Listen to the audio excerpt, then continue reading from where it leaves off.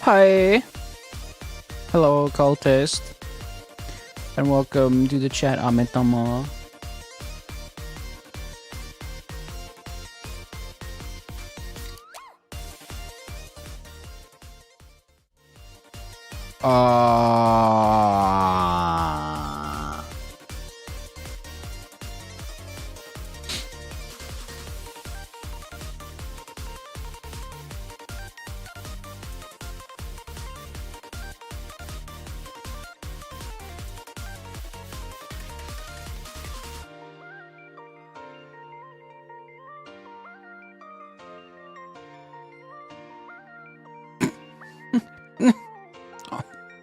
What the fuck?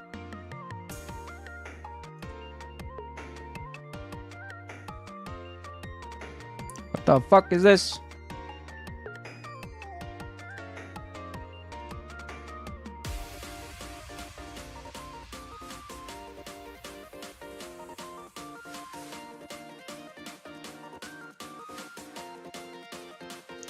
What the fuck is this? Oh, hold on, stop the music. What the fuck? What is this? Hold on. Because I wouldn't usually put someone on blast like this, but what the hell is...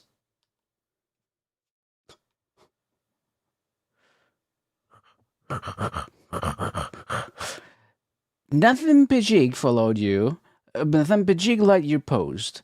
I'd really appreciate it if you could follow back. So thank you for the follow, Amitama. Welcome to the call. Hope you're doing well tonight. How is everyone doing here? I am... Who is this person?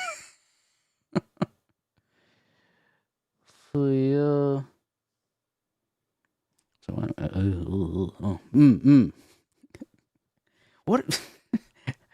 Why would I? I don't know you. I don't follow for follow.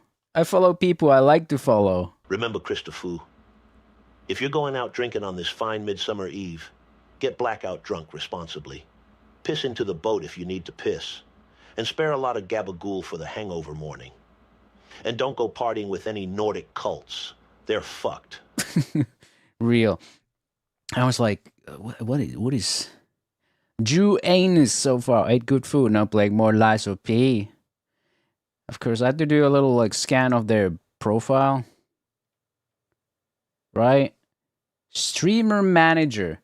Artist. Bringing visibility and creative vibes. Helps talent shine in both live streams and art. I can do that myself. I don't need a manager. I really don't. I mean, sometimes I thought about it, but in the end, I really don't. What I need is an editor, but those cost money, right? Then, delightfully, I start scrolling and there's absolutely nothing of value. Going live tweets, stolen artwork, more stolen artwork, fucked out of hashtags.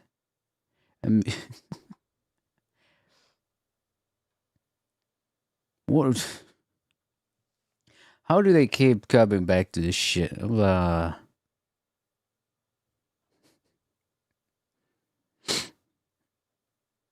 Streamer manager. Where'd they figure out I needed one? What? Why would I follow them? They tweet nothing of value. Like, that's the most important fucking thing when I follow people. At least right here on Twitter.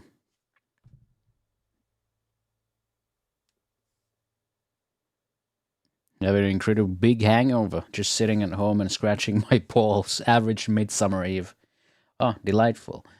Did you ever answer when I asked what's your go-to hangover medicine? I don't know if I asked and dipped out before you answered. I heard Fanta is a popular one. Fanta!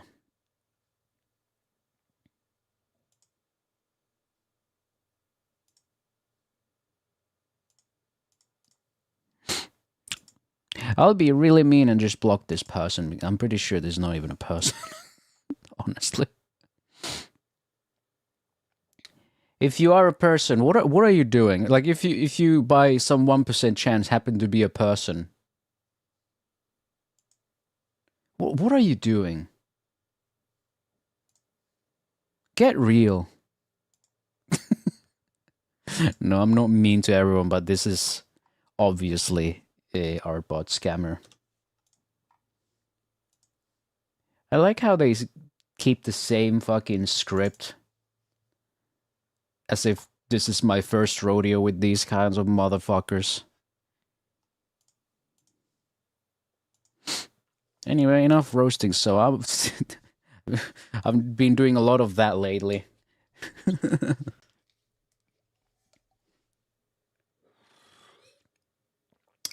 I'll go with water too, even though... Just for reasons, because I like water. I'm not like... I'm ever blackout drunk or anything. I don't do those things. Man, I was trying to take a shit. And man, the Finland's largest bee was buzzing out the window. I would just... For some reason, it just stayed there. Like in this one corner of the window.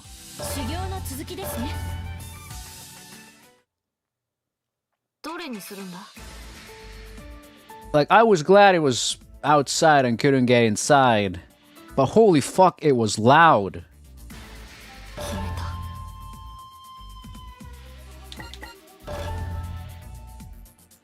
Alright, Hibari's transfer. Do I still remember how to play this game?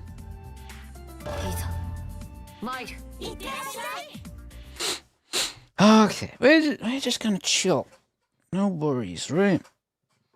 Oh, she has the yukata. I forgot. You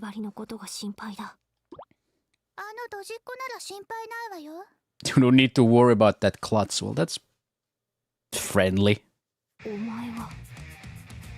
Last time Hibari transferred to the other school. Oh, Mirai is here.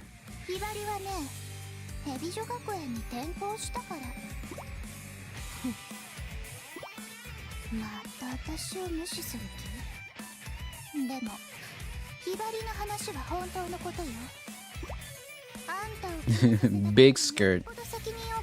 It's funny, she's the flattest, but also wears the longest skirt pretty much.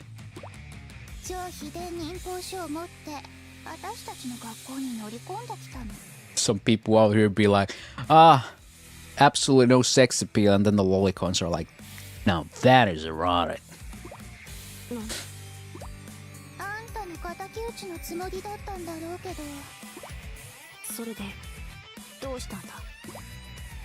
Whoa!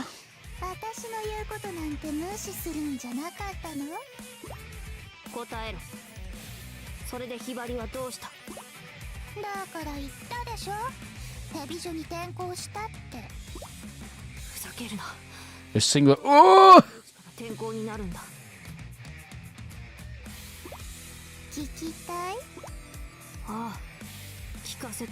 I will make you tell me.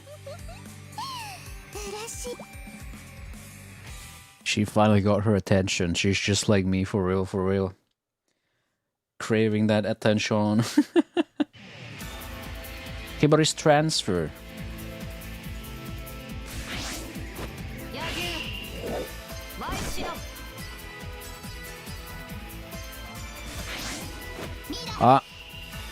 Was it strawberry pattern? I think it was strawberry pattern.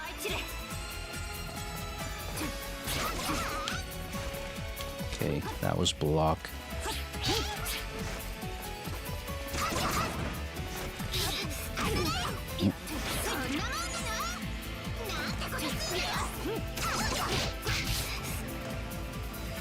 I forgot which was the lock on.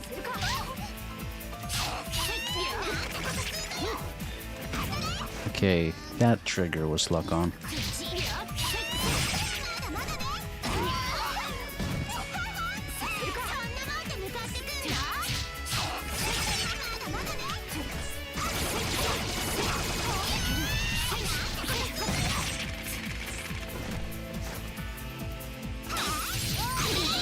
That just goes straight through. Delightful. It's like one time I'm ready to block, they just use something that just goes right through it.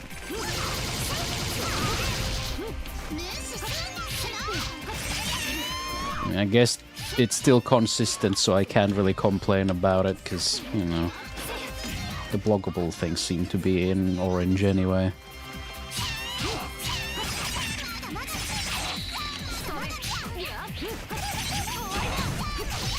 It's a little bit of a problem with me when I play Zenless. Sometimes it's kind of like the English language. Oh no, no strawberry, it's hard pattern actually.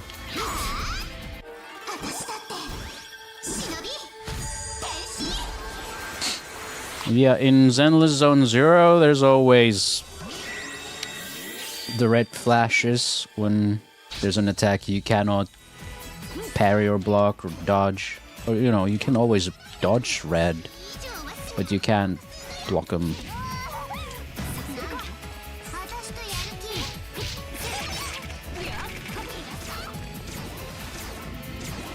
It's a bit funky.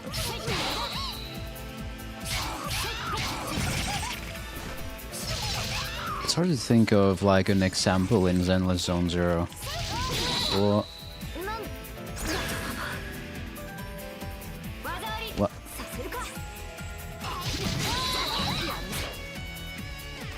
You can certainly feel the jank in this.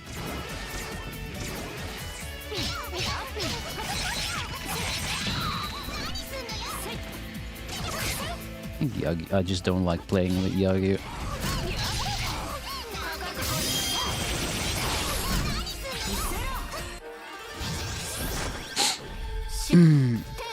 But yeah, Zenless Zone 0 feels like English language with its consistency. It's like, it's consistent, but it has a couple of exceptions how things work, and that's kind of annoys me.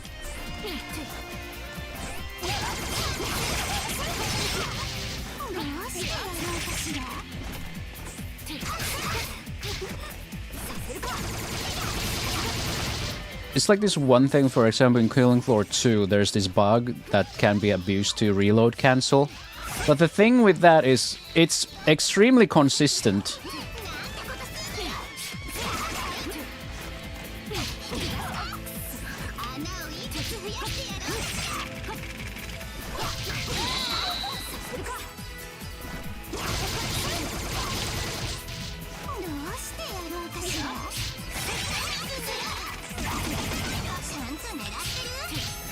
It's more like in Zenless Zone 0, you can swap to another character to time the yellow flashes, so you block the attacks with the other characters, or do you enable Vital View if it's a dodge type of character coming up next to avoid all damage, except when it doesn't do that. For example, that one thing I can do with Sokoku is do the move where she slams down her banner.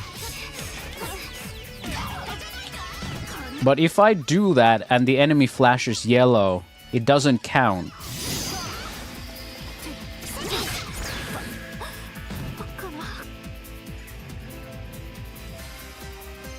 Did I lose? Wait. Oh, what the fuck? Huh?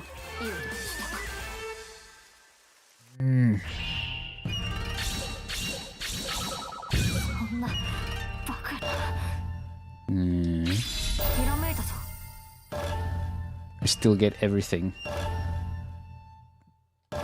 Okay. Ugh. I do fine with other characters, but when it's like I have to use Yagyu against Mirai, it's really fucking weird.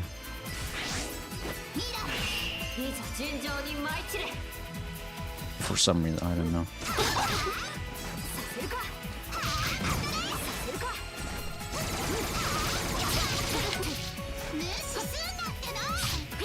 I guess it's because Mirai is like one ranged character.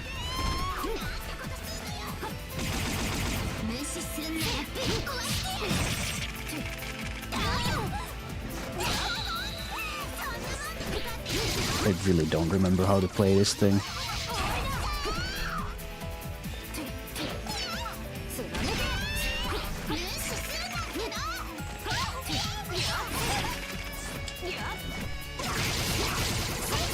Oh, it's so janky. I feel like they polished, like, Asuka really hard. Polishing the main character the hardest.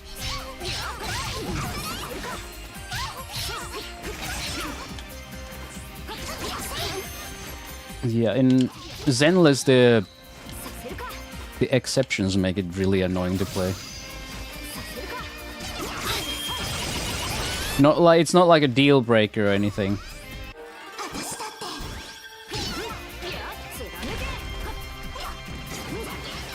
But yeah, she is the face, so it makes sense.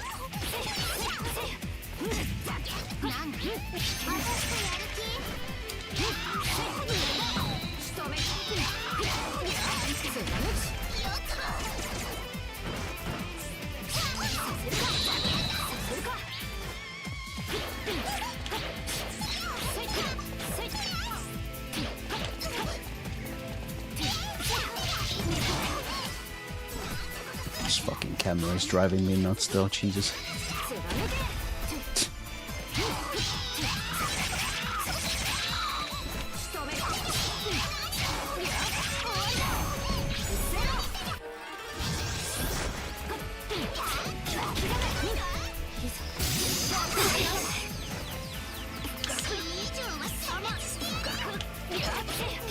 C or above. She really don't like them boobas. Okay, I cannot dodge that in time. The wind-up is so short.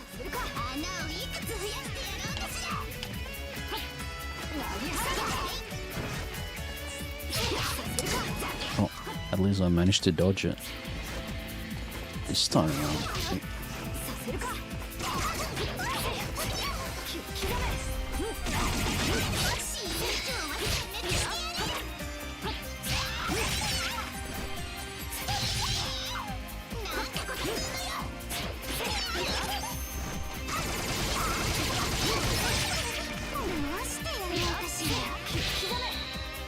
There we go.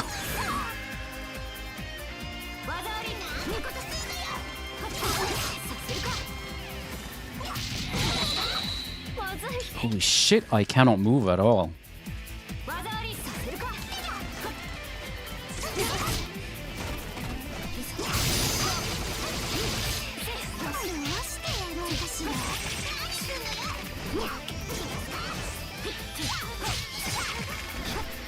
God.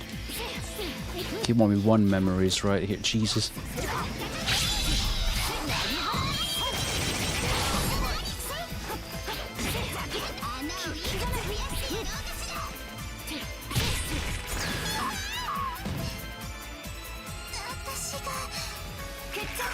Idiots. Well, there's only one person here. Oh god, Yagyu sucks.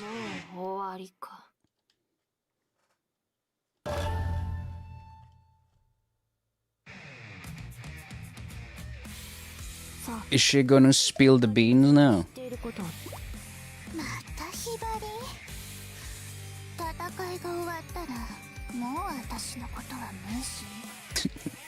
Why is she so surprised about that still?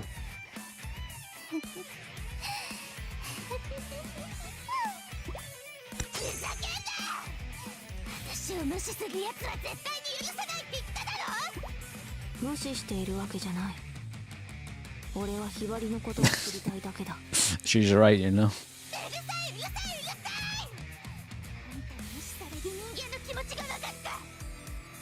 I love this mixing though.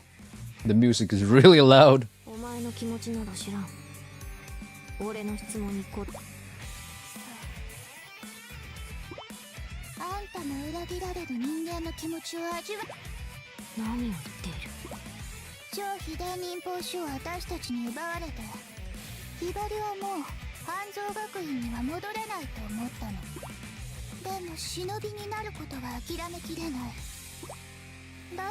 But evil accepts all and all that.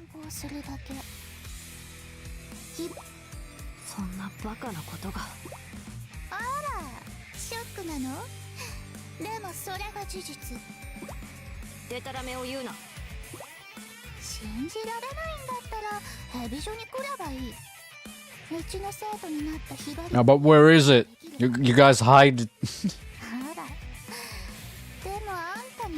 Oh yeah. She got him.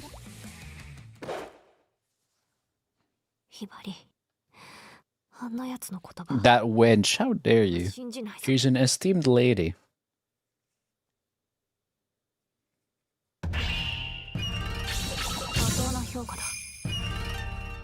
I can't believe I somehow got a B out of that though. That was a fucking mess.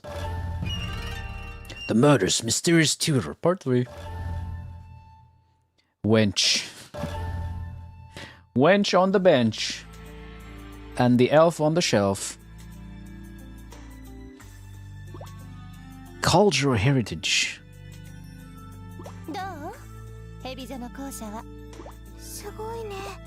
The Hebijo stronghold is in the most obvious place in the city. No one would ever think real Shinobwee could still be here today, but here they are, hiding in plain sight. Ever since I transferred to Hebijo, Haruka's been really nice, like a whole different person.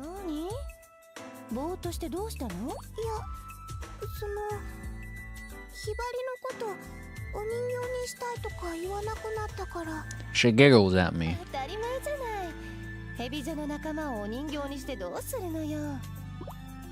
Friends. I did agree to transfer here.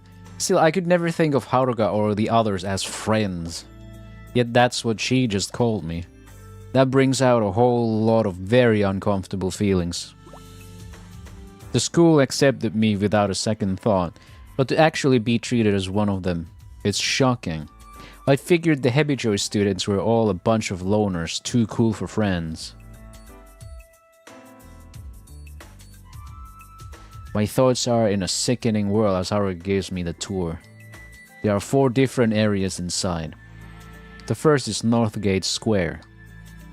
Gravel is being laid down throughout the area, which is so big that a 5-lane, 100-meter track could fit inside.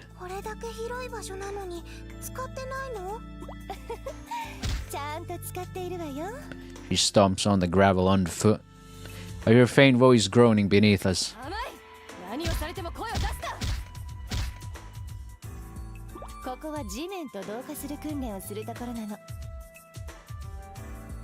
Become soil. I gaze at the gravel laid on the ground. Now that I look, I see about 20 subtle little lumps here and there.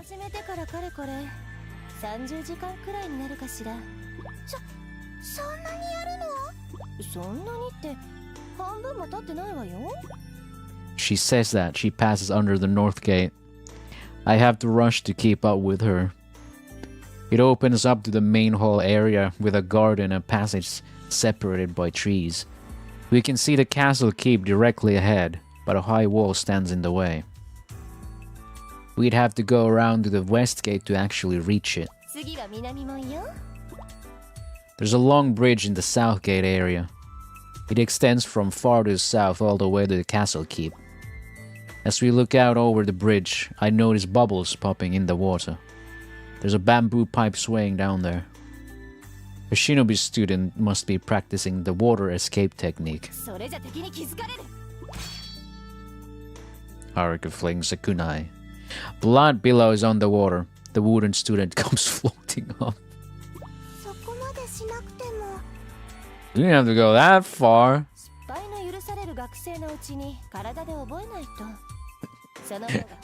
No one ever learn from ignoring failure. We just kill him. The student crawls to shore, then bows before Haruka.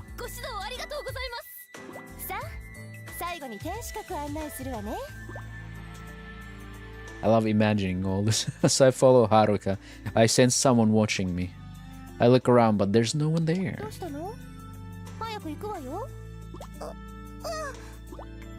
Just my imagination, I guess. Just the wind, I guess. I should keep a close eye on my surroundings as I chase after her. Arga's pretty brutal. Yes, she is. She's quite the sadist. Inside, it looks even more luxurious than when it was a tourist spot. There are a ton of Japanese-style rooms with elegant sliding screens. It's hard to tell which way is a dead end and which way will get you where you need to go.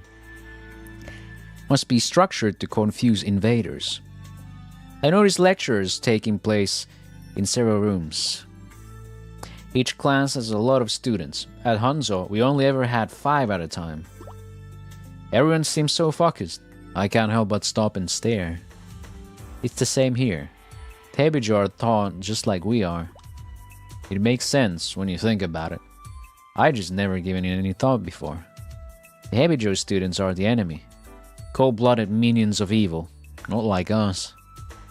At least that's how I always thought of them. None of that is really true. The Heibijo Hanzo academies aren't that different. They have friends they trust, they study really hard, they live just like any other Shinobi students. For me, that's a shock. It makes me question everything I believed in up until now. Before I know it, we've reached the top floor. Oh shit. Snake. I snap back to reality and see 2 Shinobi chatting with each other. Of course. Of course, Yomi's talking about the sprouts again. Without paying me any mind, they keep on chatting away.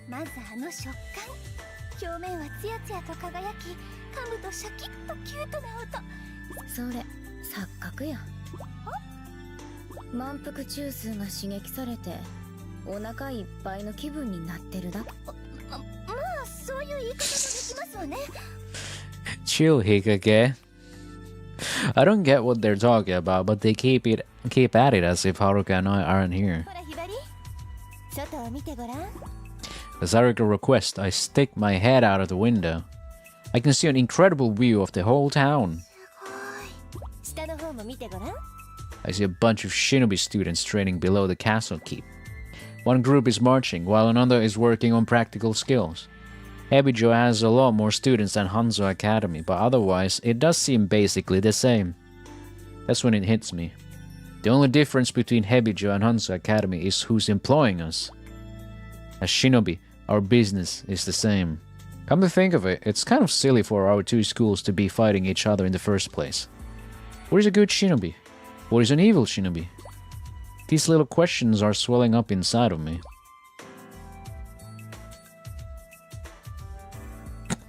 The little mirror in the corner, though. A little while later, Heibijo's other 2 elites arrive on the top floor with us, one after the other. Omura and the girl who shot Yagyu. I can't let that go, but it was my fault it happened. As I start pondering that again, Haruka talks to the other girls.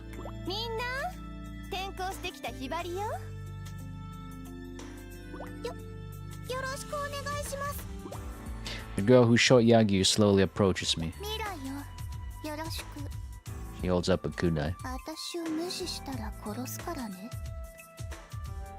Here's a dastardly Shinobi in the lower left corner.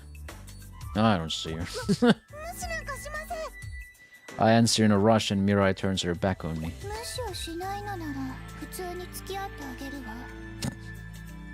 Don't ignore me, but then turns the back. Like Reichora. The 2 who were talking before, Yomi and Hikage, come over. Yomi looks at me over head to toe. She snorts in a ladylike way. Middle class. Tell me it doesn't matter. Hika's remark has set her off, and I don't understand why.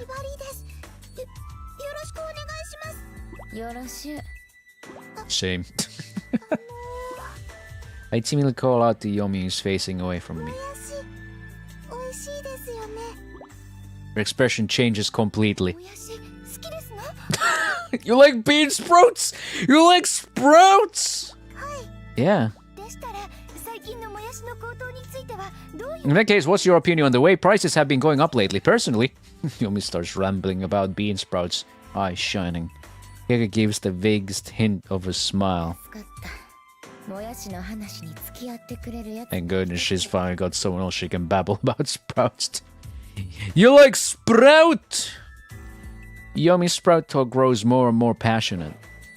Mura hops up and hides the super secret ninja art scroll in the ceiling, and we all exit the upper level room. The bean sprout economy is in shambles. That could be my chance. If I can get a moment alone, I can take back the scroll. That's why I transferred here to begin with. I don't care if everyone in Hanzo already thinks I'm a traitor.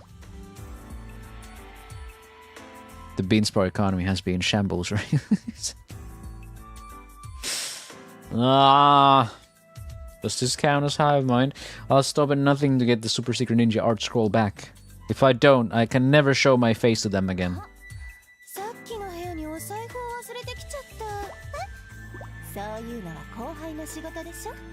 I'll be in there alone. This could be it. It's a trap! Don't do it! They're testing you! I jog back up to the top floor. I stare up at the ceiling. The super secret ninja art scroll is right up there. I can grab it in one jump. The question is, what then? How would I get back to Hanzo Academy without being discovered? I don't have time for this. I'll get suspicious if I take too long. I'll get the scroll first, then work out the rest afterwards. I knew it. I spun around to meet Haruka's icy stare. Take it. I dare you.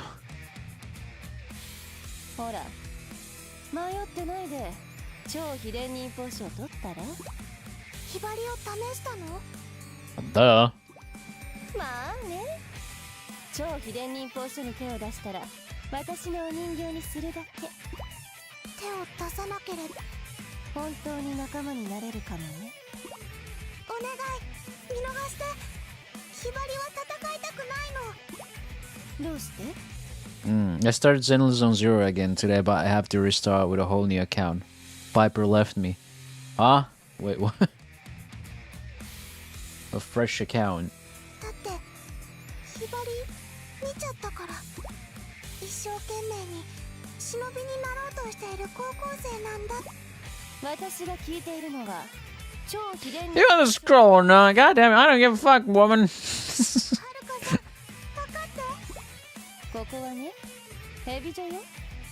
分かって欲しければヘビ女のルールに従いなさい。ルール。ヘビ女のルール？そう。勝者は Victory is everything. Victory is written by the history. だから分かって欲しければ私を倒す。 Oh god, we gotta fight. We're fighting.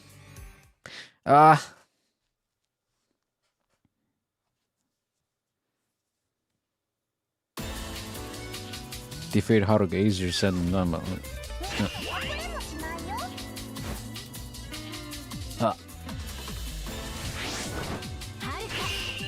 Hi, Axel.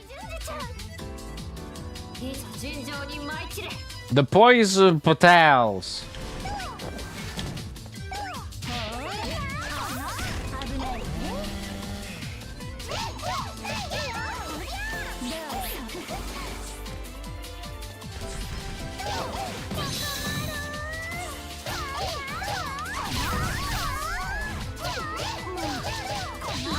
I am very defiant.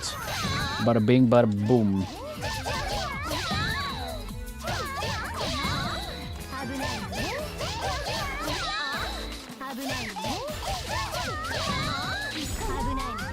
Maybe, oh, this was a bit early.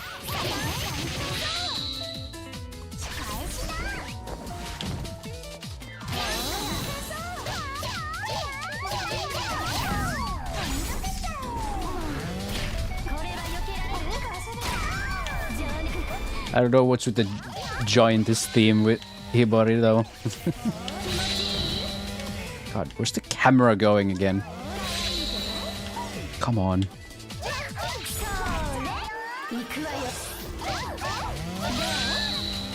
Oh god. 少しは抵抗してくれないとつまらないわ。悪い子ね。危ないね。 God, it's like Yakuza the lock-on does fucking nothing. お仕置きが足りないみたい。危ないね。危ないね。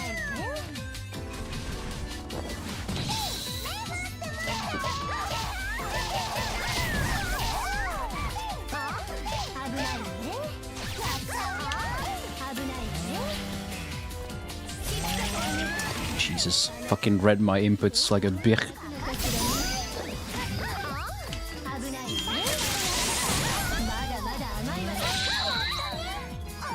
The hell is... What is with the camera though, for real? Holy shit, it's just like the fucking gambling then in Kimon. The indoors is absolutely fucking painful. She's gonna... TP? Yeah, she's gonna do teleport. How come her clothes haven't gotten destroyed? Jesus, I've been hammering her like fuck tons.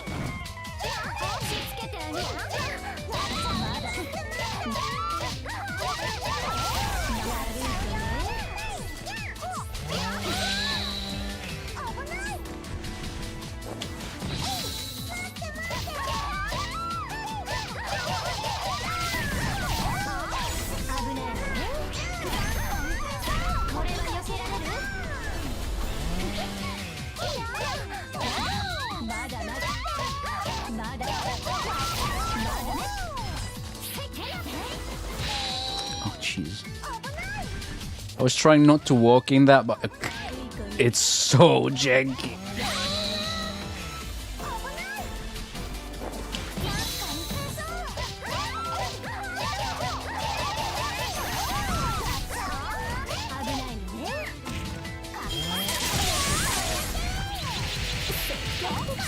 Finisher. Oh my god, was she laying down like that? I need to learn these moves in case I ever get into an altercation with some guy. Just get a gun!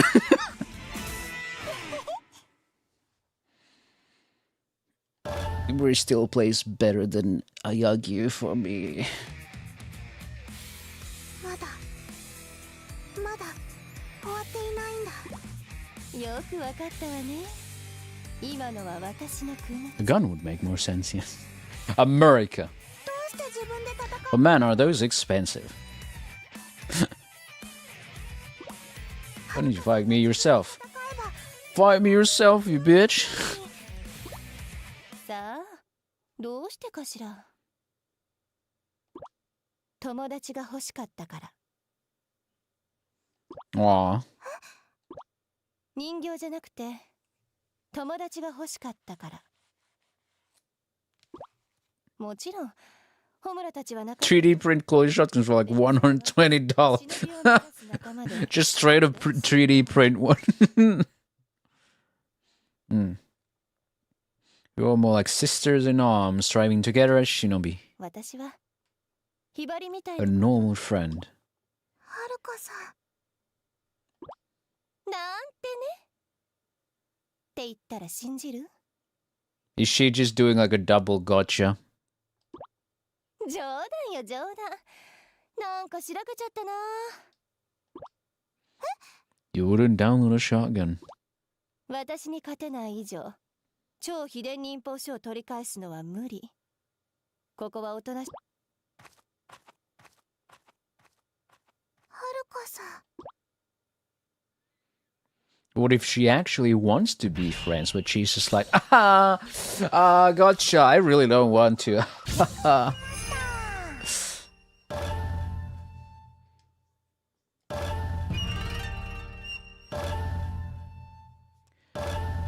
Bada bing, next. Next! Oh, it's Homura. 遅いぞ、新入り。ごめんなさい。はるかはどうした？ひばりより先に外。そうか。では、先に修行を始める。まず、多人数相手の実践を行う。不利な状況の切り抜け方を体に覚え込ませるんだ。Oh dear. ひばり、お前からやって。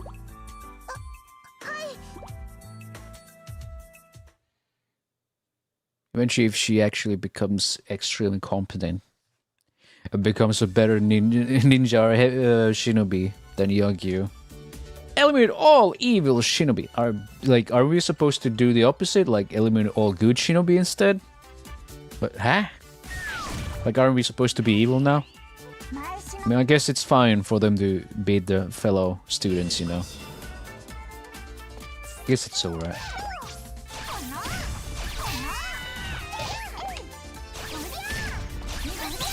Forgot how to do like the spin.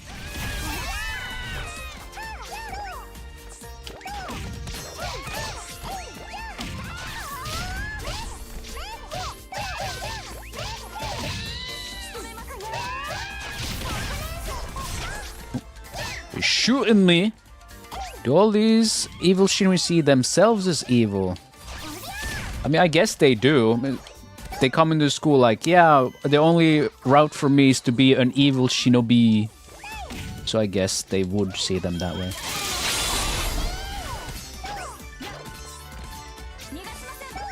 Pusika, oh, ah. I wish the dash didn't work like this, but I guess technical limitations.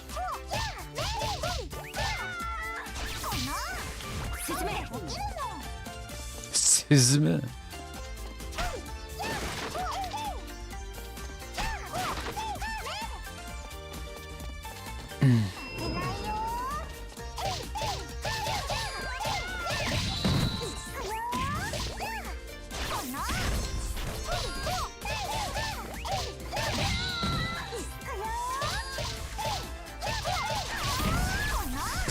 Hibari's running cycle.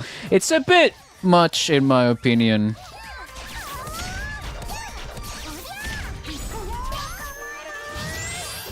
Are they cartoonish evil, more serious evil? I mean, some of them have fucking killed people, and that's why they can't be a good shinobi anymore. Like Homura killed someone. No, I don't think Homura straight up killed someone, but surely sent them to a hospital. Oh yeah, that's how I gotta transform before I can do this. Boom!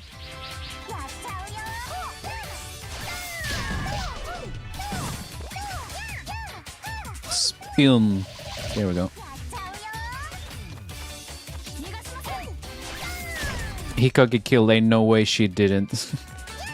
And she would probably done it with much nonchalance. Or maybe she became nonchalant after that.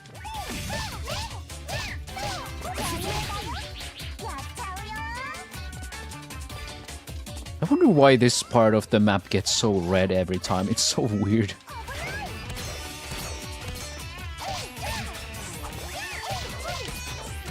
I kind of want to play the later games. See if the controls got better.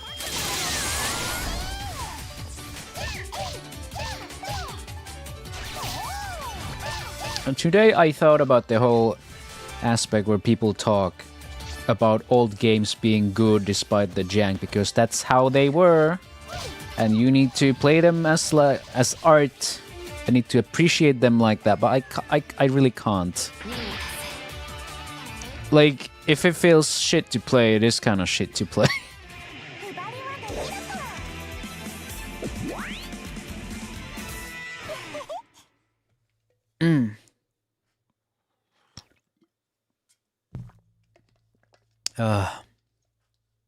So if someone were to want to play this, which console does one need? This is on Steam. It's Burst Renewal is the kind of like port remake, and it's on Steam. Yeah, I mean, I think like they all should be on Steam, right? It's an acquired taste if you don't have nostalgia for them. I feel like it is nostalgia for most people, and like that's fine. But people use it as an argument against making remakes or remasters. I mean, a lot of games really don't fucking need those. Like Last of Us definitely doesn't fucking need them. But some real jank-ass stuff from the olden times. Why not? Right? I think I have more problem of them trying to sell them for like $70 or $80. Like, make them play a little better, but you don't really need to change other things. I acquired the taste of old MMORPG jank. That's fine, I think. But, I mean, I grew up with really janky games. But even if I revisit them, I don't have that nostalgia factor. Like, I played a fuck ton of Halo 3. But when I visit it nowadays, I don't want to play it because it feels ass. Because I'm gotten used to the games that do gunplay way better. Like, as much as you can hate Halo Infinite, it's still like miles better in how the guns feel. Is this fueled by me saying that New Vegas and Oblivion don't need remasters at the meetup today? I don't know, I think about this because Twitter. Because I don't remember which Twitter argument this brought up. Or were they were remaking something, or they remade something. And people were arguing about it. Arguing about letting old games be janky. You know what they should do? They should keep maybe remaking or remastering the really fucking old games, but don't take down the old games from storefronts. That I don't get. I mean, sure, they probably want people to buy the new shit. But, like, why take down the old stuff? I love System Shock 2 jank. I didn't play it back in the day. It's getting an anniversary remake soon, though. I think System Shock 2 plays fine. I really like System Shock 2. 1, though? I cannot get into 1. But that got a whole ass remake. So that's fine. Yeah, I don't really mind remasters, but when studios start pouring all their effort into just making remasters and remakes instead of making something new or even just new entries in their IPs, it gets a little tiring. Well, in case of the Oblivion remaster, I feel like that's fine because it wasn't remastered by Bethesda. That was a third-party studio that did the work, so it's not anything away from Bethesda, I feel.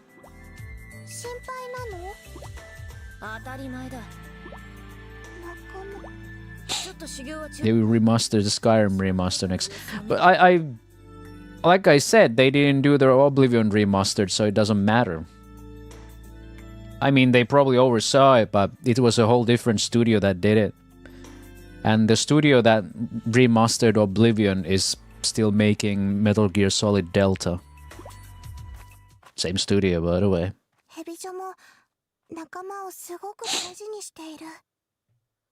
I think studio, well, not studios, but publishers are so petty that they think it's too much away from the sales of the remasters if they allow the old ones to exist. Like, they see it as a threat and not as an option. They don't want other options. They want people to get the new one. Which I don't really understand. I'm pretty sure those who really want the old experience, they're gonna go out their way and get it in any way, shape or form. And those normies who don't really want to go that deep and just want the smoothest experience, the most modern experience, they just buy the new one, right?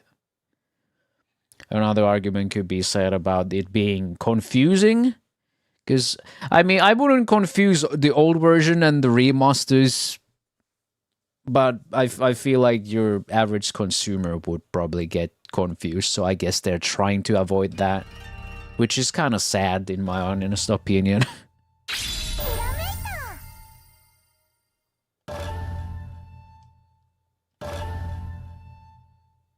Like, I think we're kind of cooked. Like, there are people who can't probably tell the difference between, like, the original and a remaster of a video game, I feel like it might be a genuine issue publishers have. Let Mirai go for a reason. I flagged a little plant called the Remora flower under her pack. Remora flower is extremely sticky and will cling to almost anything, much like its namesake. I feel like Elder Scrolls 6 is just late because Bethesda. I legitimately don't see the difference between Last of Us and the remaster. Last of Us is, I feel like, a very ridiculous exception case indeed. Like, there is absolutely no reason to remaster that shit. They keep doing it because people keep buying it.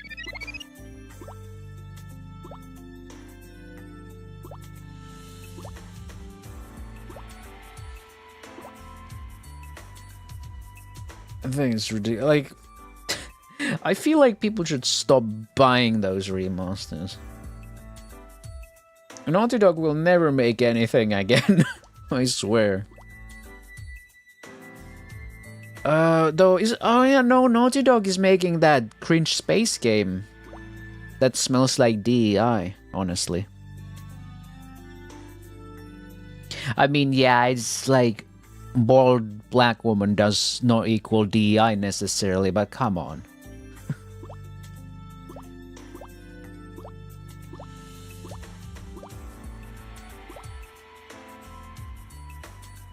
Also, that Hitman is getting that co-op mode, and people were screaming DEI. I mean, I was first like, why does the woman have to look so, you know, like that? But then someone said they were established characters.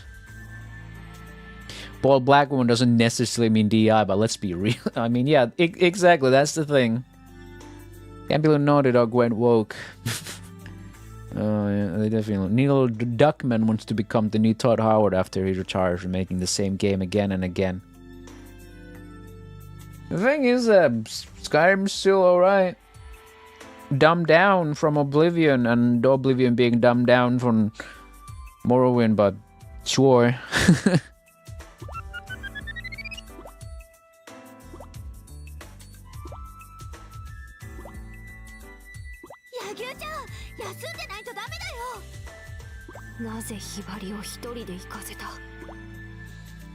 My anger drives them back a step. Hmm.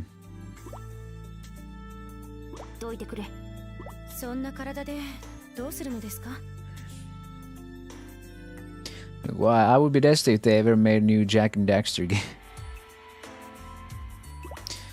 You know why. We know why. Right. You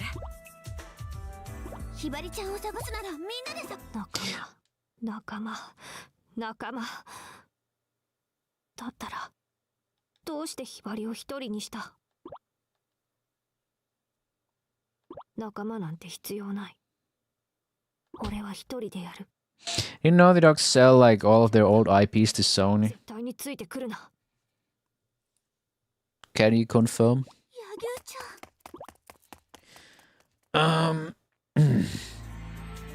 So yeah, I guess there's some jank games that I can still enjoy despite the nostalgia, because they're games that are some of their parts. Although, in case of something like New Vegas, for example, I don't mind it all that much, because you know, it is all of its parts. And honestly, I don't think a remaster of that is needed. I think it's perfectly soulful just like that. And it has so many mods. It has so many mods that it really doesn't need anything. Fallout 3 maybe. But I don't think... I wouldn't want to see a Fallout 3 remaster.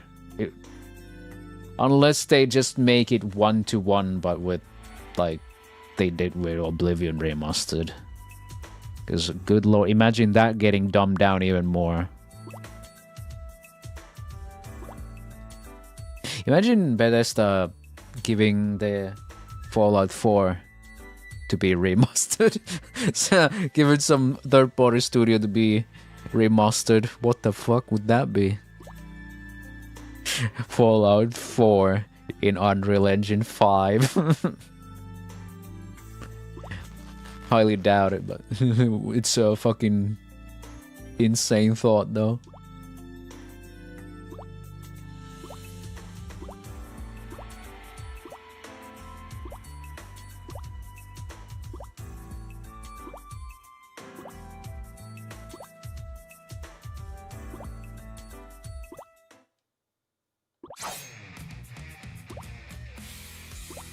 Nick of time! What are you doing here? The solitary lesser Shinobi stands, played at the ready. The Shinobi whistles for her friends. 10 of them, 20. More of them keep on gathering. Sony has owned Naughty Dog itself since 2001, and Sony sold Crash Bandicoot rights to Activision Blizzard. And Sony is the one just ignoring Jak and Daxter. I understand why Sony would do that, you know, ignoring Jak and Daxter. Though the Crash, yeah, I remember Crash getting sold. Yeah, now that you mention it. Yeah, I remember that deal. No. Was it? Ah, damn. It wasn't that they sold the IP and then the developers of Crash, like most of them were just more like absorbed into the Call of Duty developers. So instead of getting more Crash, they're just making Call of Duty with everything else.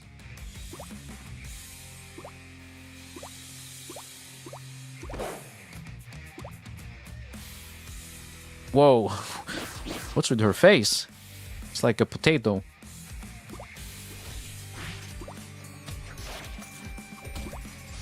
In my current condition, however, such tactics are risky. The more violent my movements, the wider my wound opens. I feel myself growing faint from the blood loss. Even so, I continue to wield my umbrella until the very last possible moment. When my vision blurs, I won't be beaten. They should do a Crash collab for Call of Duty. It'd be pretty funny.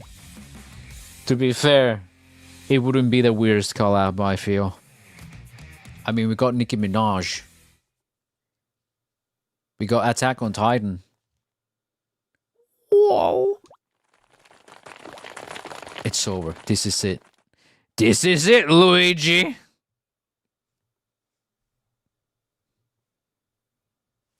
An image of Hibari floats in the back of my mind. It was raining that day. And whoa. That was the Crash Bandicoot. Whoa. Whoa. They got Snoop Dogg smoking weed in Call of Duty. Yeah, that was... I think that was before Nicki Minaj. They also got Homelander. We're talking about Call of Duty and not Fortnite. Yeah,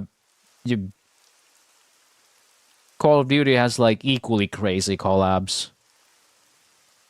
His grenade skin can be a Wumpa fruit. Wow!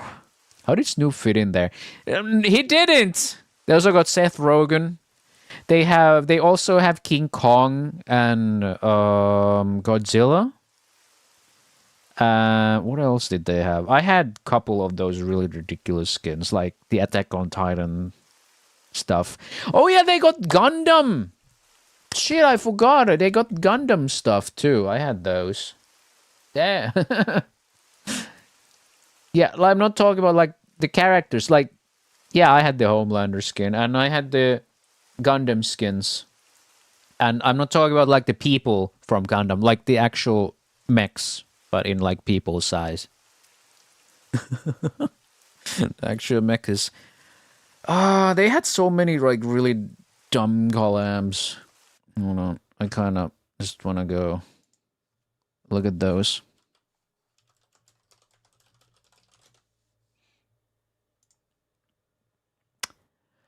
They had Ghostface, Fallout crossover, Saw, you know, Jigsaw, the puppet, Billy the Puppet. Rambo was probably the first one I saw. That's when I started playing a little bit of Warzone. Good evening, Puka. There's Nicki Minaj and Snoop. Die Hard was around the time with Rambo. Call of Duty and Fortnite. What's the difference nowadays? Basically, oh right, they had. Holy shit! This probably. I probably need to show a video of this one.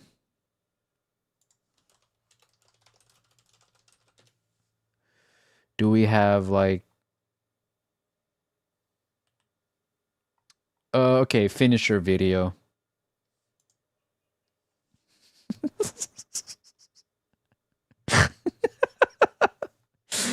I hope it doesn't play any copyright music.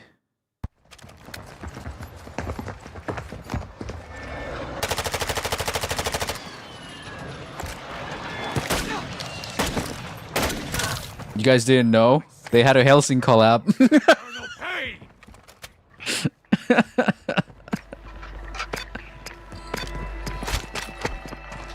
Nice moves, though. To a purgatory of eternal pain.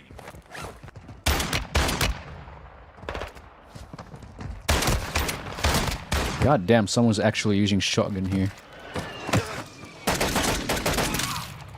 You bore Enemy UAV overhead. It's Alucard. I mean, it's pretty old, though. Enemy UAV active. Alucard with a shotgun coming. All right. I mean, you get the point. But what else? They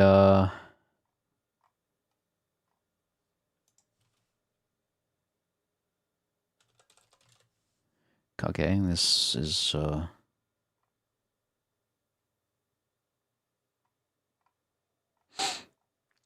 I swear they had a Diablo 4 collab.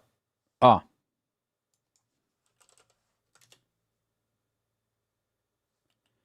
Oh, this was also 1 year ago. Holy, okay, this is one from Call of Duty, so it's off.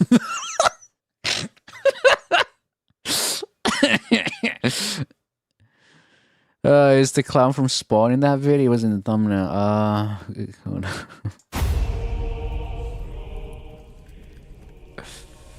It's funny that those executes are nearly as brutal as what Alucard would do.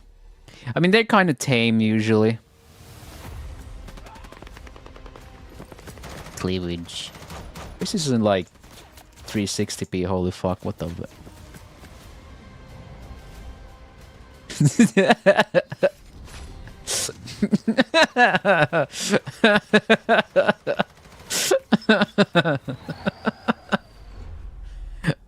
Yeah, this is what Call of Duty is. Operator bundle. Oh, okay. Also, the My Beloved Gundam collab, which is feels more like putting a target on your goddamn back. It's been like this for years, to be honest. And here's Gundam. Look at that. I had to get this one, you know.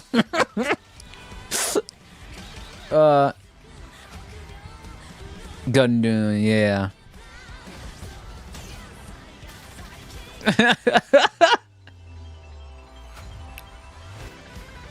Yeah. Yup, they got weep shit, don't worry. They got awesome fucking weep shit in it.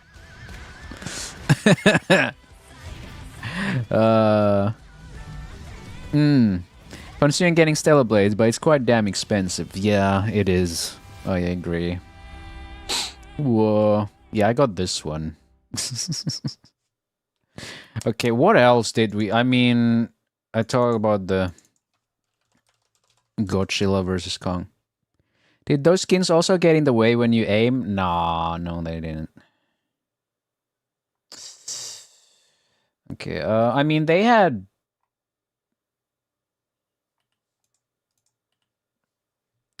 I think the skins were in a... You know, but like, why does this feel like someone would like... this like totally real leak, you know, but... But it's like... It's actually... Oh, it was real. Why he's so chunky? Because that's the legendary Godzilla, which is really chunky. Like, yeah. I mean, the Japanese people fucking call him fat as fuck, too. But it's real. That's a whole ass skin. Oh, that's a whole ass fucking nuke. Fat Pikachu edition. Or, there's Godzilla. Ooh. Godzilla. Godzilla co-op FPS, you gotta take down Godzilla as the army. That would rock. Co-op FPS, yeah. Monkey. Yeah, they did the whole Godzilla versus Kong thing. Take out enemies to grab their intel. 30 XP from 5 Nerf bullets at Godzilla. I mean, I feel like 30 XP is like fucking nothing. Yeah, you get like hundreds for killing someone, so. Beep, beep, beep, beep, beep, beep, beep. Don't make the monkey angry. Gorilla versus 100 men, and this is the fucking gorilla they gave us.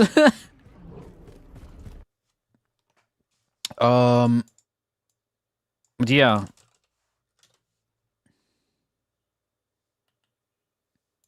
I mentioned Nicki Minaj, and I wasn't kidding. Why did you start playing? I just wanted to select the quality just in case. Damn. Here's Nicki Minaj.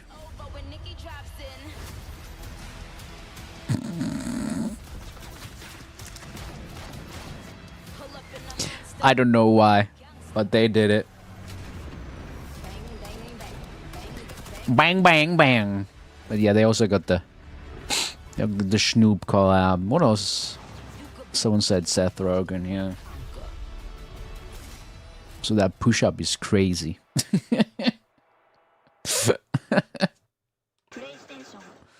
Gay Station. The only good thing to come from this was the 3D model was ripped by blenders in like 3 seconds. It's all just so disgustingly pink. Yeah.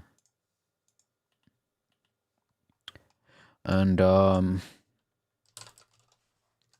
Attack on Titan had a thingy.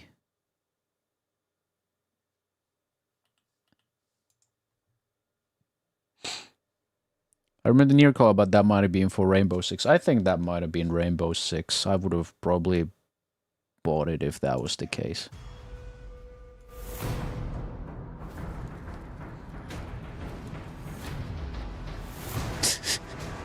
Armored Titan, but he's just human-sized. Lol.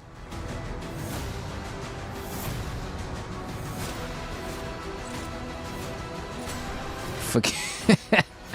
Gun looks like something out of that other co-op game. What is it called? God. That co-op game. Fuck, I forgot its name. Yeah. But it really reminds me of that one co-op game. From the Ashes something, and it got a sequel that was poorly optimized and kind of okay, but the first one was really the best one. There's no that Dead by Daylight had an Attack on Titan collab too. I don't think. The bad enemy that is bad, and then we had a Levi also. I had this one.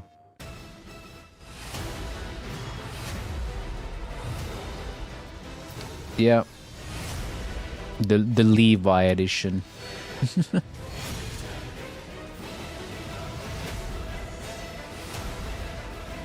But guess what? You can't use these anymore because these were in Warzone 1 and they didn't carry over, so...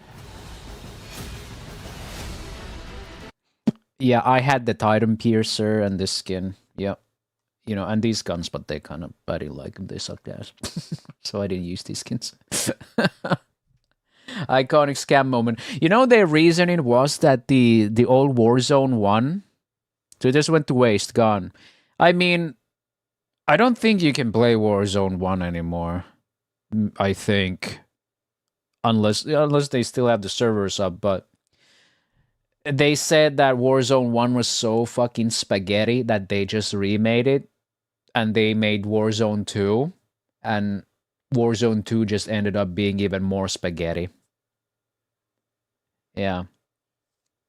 Yeah, nothing carried over to Warzone 2. Blank slate. So, I wonder which skins I couldn't use anymore. I think definitely I can't use the Levi skin anymore. I had a couple of pretty neat skins in Warzone 1. But, you know, it's like, it's digital junk now. And yeah. And Warzone 2 didn't even fix the problems they said they were going to fix. It still has cheaters. It's still buggy as fuck. I remember streaming it like the first week or so, and holy fuck, it was really bad. Essentially, it was just garbo gababu. What we made was shit, so we made this new shitty thing instead. It's not at all backwards compatible, so get fucked, basically. Yeah. I don't know what the hell.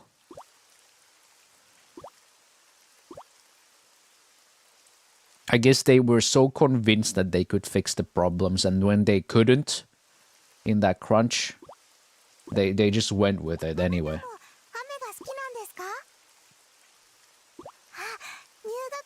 Yep. I mean, I think they're just gone. Basically, I mean, you can probably install the game and get into the lobby, but... or, you know, the main menu, but you can't play. Also, there was the DMZ mode for Warzone that was forever in beta. It was kind of like Tarkov, but, you know, an extraction mode. But in a much smaller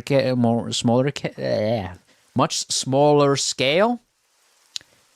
But then they just one day said, okay, we're not going to finish the beta. We're just going to get rid of it.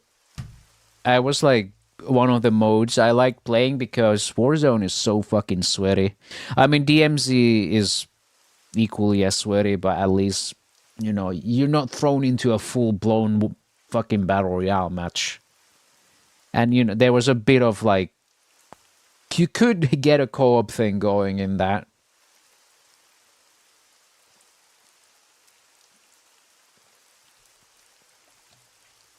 Like, you could defeat other squads in DMZ. And you could rest them to join your squad. There was a limit to how many you could have, but you could have like a 8-player squad or something. You could like fuse other players into your squad. You could do that, but most of the time, though, people were too sweaty and didn't want to do it. They just killed everyone. But at least there was that chance to happen. And it sometimes happened, you know. It was good fun. There were some, you know, NPCs to shoot and all that. Of course. Forever in beta and they didn't finish, just got rid of it.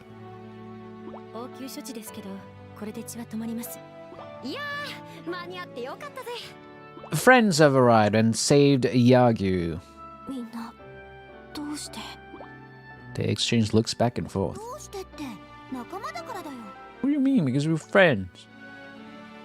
That was his words laid out, plain to see.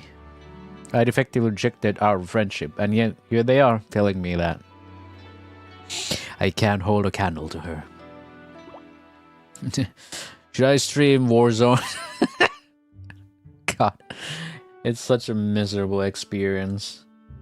But at least sometimes the skins are funny.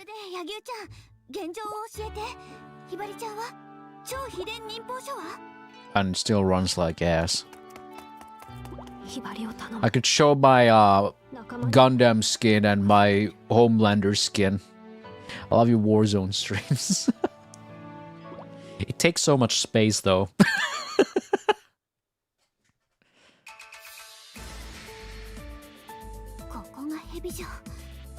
Oh yeah, I forgot. I gave her like the summer tomboy look.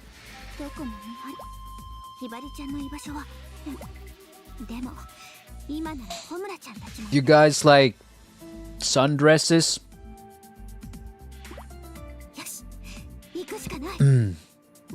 God, boing.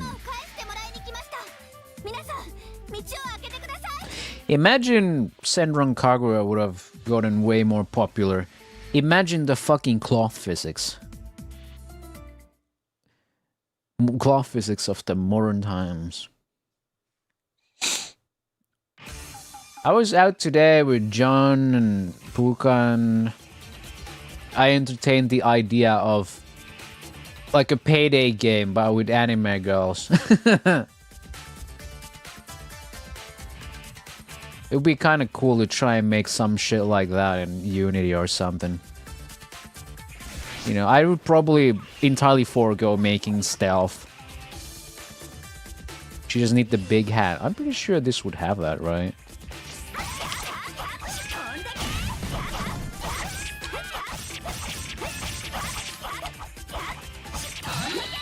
Oops. My fucking fingernails are that long. I'd play a payday game with anime girls.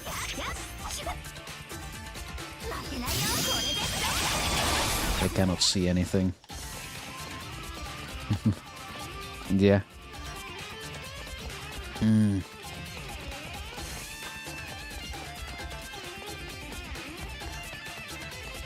just gotta, I don't know.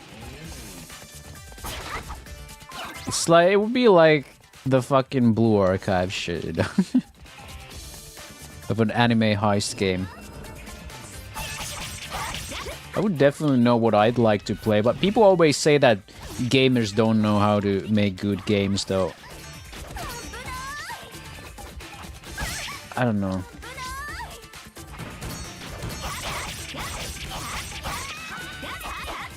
Because I'm not... If I would try that, I wouldn't be a very usual type of gamer developer anyway, because at least I think about things a bit deeper.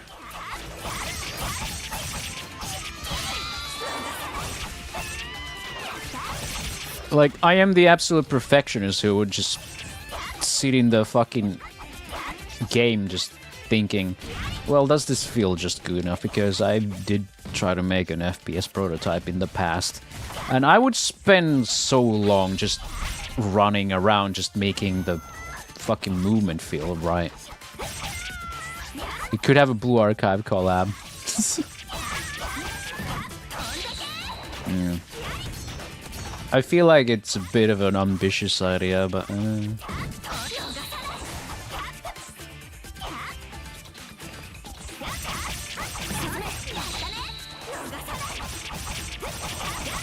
I feel like leaving stealth out of it would be a decent idea. Just make payday, but just loud, and just make the loud part really good.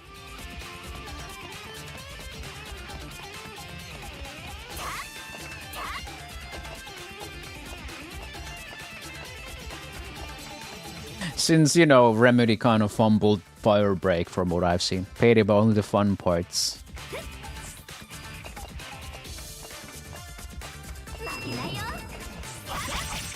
Hiding corner waiting for shit to happen isn't fun, yeah. Maybe you could have like those mask off moments.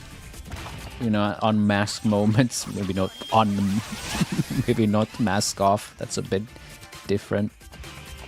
Allowed only player for a long time. I do like stealth to some extent, but it's a bit annoying when you're trying to do it with randies.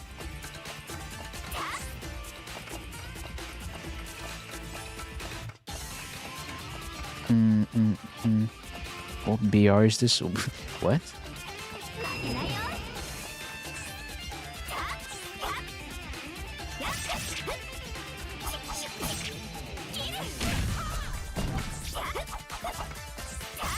Ooh, the gentle.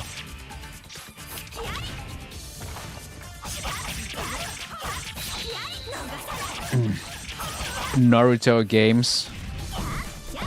I'm not surprised.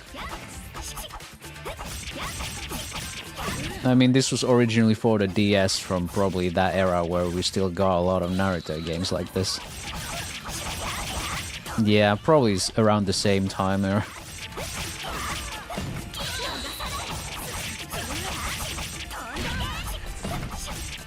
It's like Naruto, but with titties. Blackjack and hookers and all that.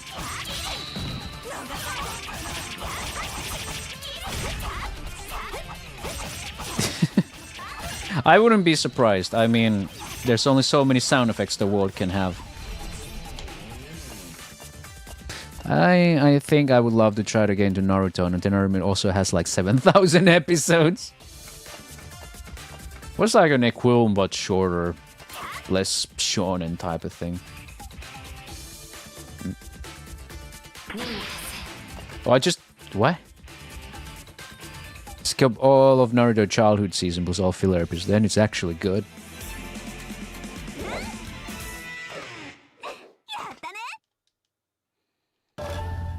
She's pretty cute with that tomboy style.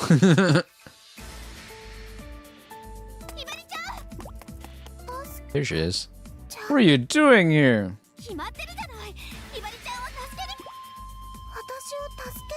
After what I did. Well, get down. Better than Zenless.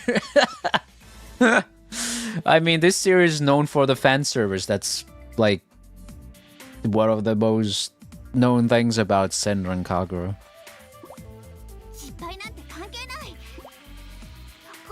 Friends help each other. Friendship. And jigglies. So I'll only have to watch 2,000 episodes of Naruto.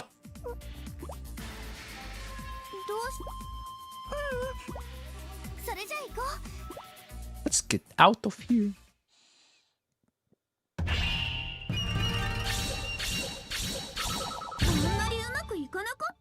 See.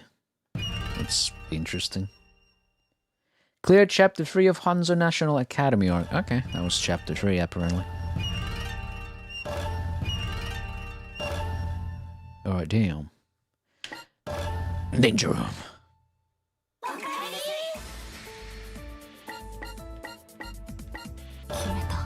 Sure.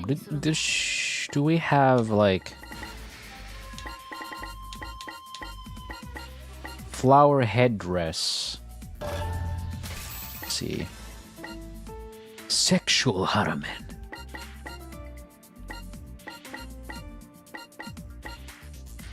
Bean sprout mask. I wonder what that is. Worn panties, worn brace, worn these. Sexual. Household lantern remedies.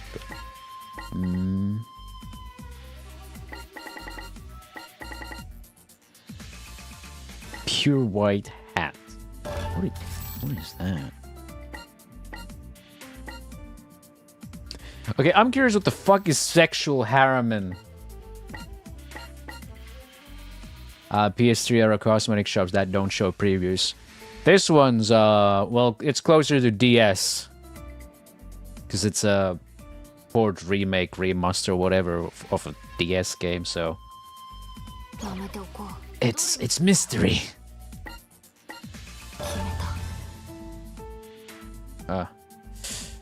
She's back to raiding the panties, I guess.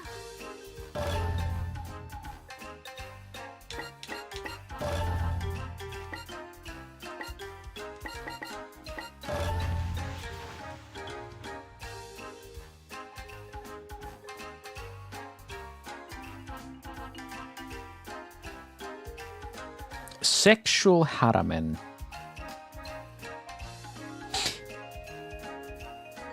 It's a ramen bowl. No, that is sexy.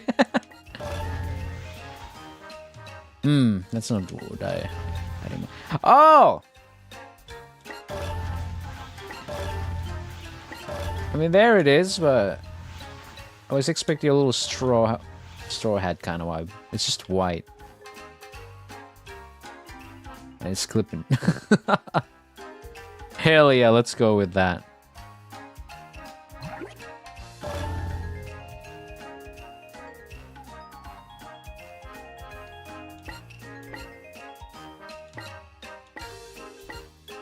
I like how stubby they all look, though. I wonder if that's because of the DS. Or if that is just how they wanted them to look.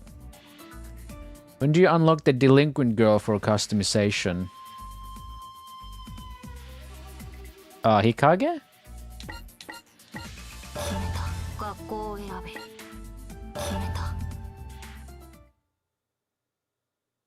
どれにするんだ？決めた。どんな衣装にしましょう？ I know. It just goes back to them. Ah? どれにするんだ？ How odd. Oh, she's back to writing chuny stuff.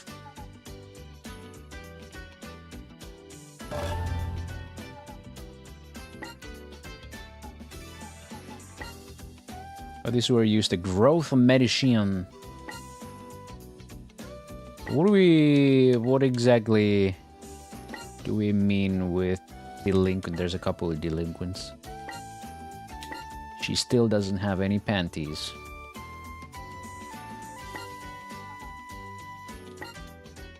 Yumi. The Jotaro with tits. Oh, I don't even know if she's in the fucking game. She might be in the later games, definitely, but not sure if she's here.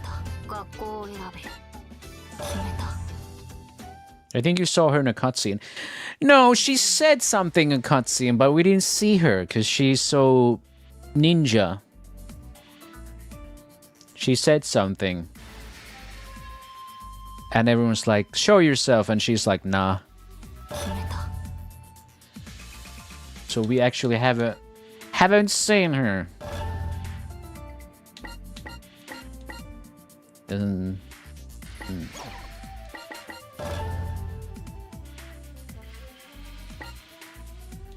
Doesn't seem like we still get to see her.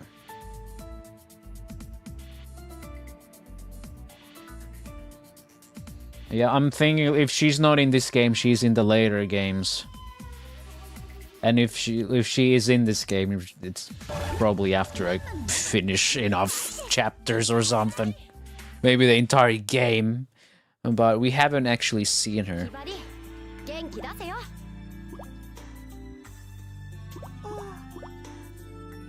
What should be one of those you need to reach 100% completion to unlock this character? Maybe.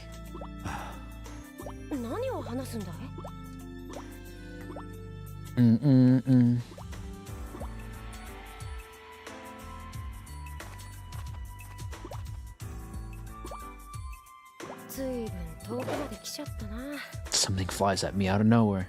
Damn it! I was daydreaming. Someone got the drop on me. Dead meat. But in that same instant, a mass of fluff poofs right into my arms. A perfectly round body, cute little brown eyes. Anyway, look at it. It can only be Choco. Aw.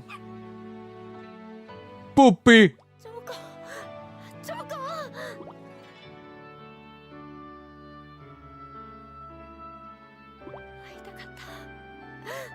Oh, this is sudden. Jumps back out of my arms, just running somewhere.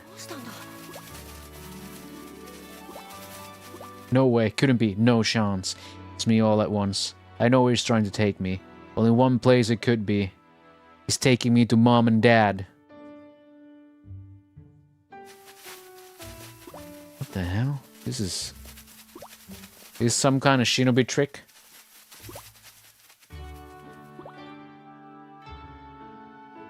Stop showing us the background. Show us the Shoko.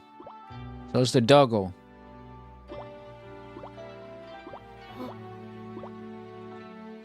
There they are, weeding the crops. They trail down my cheeks. The tears. Choco runs around my feet. It's like he's telling me to hurry up and go to them. But I stop myself. Can't go see them. I know why my parents left me. It's because they failed a mission as Shinobi. When Shinobi fail a critical mission, they're expected to pay with their lives. But my parents didn't do that. After they failed their mission, they abandoned me at home and disappeared. Since then, they've been so-called renegade Shinobi, secretly living here in this village. They left me to protect me from whatever punishment might still come their way. If I go with them now, I'd put us all at risk, and their sacrifice would be for nothing. Give me a big hug. It's enough for me just to know where my parents are, to know they're safe. How can I get to live with them again? Well, that's easy. Just fail mission, right? Do the same thing. I'll have to become the most elite good shinobi I can be. Well, I guess if you're at the top of everything, I guess you're allowed a little bit of privilege. You can rise high enough in the ranks. Maybe you can get enough influence to have them both pardoned. Yeah, exactly. So I have to grow stronger. Strong enough to hold them again. I pull away from Choco. He gives me a puzzled look, then turns and runs back into the field. Welcome to the rice fields, motherfucker!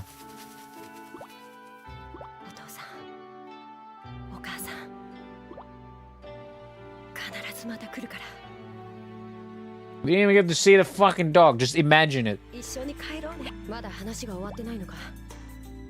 責任を感じているのなら超秘伝忍法書を取り返してくるべきじゃないのか。桂木、誰が入っていいと言った？ I want to see the dog. The first Senran Kagura game didn't have the fucking budget to show doggo. だってもう拉致が開かないだろう。キリア先生、俺たちにも超秘伝忍法書のことなら。そうです。Master Kiria just can't against how many? Eight titties?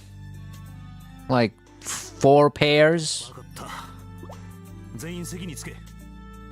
超秘伝忍法書を奪われた以上、Hanzo学院忍。 As long as the scroll remains in Hebijo custody, all shinobi studies at Hanzo Academy are suspended. I mean, and no other shinobi school will accept any of you. I mean, you can't be shinobi?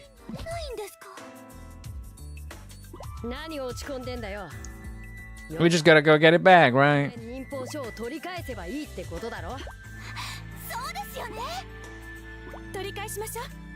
Let's go! It's a field day. Except for Hibari, she still looks gloomy as hell.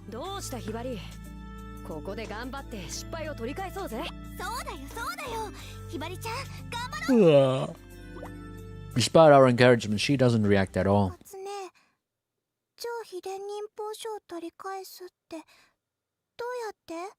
You have any idea how to get the scroll back, Cat? そりゃもちろんヘビジョの連中ひばり見たんだよ何をだヘビジョの人たちだって根っからの悪い人じゃないよみんな善人とか悪人とか There's a difference between good shinobi and evil one. Well, evil one kill people sometimes. I can't think of anything to say. I've never thought of Hebijo students as anything other than opponents before. But now that she mentioned it, it makes sense. Maybe good and evil really are just a matter of perspective. Even my parents are no different. Renegade shinobi are evil, but I don't think of my parents that way. In fact, they did what they felt was right to protect me. The Hebijo are the same way. I'm sure they're just doing what they think is right.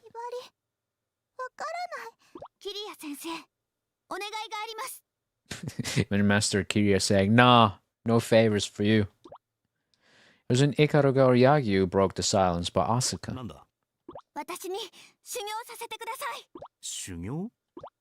Asuka just stares at Hibari.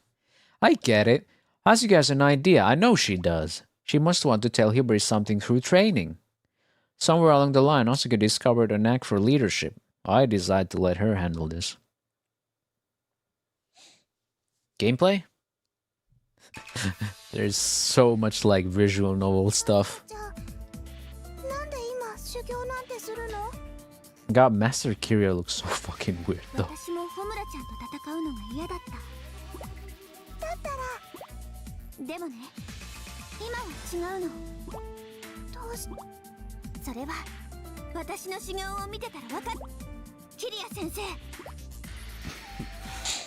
わかった。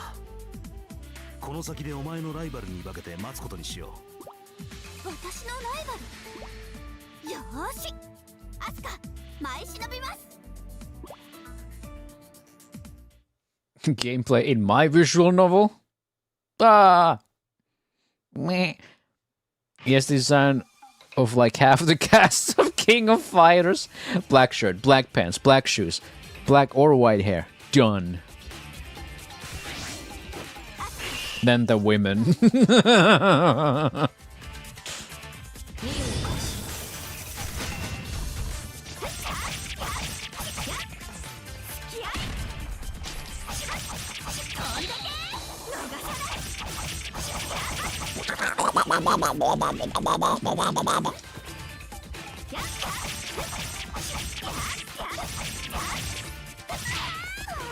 can't even fucking see shit. This fucking gym floor is the same color as their attack fucking visuals. Jesus. Whoa.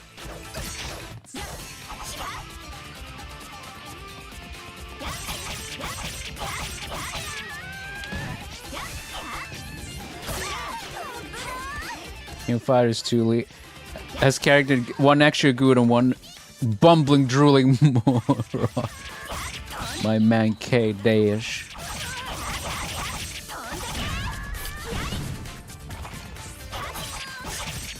It's with Master Kiria, it's like, why does his face look so weird rather than like his outfit or anything for me?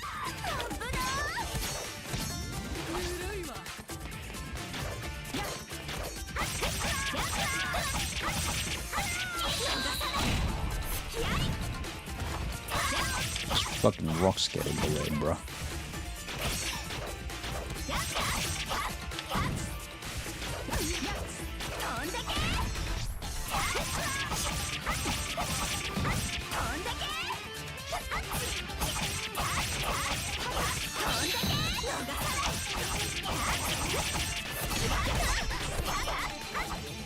I like it, yeah, there's just...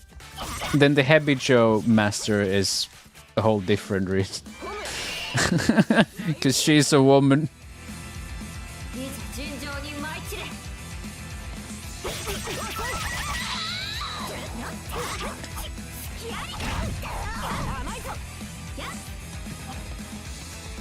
The camera is abysmal in this game still.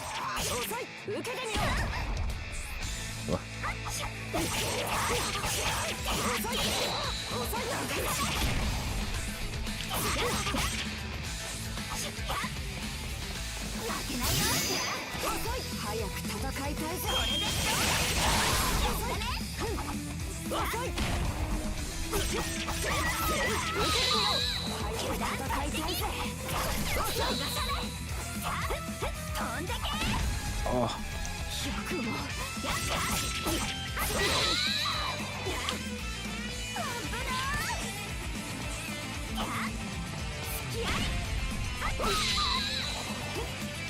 I don't know why it just keeps unlocking the camera when anything happens. Imagine that was the case with like Dark Souls. You get hit and it unlocks the camera.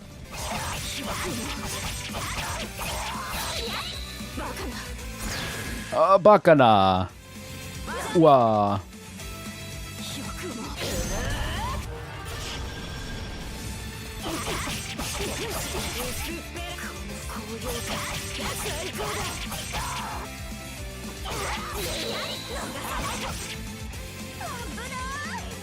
I wish I could block and it would actually just block.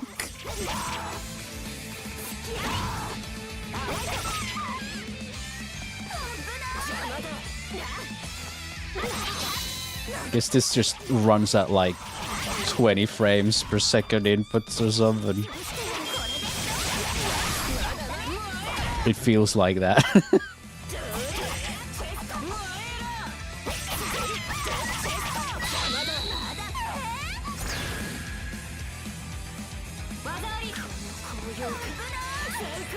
Again, the camera unlocked.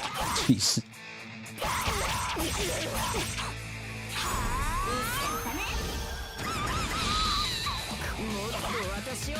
I kept the hat. I forgot to turn that shit off.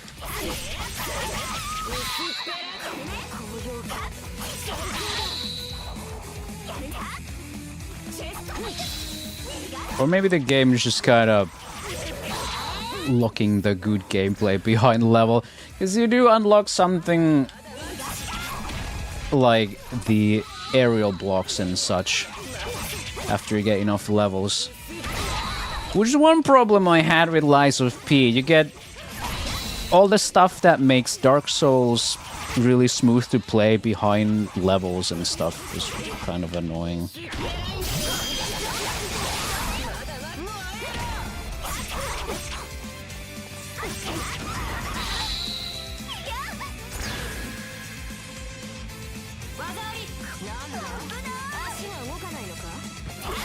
I don't remember exactly which things I was missing from Lies of P during the early game that was still available immediately in Dark Souls. I can't. Why won't she get up though?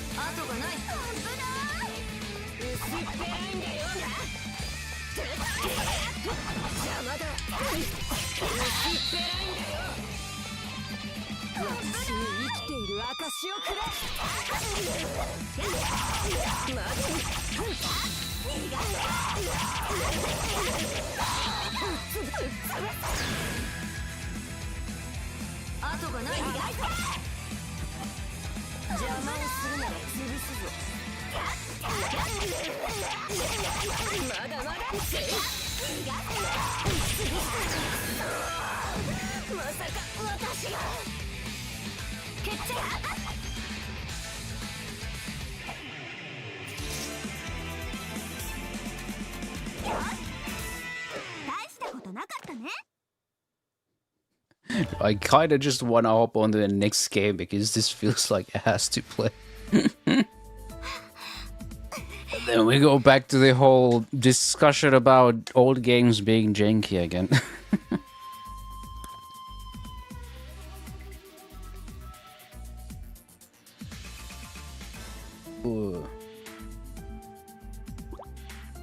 If anyone is going to complain too, I will just skip to Senran Kagura too.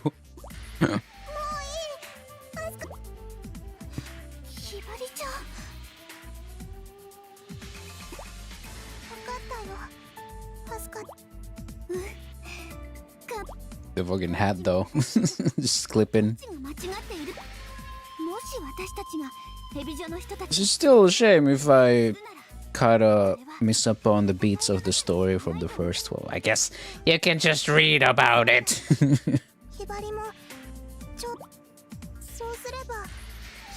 The thing is like, sure, you get the fan service. Fan service is great and all.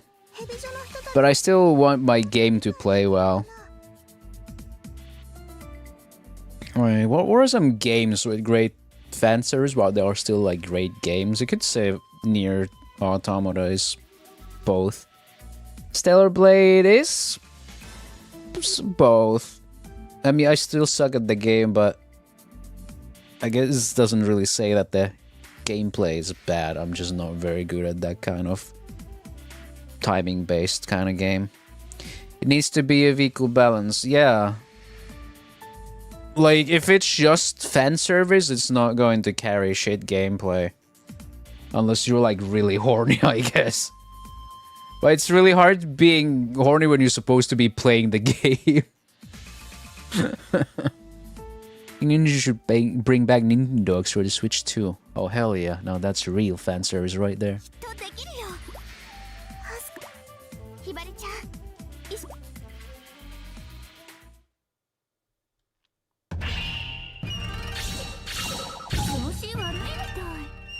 I mean, if I go to the next Senran Kagura game, I can, you know, I still feel like it's weird.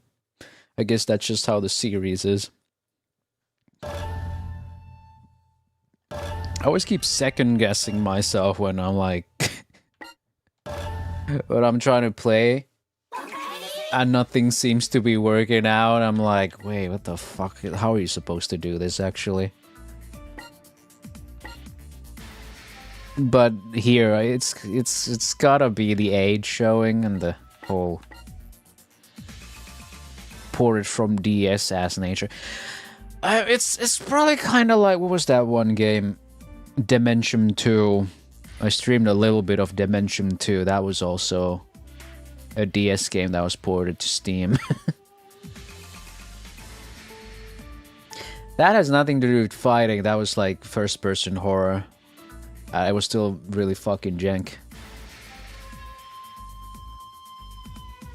It was one of those games that had like 3 number-coded locks, which I just brute forced. I think I have a fucking highlight from that. That was probably one of those 4 years ago games.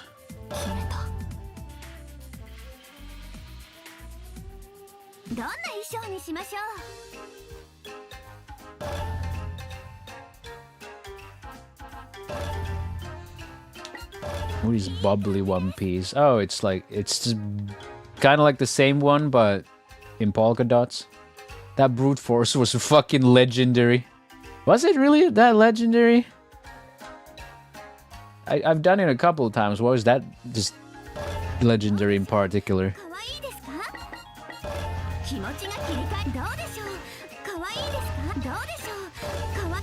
Kawaii desu. Kawaii desu ka?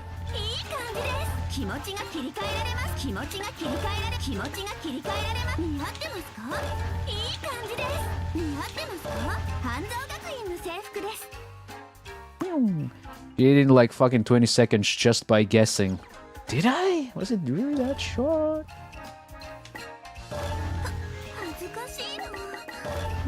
Let's give Asuka her usual look, right?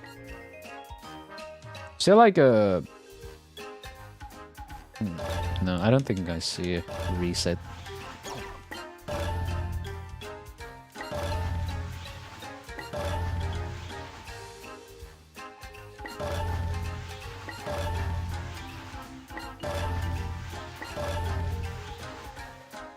Just give her the Himeka anyway. I would just regular looking Asuka.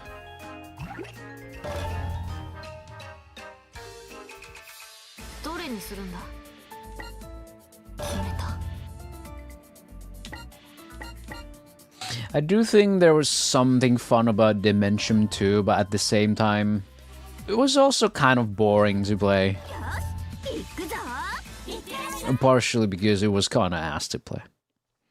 What's another fan service game that's actually fun to play too? We don't really have those these days, so I don't remember. Yeah, the premise was cool and all. But yeah, DS game, so jank. Oh man. Oh god, they also had Call of Duty games on the DS. Imagining having a stream of that, god damn. Sword and Shield, like the Pokemon!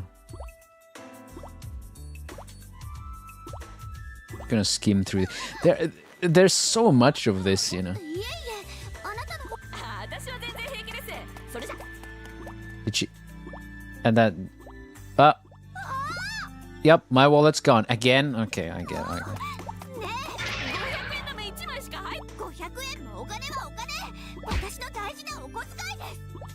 The figure picks up my wallet off the run and see her face.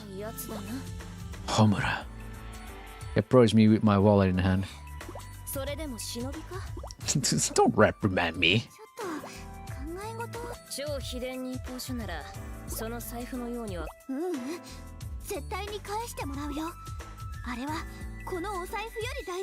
The roguelike game in BTD6 is amazing.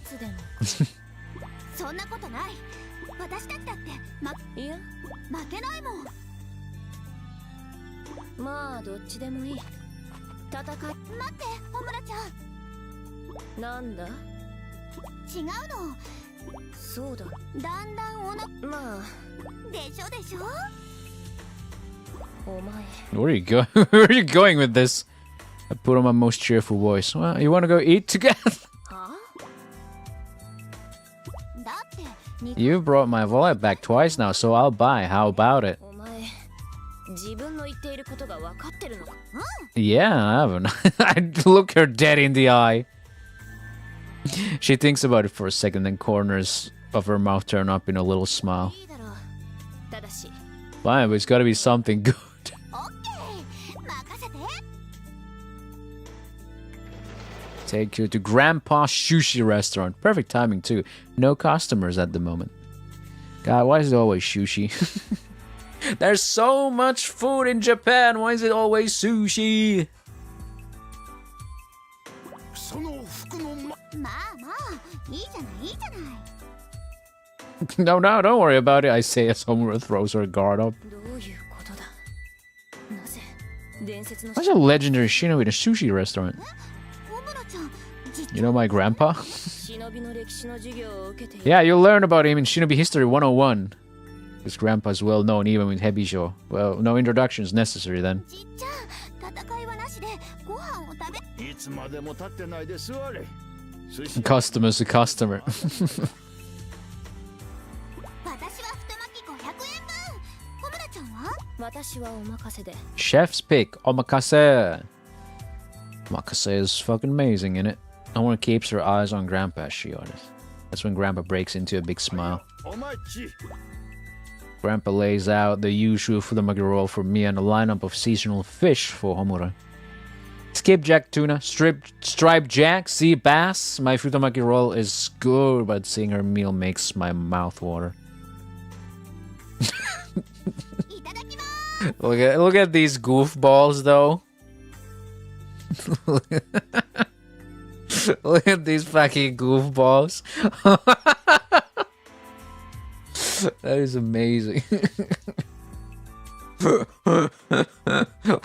Why is Asuka looking at Homura like that? Oh, she's just trying to enjoy a delicious sushi.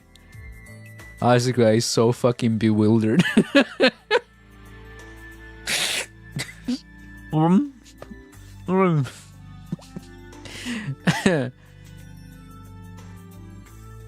I've seen those sushi rolls being used as censorship for cock so many times, it's all I can think of. Why do you think she eats them so much? What do you think the fucking joke is here?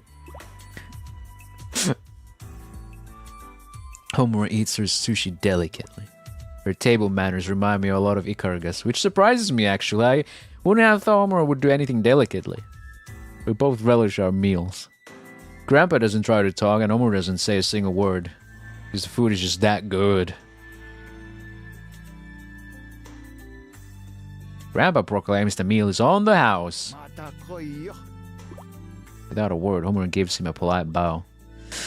It's getting pretty dark outside the restaurant. We walk through the shops district in silence. It's not even that we feel awkward around each other. It's more like that comfortable silence shared by old friends. What an odd feeling. We didn't meet all that long ago, and most of our time together so far has been in life or death battle on opposite sides. But she still feels like an old friend to me. お前、忍びになって何がしたい？いいから答えろ。それはじっちゃんの後を継いで忍びの。 I'm not putting it very well, and Homura lets out a big sigh. 何を言っているのかわからん。 Honestly, neither do I. Like I said, I can talk big to Hibari, but I don't really know what the path of the shinobi is. For starters, I still don't get Grandpa's whole sword and shield thing. No, Grandpa just wants to play Pokemon with you. It ain't that deep.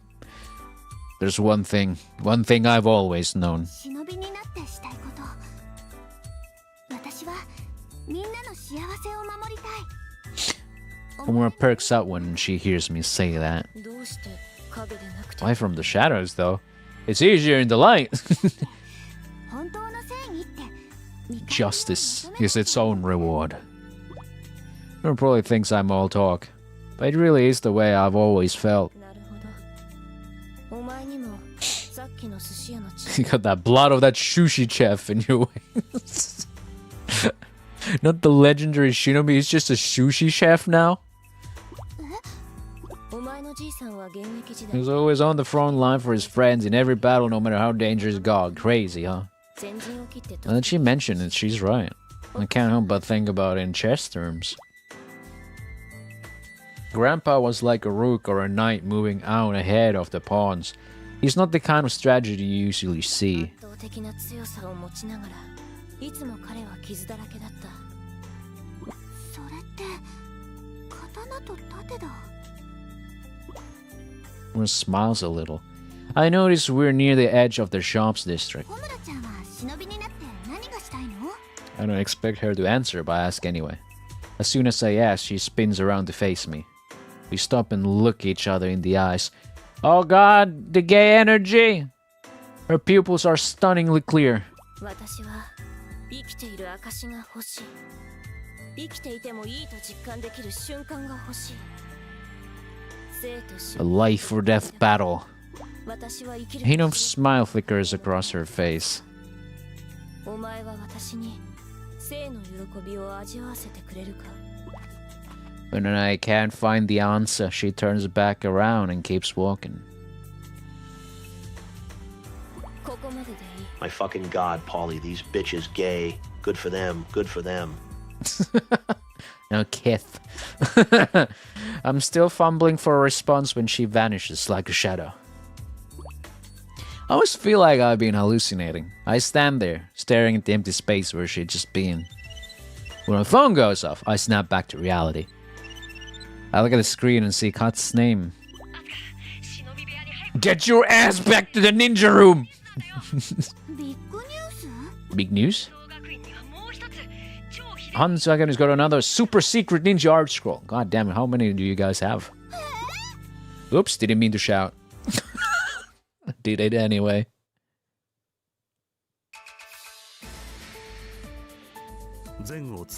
That happened to me once. Like a moment where I didn't mean to shout out loud. I remember sitting in a bus and there was a bumblebee climbing the window. And I fucking screamed when it just when it fell over. Or more like a really loud yelp. And then my mom was like, shut the fuck up.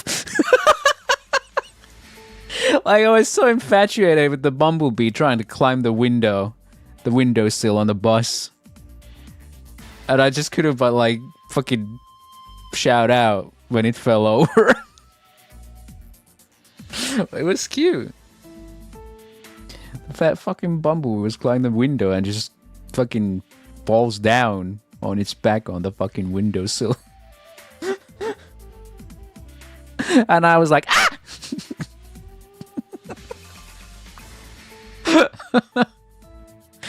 Like I wasn't even fucking, I didn't even mean to do that. I was just so fucking invested in the fucking bumblebee trying to climb the window.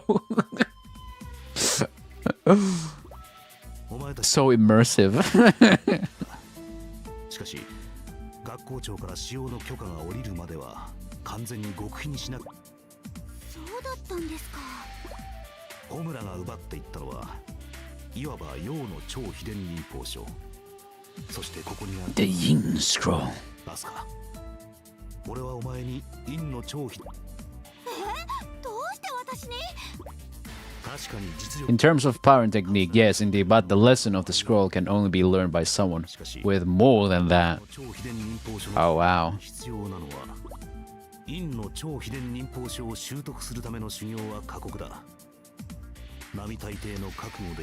It could break your body and soul alike.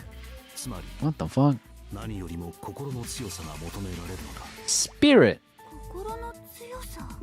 I mean, she's got spirit, yeah. Your very own path of the Shinobwee. わかりました。私やり。よし。 Yes, sir. Yes, sir. I'm gonna slay those evil shinobi. Yes. Overcome the training. Well, let's try it. Should I try and concentrate? Would that help me at all? Whoa. Wolves. What are they doing? They're just kind of running around.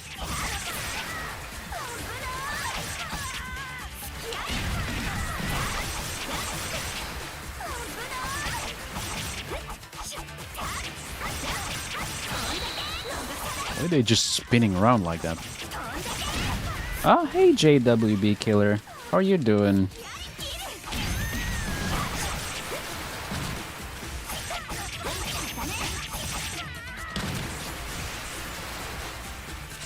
Why do they just do this?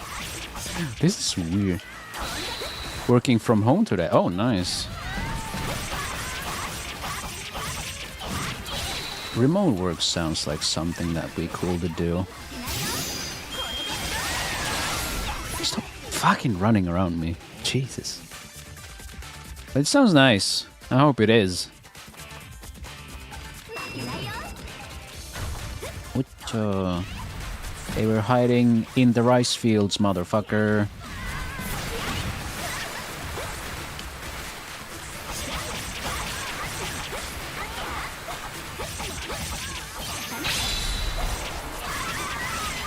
Oh Jesus, what the fuck?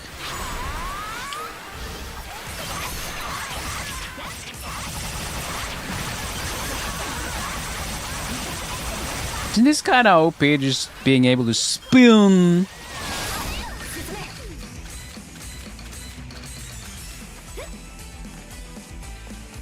Too much village, my brain just went, rice fields, come sail in the 7th season, rice fields.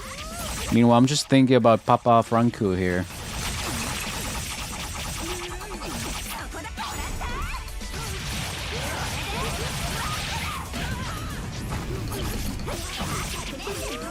The big bitches.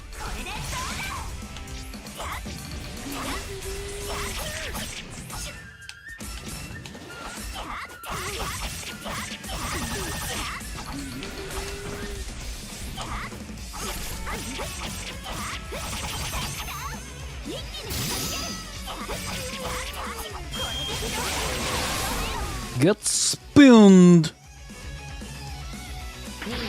Mission accomplished. Success! Interesting training, though.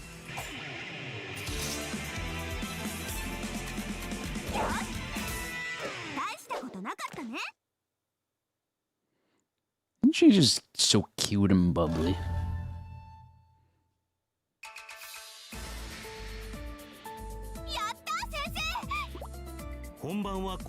We've only just begun. Just calm down, woman.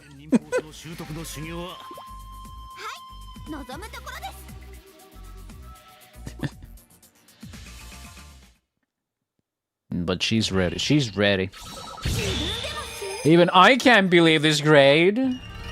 Oh. After a double jump, press X to fall quickly. 6. I mean, guys, I can still give myself a little pat on the back for playing this on normal difficulty, I guess. When 2 super secret ninja art users fight, will one of us die? Yeah. Yeah. Emma said that she fights to feel alive. Will she feel alive if I fight her as hard as I can?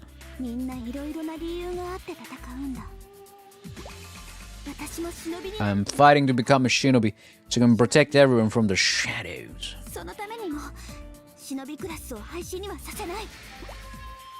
Very young, strong. It's called very young.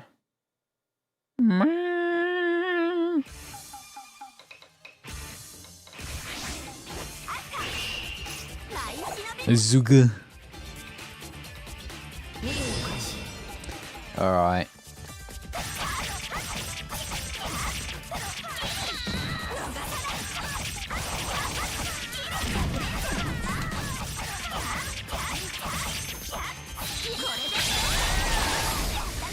Got him. Except this one. What the hell?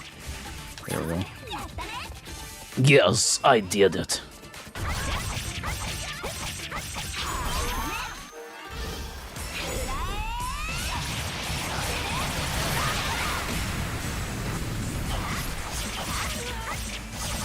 Why just go full on in, you know?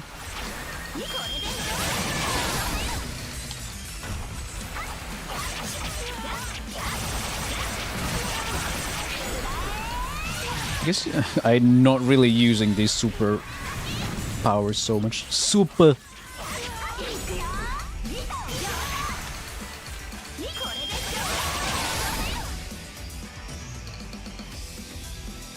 Man, I really am becoming real Shinobwee. What does she Shinobi des? Fuck. Wow.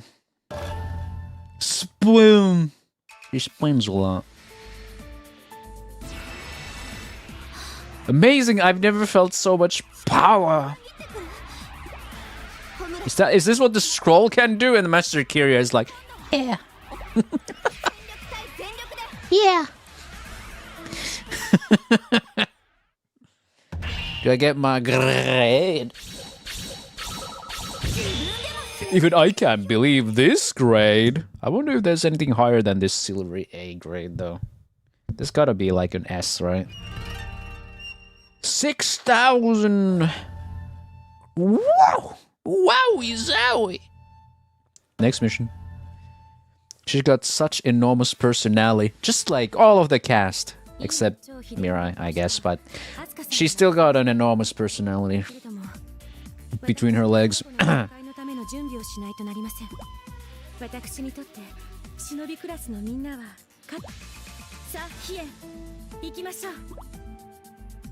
final lesson. Hien was the sword. Was the katana, right? Yeah. The sacred Hien. Discover a greater power.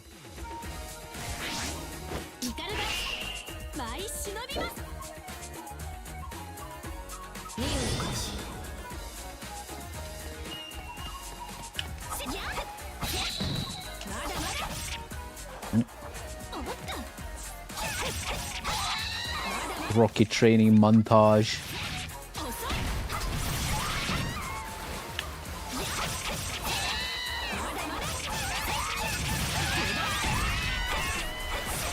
Press is so cool though. But as expected from a woman with a hime cut, she's gotta be a cool lady.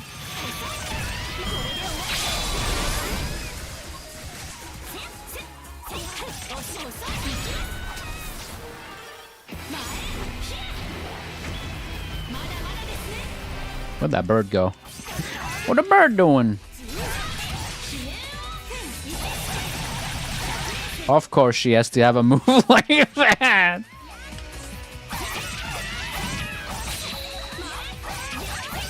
Of course she's gotta have the cutting things with her back turned.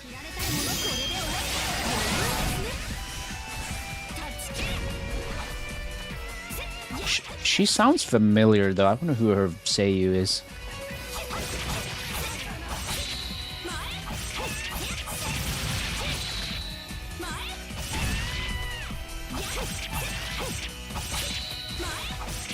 Where's her? I'll check out the V. Actually forgot her fucking name. Ikaruga. Oh, right there. Goodbye.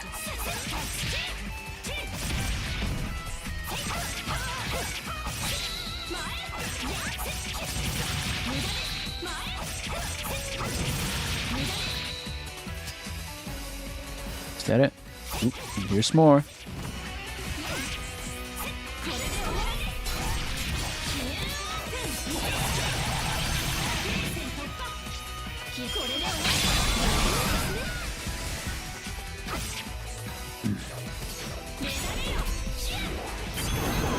There we go. Now I actually hit something with it.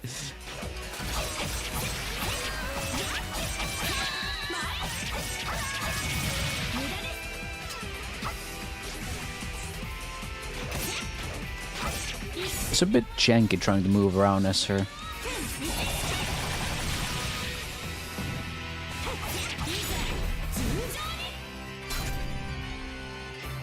Love these like not interpolated animations at the end.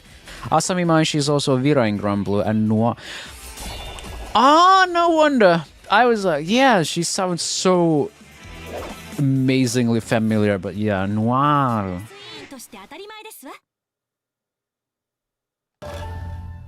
Jesus Christ, yeah. No wonder she sounded so fucking familiar. この力さえあれば私はクラス委員として誓います。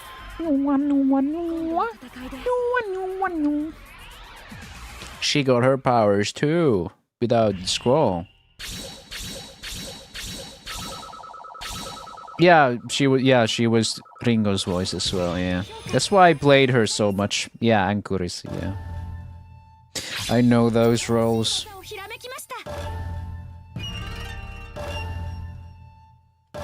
Next mission.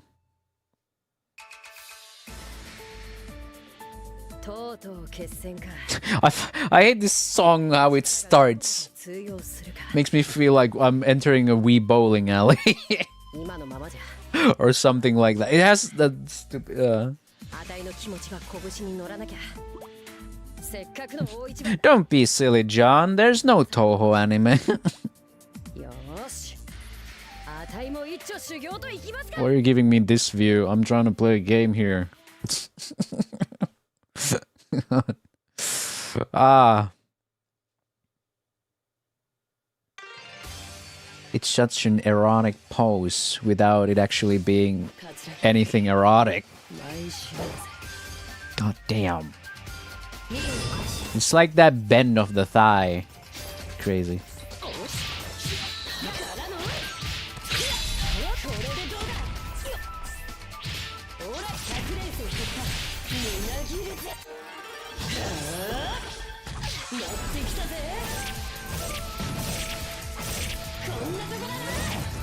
They really show upskirt shots with her. Not that I'm complaining.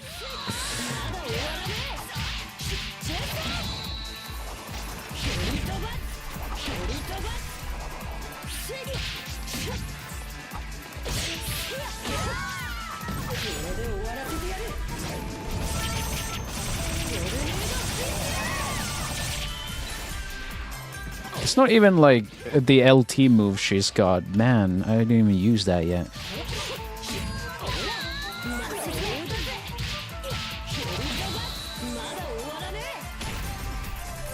Box.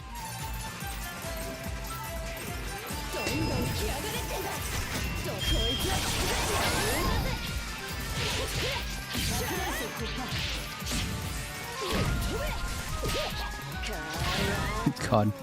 Yeah, she's one of those bit slower hitting ones.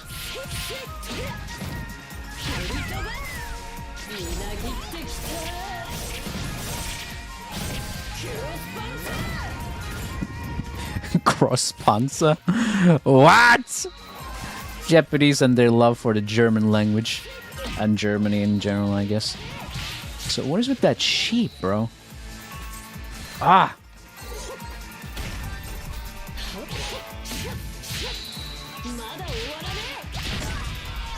Man, I was expecting to at least stumble him a little bit, but he just can't do that.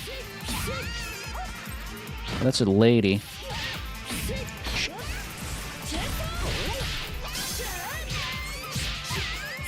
Oh wow. No wonder. There actually is a lady under that fursuit. Can you just... Did I get her? Finally. Whoa, whoa, whoa, she's a lady. She's just straight up a lady. Sheep looks like a lady. Time to tornado this shit up. And again, and again, and again, and again. Oh, you're still here? I can do this all day.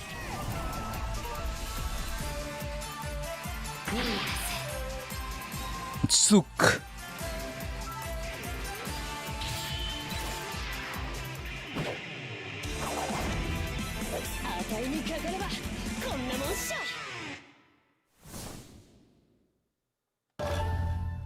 Wahoo! When she gets the aura. They're getting that skibbity aura, goddamn. I do not think anyone would have thought of these kinds of sentences when this game released. Imagine.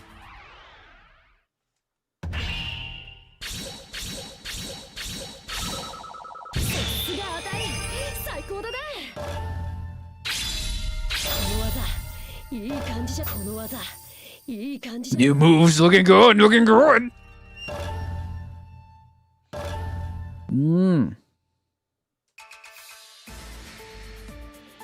God, this fucking song is driving me nuts though. Alright. Yagyu's training arc. Ah. Let's try it.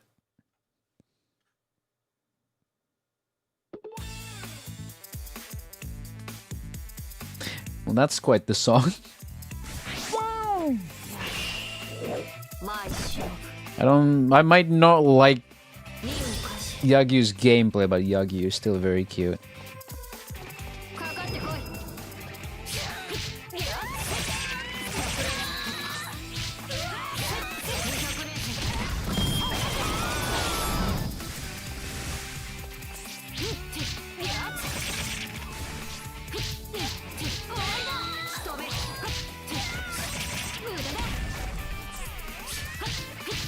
Come here, come here.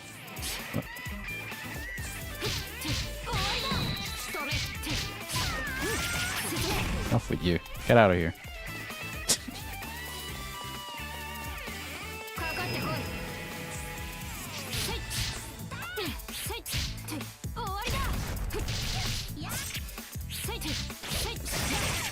She has, I can't move after doing certain moves for like fucking 500 frames.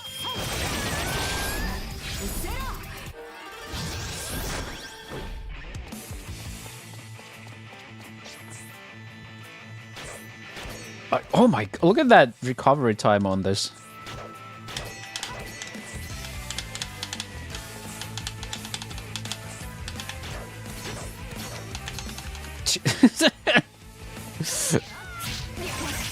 Yeah, I was no wonder she feels like ass to play. Her recovery times are insane. Yeah, maybe we should stop doing that. So I like to do that with Asuka, because, you know, you can do that with her. Can you stop running away? God damn.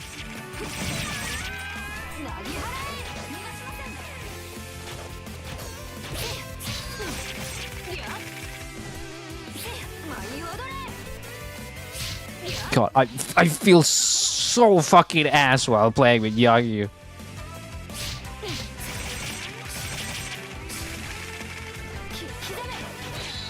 I'm not pushing anything, by the way. She's just doing that.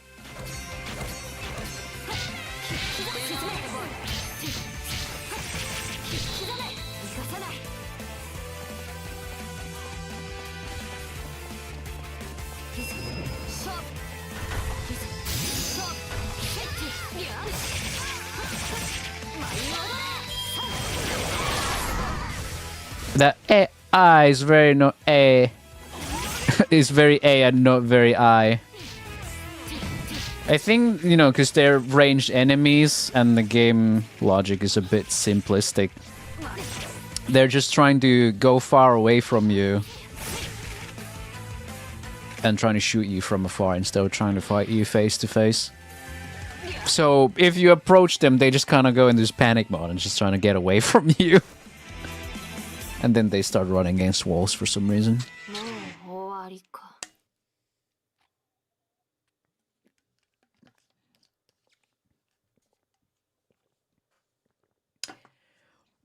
Speaking of, if I made an anime payday game, I was thinking like what kind of specialist enemies would have. Like, almost feels inevitable the game to have some kind of a shield enemy, but I don't want them to be fucking annoying to deal with, because in every fucking game they're just super annoying to deal with.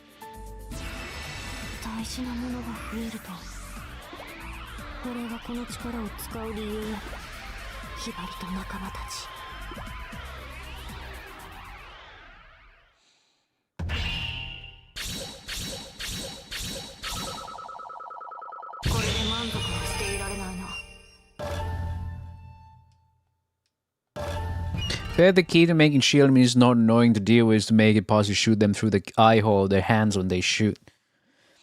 The thing is, like, for example, in Payday 3, you can do that. But then they're also, like, super tanky and can return fire. I feel like a lot of factors play into why they're so fucking annoying in Payday 3, for example. Though, something like a deagle can one-shot them through the glass. You can just aim them in the head through that. But otherwise, it's just brutally annoying with anything that doesn't deal, like, one-shot damage to the head. Which is probably, like, most of the weapons. I feel like maybe you could stagger them. Or something at the very least. You can shoot them also in the hand in Payday 3, but that target is really tiny.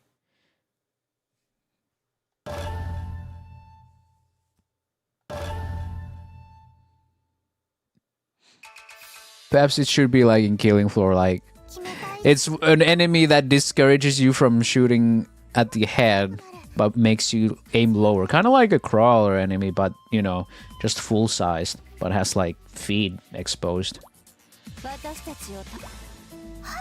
Hey, Haruka. What's up? What's up, girl? 黙っていなくなるなんて私たちのことを知ってもそんなことないいいのよいいのよここがでもここをずっと居場所にしたいのなら超できる Especially if you have distinct purpose and counterplay. Yeah. I think Payday does do that well.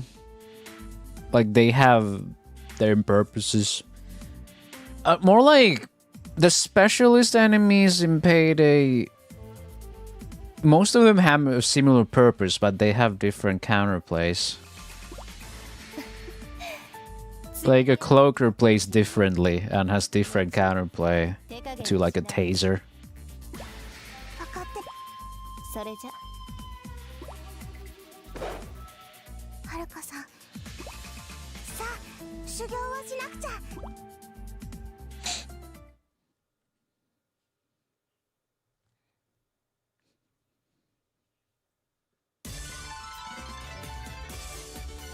Though I think it's kind of insane that Payday 3 doesn't have selective fire modes. It's gotta be their idea of trying to like sell more weapon DLCs, because if you want an automatic assault rifle that fires slowly, that you just really don't have options. And if you want it in semi-auto, you really don't have that either with that one gun, because it only fires in full auto, maybe.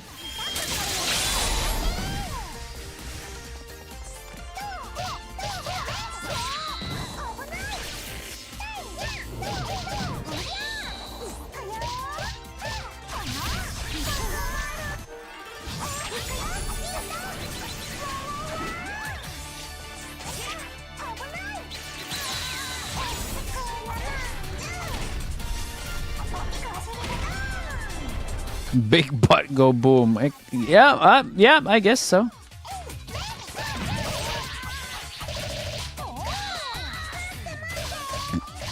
Excuse me. God, we went to have some chicken today at this chicken restaurant. My God, that shit is expensive. My meal was delicious, but my God, expensive as shit.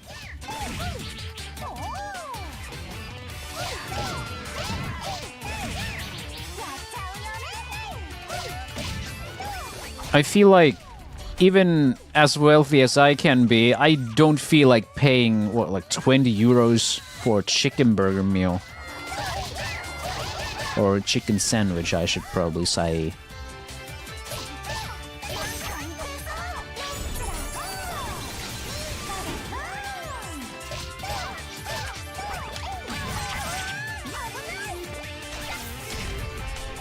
I love it was expensive. I can make wings more to my dad. He prefers momentarily the drink selection was horrible. I feel like they had a very large variety of drinks, but just overwhelmingly alcoholic and nothing basic like Pepsi or Coca-Cola. I feel like its problem is that it tries too hard to be fancy. Like, you go to the tables and they got Hellman's ketchup. Why Hellman's ketchup? You could probably get, like, local stuff cheaper, which is great too. Like, I can kind of see what they're trying to do there, but I feel like they could probably get more customers if they didn't use such expensive condiments and have such an expensive selection of soft drinks. Because they also have alcohol, they're trying to be a bar as well. But it's like that kind of price, it's only for the elderly who are rich, right? And elderly who are rich probably wouldn't eat at a place like that. It would be like the younger generations, but they don't have money, so who is it trying to appeal to? Like, it's tasty, for sure, but I feel like you should try appealing to, you know, the youngsters, maybe. And I feel like trying to, like, appealing to, like, families, even, that doesn't work, because, like, you got a lot of, like, I'd say, foods that probably wouldn't go for a very gentle palate like that.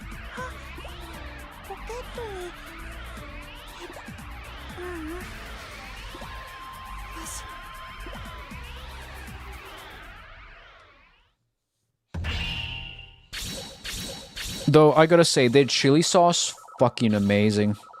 Hey, she's making this save faces in the fucking YouTube stream thumbnail. It's like, the sauce is very, very good. The fucking chili sauce? Oh, that was sublime.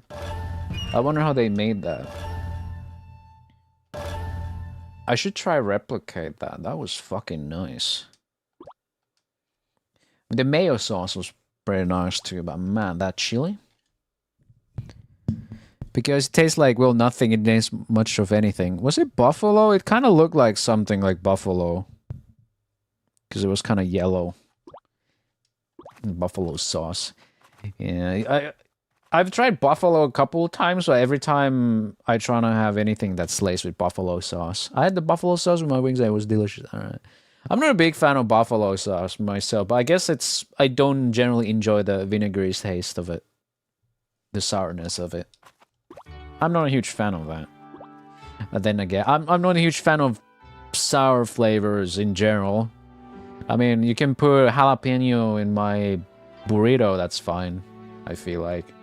Because everything else goes well with it, but if it's just that, I can't really. If it's like the sourness being the taste, that kind of like jalapeno kind of sourness is a bit much.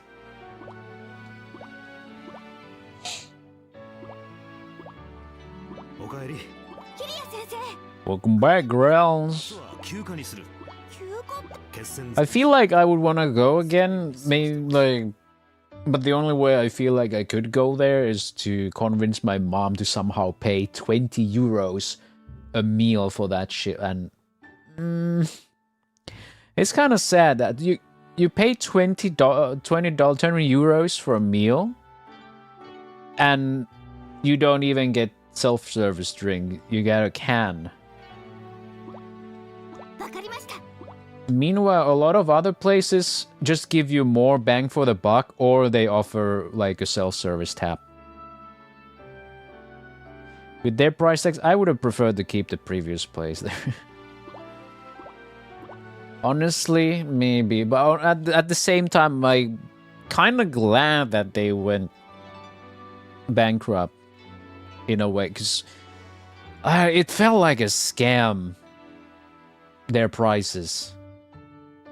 But I guess it was okay for where, you know, this region in Western countries.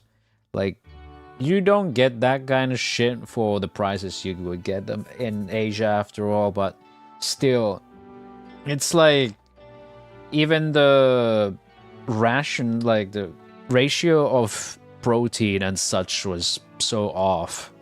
Like, for that price, should have had more of the good meaty shit, you know? But it felt like it was more veggies and soup rather than the pork or whatever.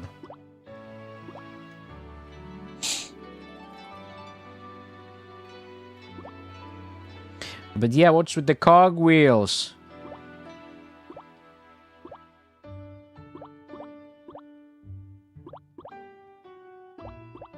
Gotta get the ninja art fart back.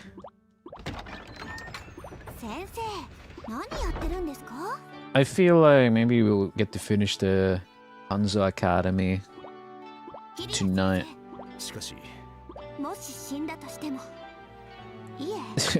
I don't want you to die. If we do die, well, not that we want to, but well, we'll have no regrets. If we die, we'll die fighting a shinobi like we've always wanted.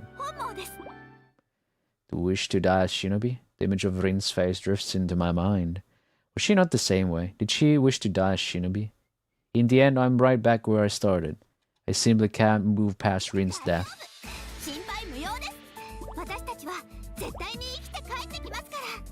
They are no longer the eyes of young girls, but rather those of adult shinobi.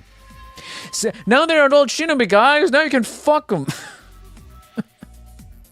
It's okay! They are of age now and have huge tits, so that's okay, right?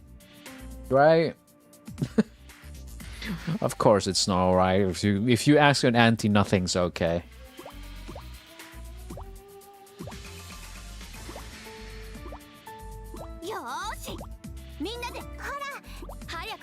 Come on in. Alright. Join the circle. Finally, I am Twitter legally allowed to masturbate to these drawings. Even John has become straight. Man, I would like to see the girl that would make John straight.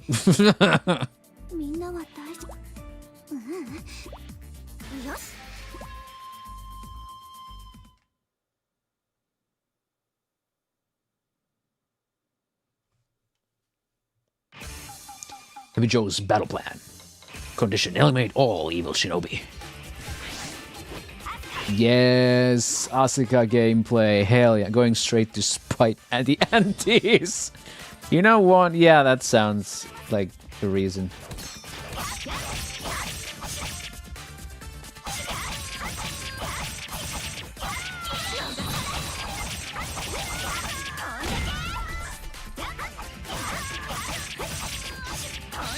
So based.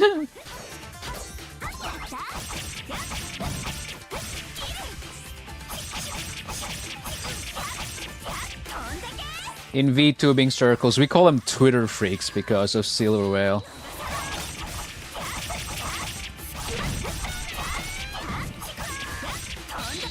Man, people got real pissed when she said that, but...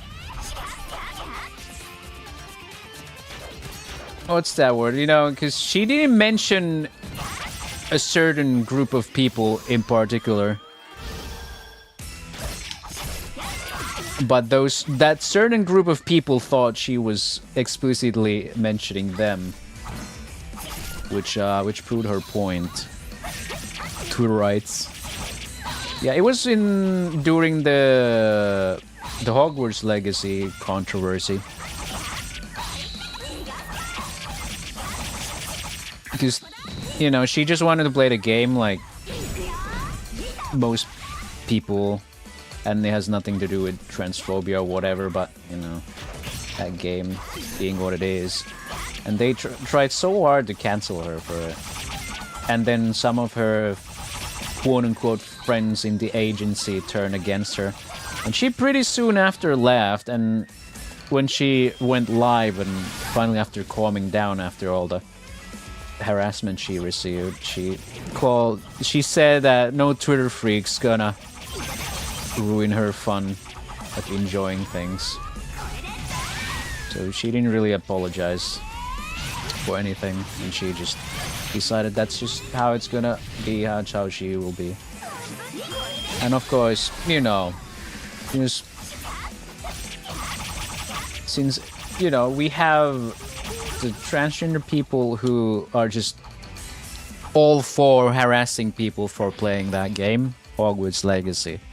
But then, of course, there were other trans people who weren't against people playing that, and some said, if you really want to play it, just pirate it, right? Don't give them money.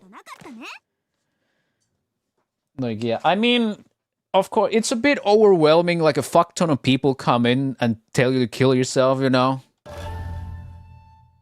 You know, sending death threats to you or trying to dox you or some shit like that over wanting to play a video game. I mean, if you haven't had that kind of pushback before, then yeah, it's kind of overwhelming. She was like, got really emotional about it. But afterwards, she went on the stream and said she doesn't feel apologetic about it after calming down and all that.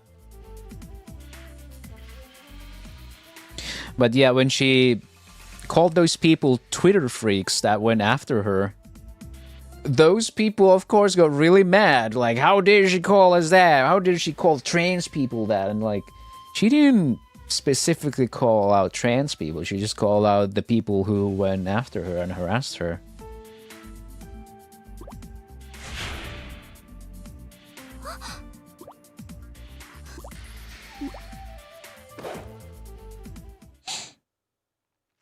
Yeah, it was a mess. And it also, I don't know if it directly caused Pikami to graduate, but it's kind of hard to argue against it, to be at least partially responsible. At least, you know, Pikami's out there somewhere. Damn right, time for a chat. Fist to fist. Still spouting a bunch of nonsense.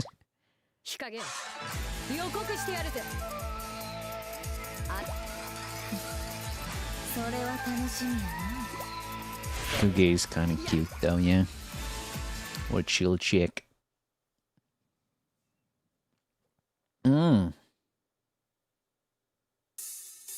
Settle the score with Hikage. Let's try it.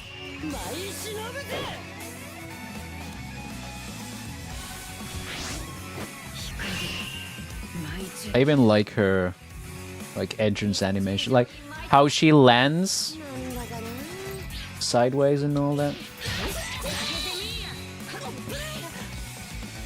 What the fuck?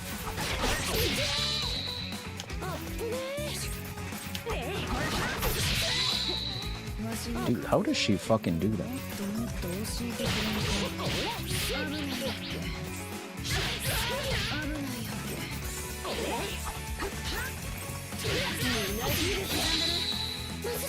What the fuck? I can't block at all.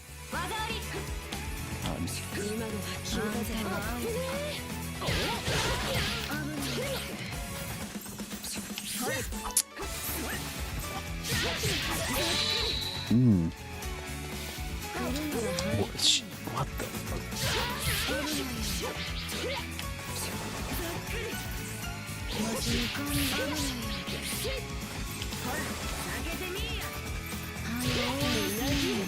Yeah, there was nothing to apologize for. I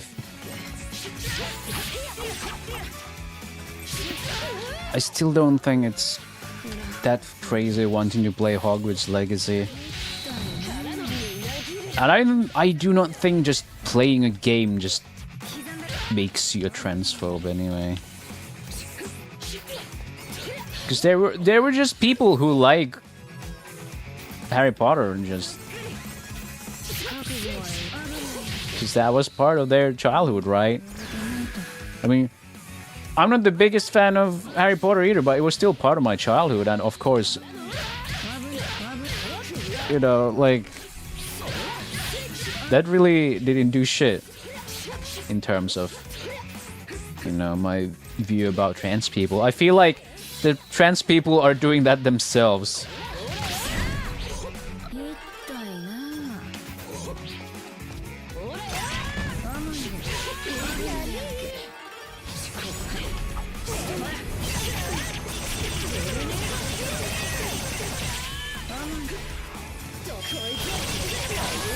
Fucking camera, please. Holy fucking shit, stop this.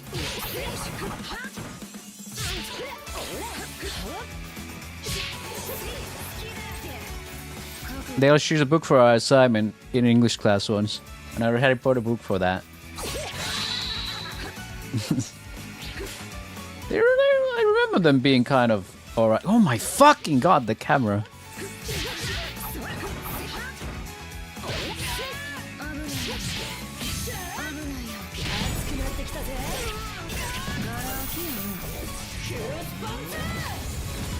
What the hell did like half of that attack not do anything? What the fuck? You're so rough. Sorry, I'll be gentle. Like, what is... Why the fuck is half of my move just ignored? What the fuck? What's the point of like a super if, you know, you can just break out of it in the middle of it like that? Let me try again. Yeah, just... Oh, there we go.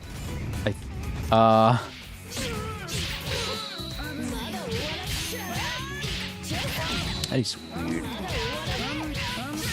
I don't know what kinds of books I read for like assignment. I think like one of them was Fahrenheit 451. Kind of a classic one about burning books and all that jazz. Then there was like a Donald Duck version that was called Celsius 451. Which is pretty cool too, but instead of burning books, they were burning musical instruments.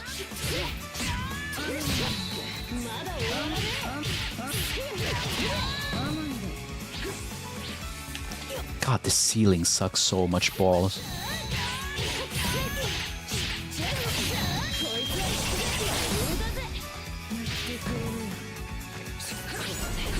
Class reunion when they made you read Fahrenheit 454 for school. I do not remember.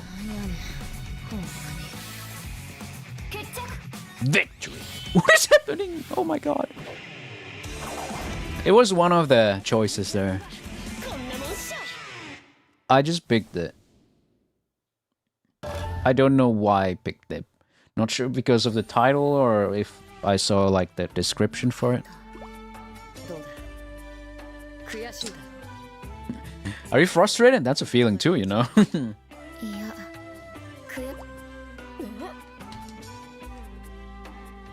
A pretty heavy pick for a school project. I mean, yeah, it's a good book though. I don't remember much about it though. Aw, she's smiling. Would you shake my hand?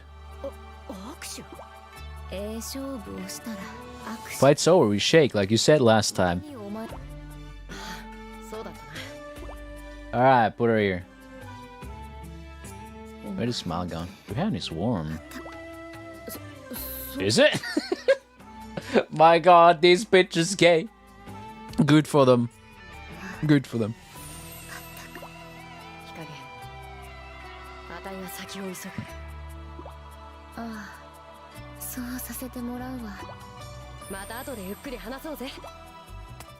They become fan.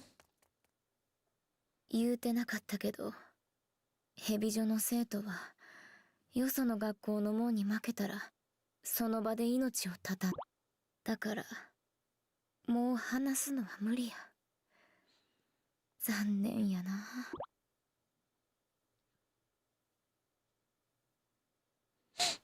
She won't do it. カツラギ。She learned two emotions.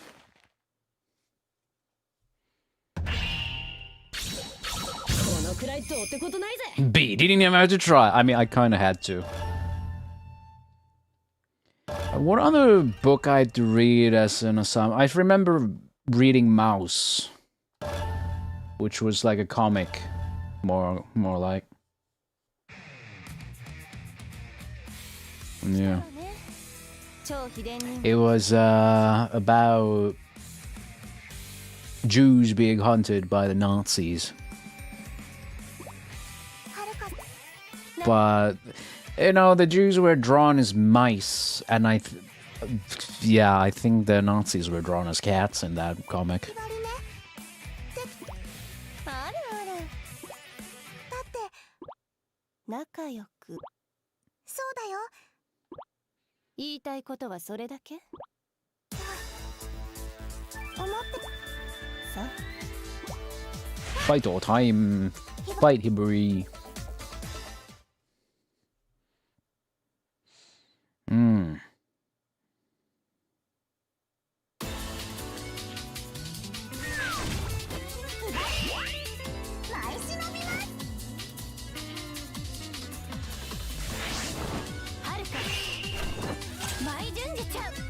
What's that book about kids on an island? They do fucked up shit out there. Come on, stop fucking spamming that. I never read anything. Lord of the Flies. I think Lord of the Flies, yeah, was one.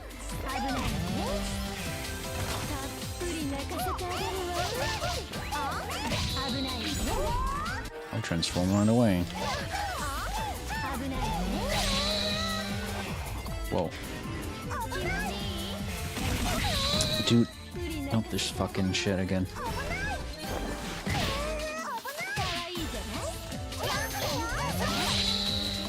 I hate how fucking tanky she is. You can't fucking stagger these characters unless you block, but it's really hard to block when the block is super unresponsive.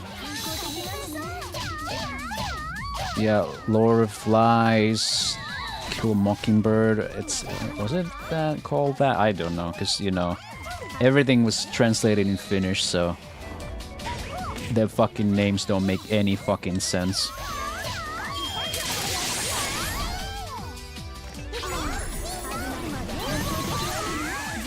To kill a fucking bird.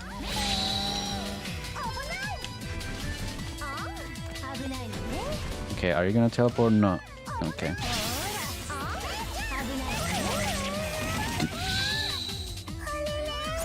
I think it was Mockingbird was about to raise him. Holy fuck, I think she's just fucking broken.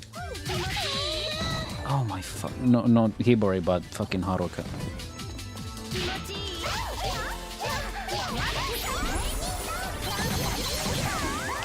I mean, I guess I can do that too.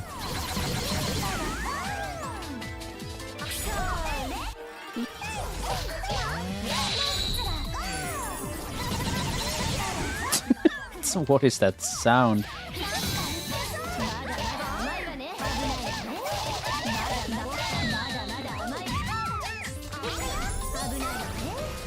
Where is she? Oh my god.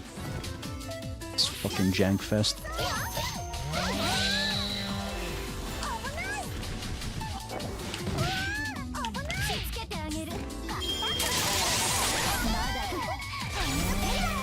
Let's smash everything!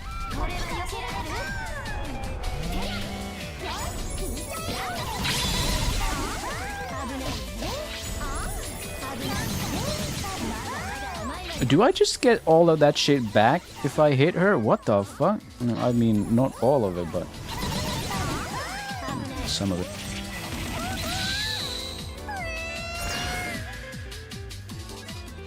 I don't think I've ever heard of Catcher in the Rye, though.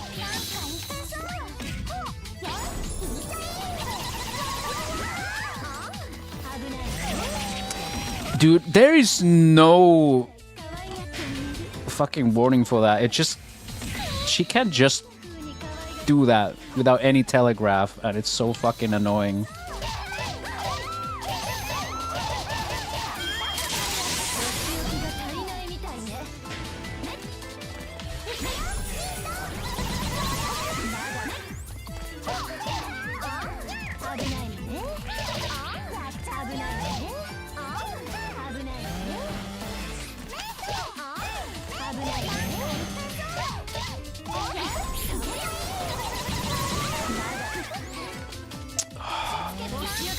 It's even more annoying when the camera just keeps doing that and I just lose my bearings with this fight. Oh my god. The Catcher in the Rye, novel by J.D. Salinger, published in 1951. The novel details 2 days in the life of 16-year-old Holden Caulfield after he has been expelled from prep school. Confused and disillusioned, Holden searches for truth and rails against the phoniness of the adult world.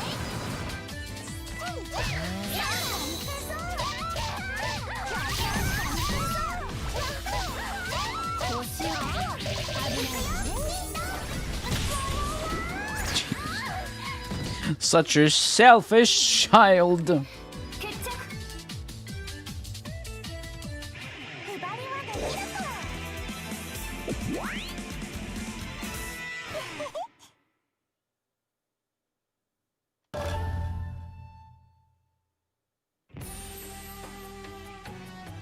Vital.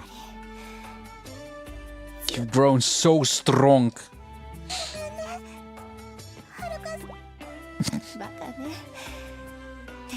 Hardly befitting of a shinobi. I mean, she's a good shinobi. Of course she would do that. Hmm?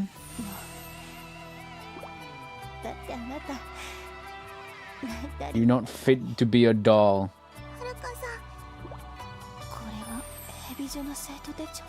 How can you be so foolishly honest? Silly girl.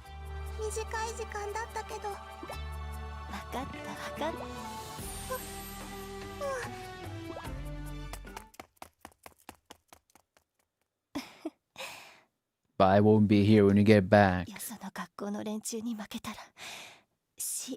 The law of Habijo.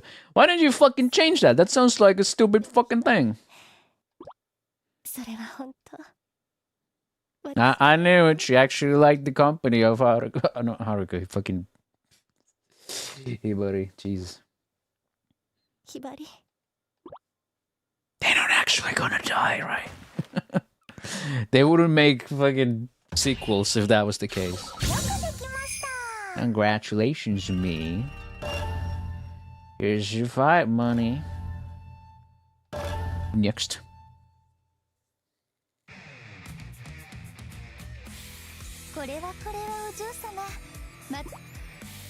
Ah, stand aside.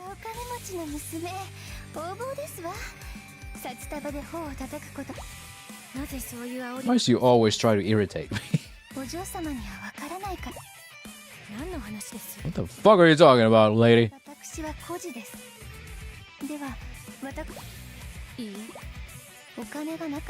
They had no money. That's how they fucking died. I don't know if you ever know what a slum is. Yeah, I do. What? That's where I was born, where I grew up.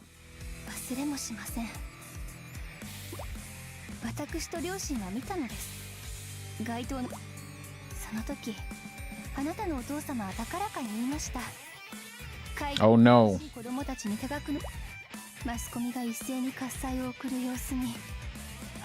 Why overseas? Why not me? Why would you ignore the poor in your own country? There's a reason for. Families like yours have all that money raining down around them, but families like mine have to sacrifice sleep for work just to make ends meet.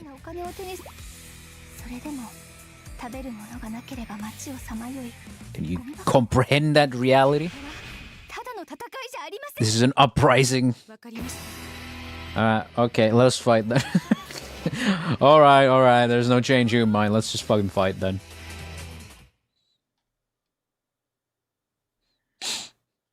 There's no getting through this fucking woman.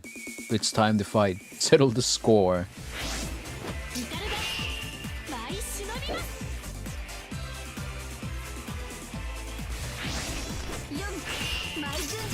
God, I'm the fucking Dragon Slayer though. But I do like both of them have some kind of a bladed weapon.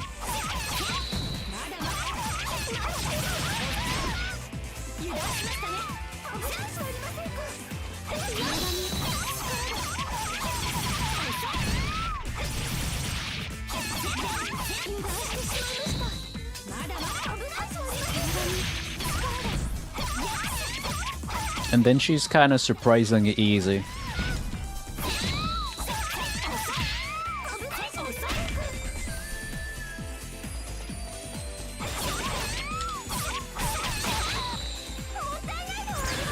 God. Got through her defenses already, so to speak. Cool.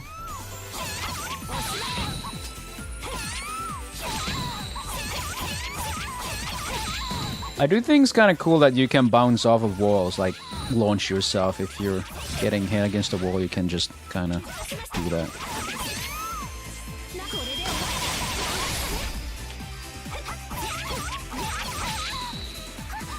And she's gotta transform pretty soon, or she's just gonna lose it all. There we go.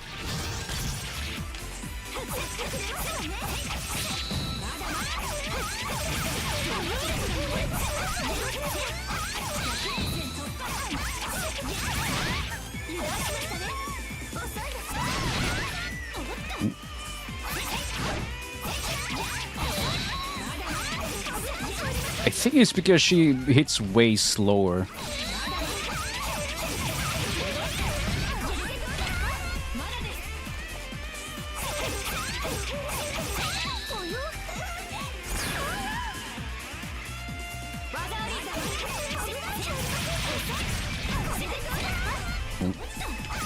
Again, one of those moves with absolute no telegraph.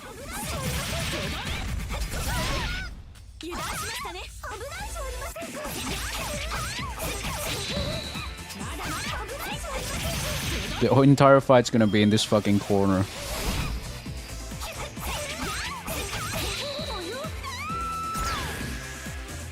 Man. This is like rather one-sided though.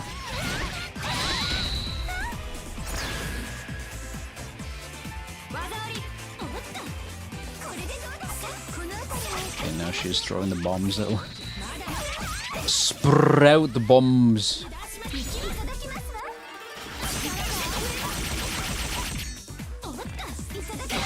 It's kind of weird that she has range stuff. Also, how? I just transformed.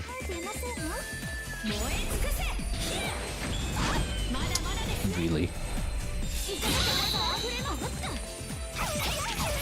Why am I... Like, where did I lose like 70% of my health all of a sudden?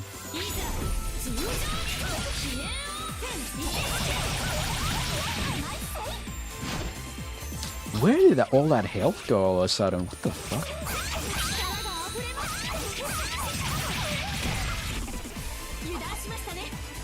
Do the bombs really do that much damage?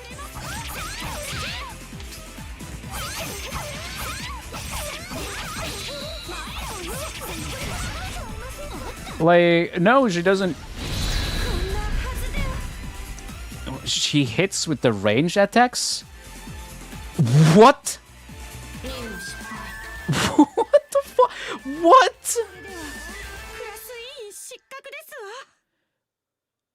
Why is there such a huge discrepancy? Like her melee attacks and then her range attacks. What the fuck? What? That is ridiculous. I lost like all of my health in like 3 attacks. Everything in between was like her melee hits that do no damage. Why is it like that? That is weird. Okay, that doesn't even hit all that much, but...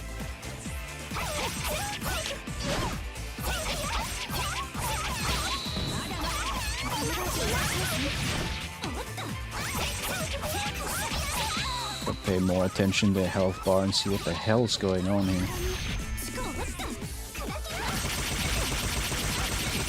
Oh, that takes. What is? Like, if you get hit, that you can't even like move during that. You get stun locked.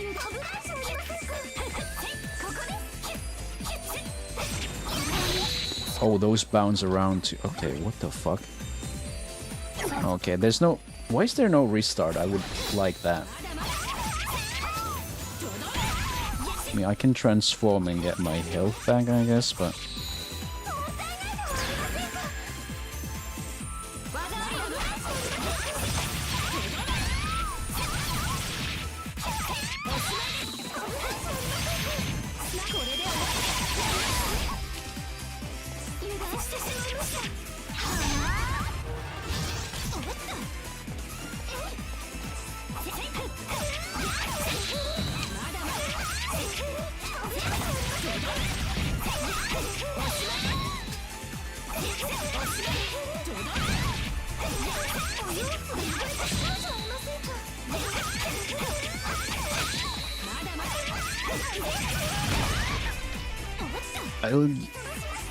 There's nothing too crazy about this fight, but then she just like couple of moves like this that hit like a truck. Also, where did I get my health back? I had less health. I guess there was health somewhere I just picked up in the room. That's the only one, I think.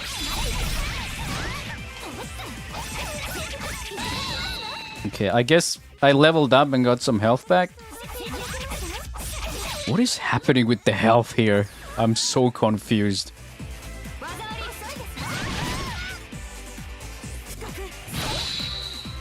Okay, now she's just stun locking me again. Dude, why is it...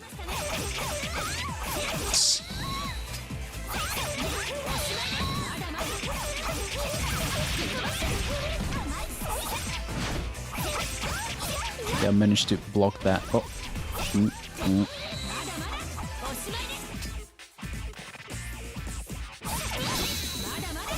Fuck.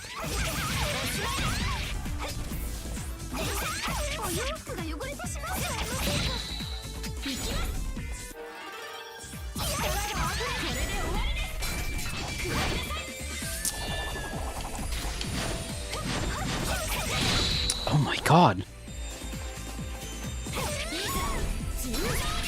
There we go.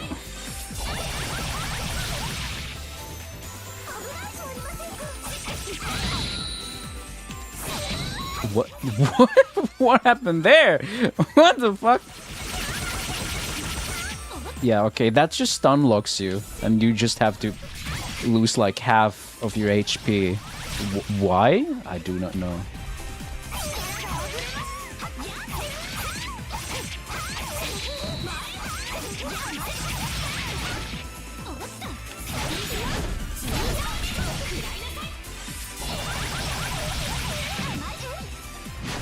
Jesus. Okay. Yeah, she was outside of a camera. I had no idea she was doing that.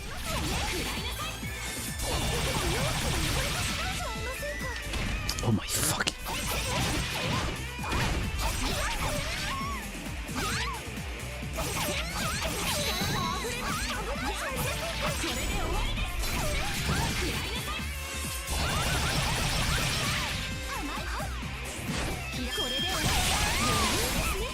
Finish her!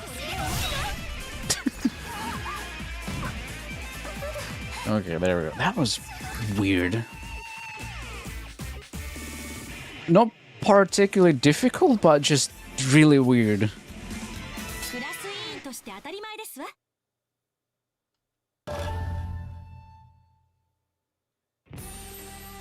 Like, why does... like a good portion of her attacks hit like nothing, but then she has like one attack that stun locks you and eats half of your health away. Imagine if she just decided to spam that.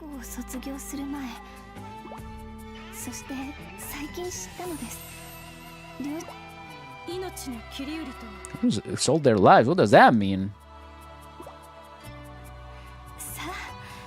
Who knows? It means what it means. 貧民街の子供たちに全額寄付し、ヘビ女の選抜チームにいれば学費も。ヨミさん、話したところでそれが何になると。同情などはしていません。いいから言ってください。わかりました。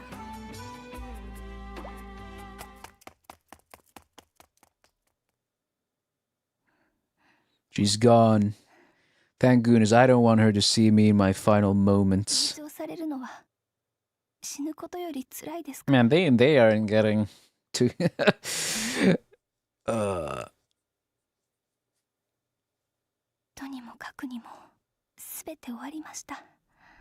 Man, they didn't grow up to like each other like the other girls.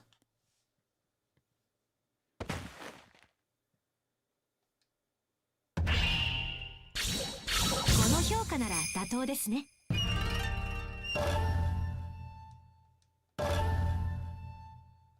Oh, let's next. What else we got? Dan, go to the next. あれはホムラ。超秀で今なら狙える。 Oh, but Mira is here. お前は You. さあ、 So what now? You're going to try and pretend I'm not here again? 俺は無意味な戦いはしない。だからね。そう来ると思ったわ。わが。なんて言うと思ったか。私を無視する奴はぶっ殺すって言ったでしょ。お前。 Just being ignored anger you so.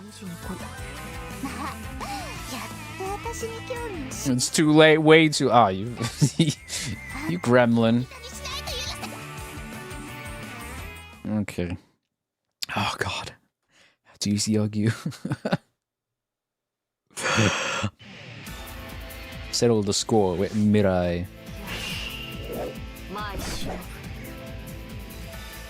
At least we're not on like rooftops this time with uneven surface. いざ尋常に舞い散れ。させるか。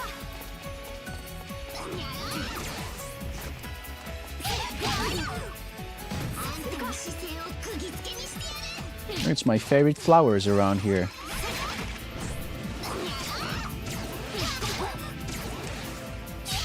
God, that stagger is so long just getting hit by that. I forgot you can't just block that.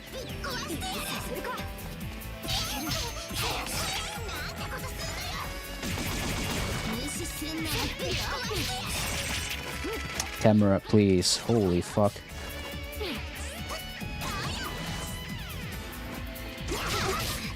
Oh.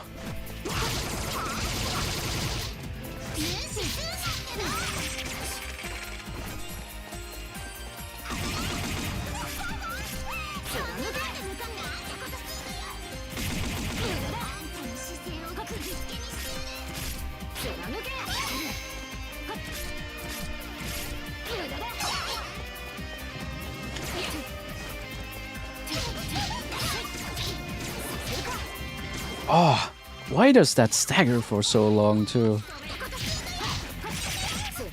Like, I get if she's trying to stagger you to follow up with something, but she doesn't usually do anything.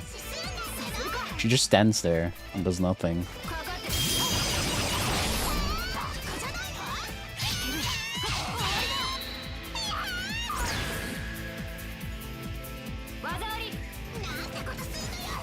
Okay, now again with the camera.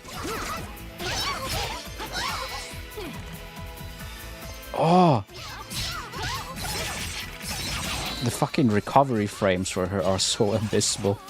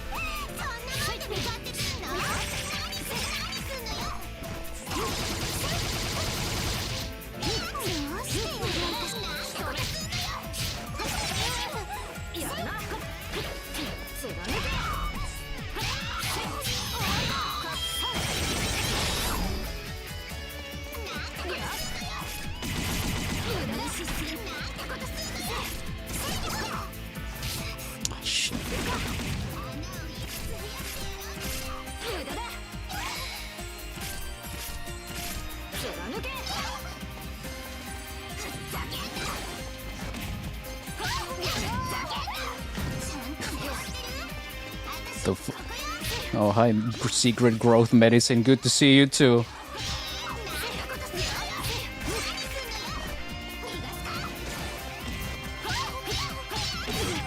Oh, fucking Jesus.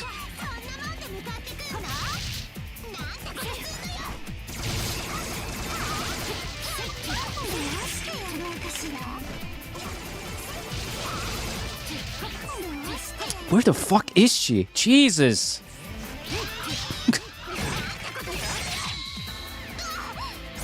I'm fighting two enemies here, the fucking Mirai and the camera.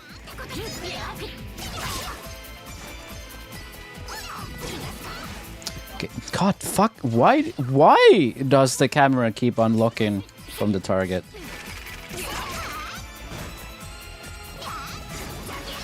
I fucking can't see.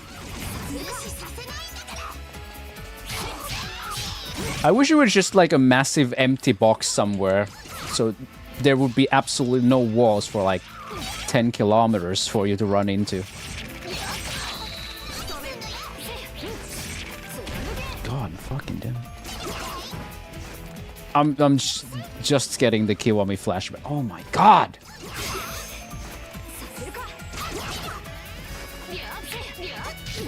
Dude.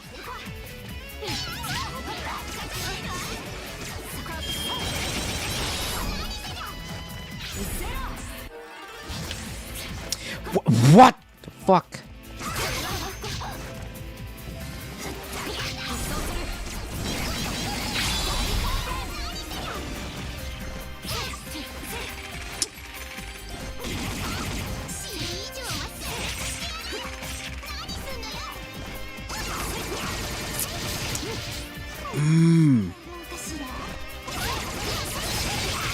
Why is Yagyu so overwhelmingly bad to play as?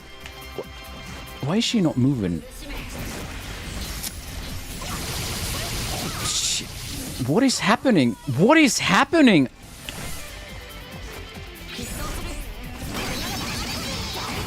I guess I'll just spam that because that's the only attack that I don't need to fucking aim. Because holy fuck, Mirai just moves around so much. It's not like I get hit that much either. Like I'm what?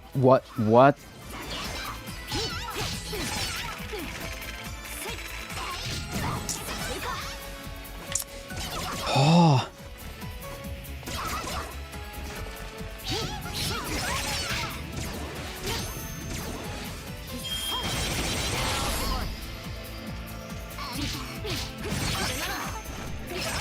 Please stand still for like just a little bit so this can be over sooner.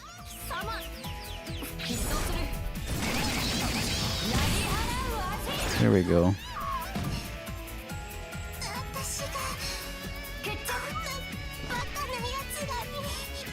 Fuck, Yagyu is so bad.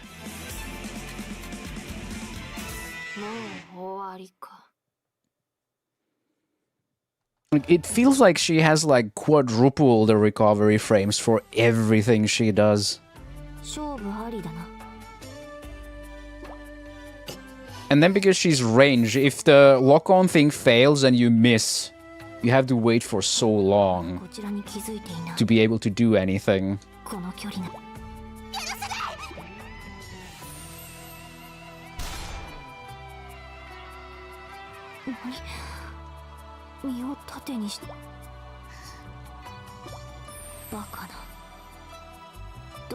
Why are you so fixated on not being ignored?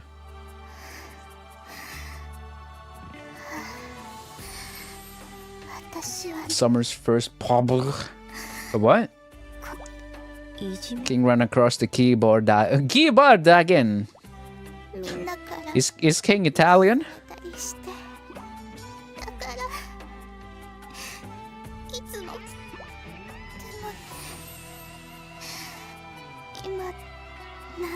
Again. You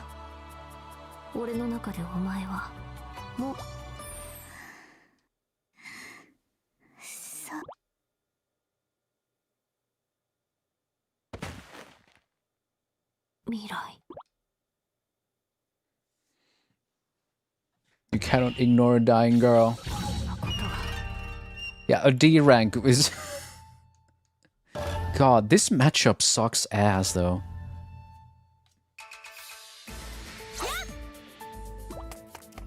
I've been thinking about what Yomi said, but that doesn't mean I can stop. Here is howling. I mow down the lesser Shinobwee before me, one after another. You can see Homura on top of the castle. Dude, I can still fucking taste the Yafa in my mouth, the fucking Finnish Fanta. First popsicle that I made, that's what I meant to write before this cat decided to park his ass on the keyboard and hit all the buttons. Oh god, okay, let's just... She's fighting. Luxury car. Man wearing a suit. A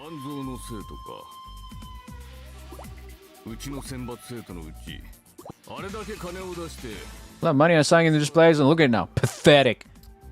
He looks around, clicking his tongue. He speaks of our adversaries and their home and school as if we're disposable chattel. Must be a heavy-jaw investor.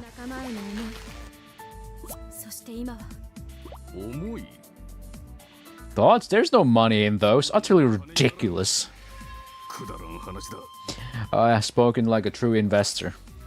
You plan to kill me? Then this investor may collapse the whole Heavy-Jaw organization. Surely the struggle between good Shinobi and evil Shinobi would be then abate, and yet I lower Hien. This is a sacred Shinobi battleground, no place for the likes of you. My mind drifts back to Yomi. Heavy-Jaw Academy is the last refuge for people like her, if it were to collapse. Destroying this place might solve our own problems, but the world is not that simple. The car disappears into the distance. Katsuragi sneaks up from a small nearby path. Investment plan? Bro, I'll just throw it down in the bar and whatever it lands on, I invest to. There's a few scratches and bruises, but she seems chipper as ever.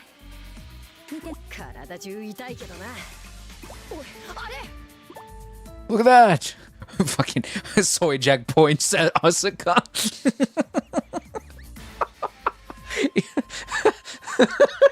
Oh, look at that! She sounds pointing her finger. I turn to see Asuka heading toward the castle cave. Bro, I imagine like fucking Katsuragi and Ikaruga drawn like the fucking pointing soy jacks, and they're just pointing at like a bootleg figure of Asuka in the background. Like, why do I get that image in my head? Oh my god, is there like a bootleg figure, like a Chinese bootleg Senran Kagura Asuka figure? That would be so fucking funny. She climbs the outer wall of the roof, dispatching her foes quickly. She's heading straight for Homura without any hesitation. She's a mountain of lesser shinobi in her way. We take off for the keep as fast as we can. The road ahead teams with lesser shinobi. If one is part of a larger organization, it may be a matter of course that one be treated as mere pawn, but we are no pawns. We carry the pride of shinobi. And we who carry that pride in our hearts stake everything on it. For those who risk their lives to face me, I own nothing less than my absolute best. Go on, Asuka. Kick Homura's ass and get the scroll back. Asuka, you must go.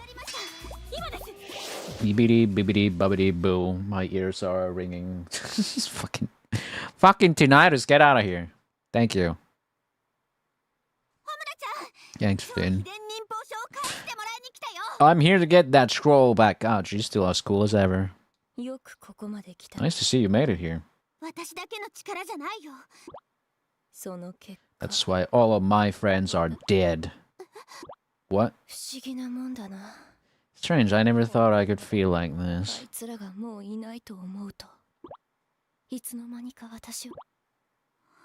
Oh, man. You won't beat me, Asuka. I'll avenge the people I've lost. Homura isn't the same as before. Her friend's deaths changed something inside her. The final battle, I hope. So we can maybe play the next game. Oh. Settle the score with a home run. Let's go. It's only fitting that I'm wearing the regular outfit for her, I guess.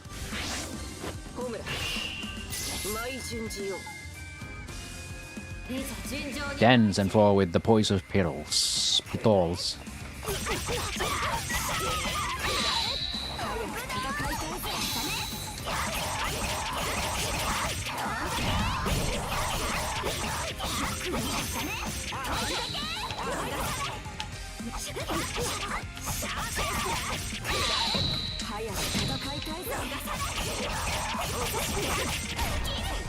If I'm in the middle of a combo, am I supposed to like block during that though?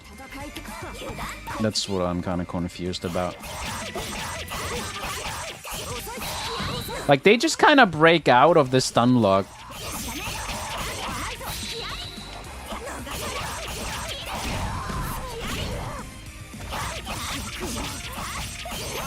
So it's kind of hard to tell when they're about to attack.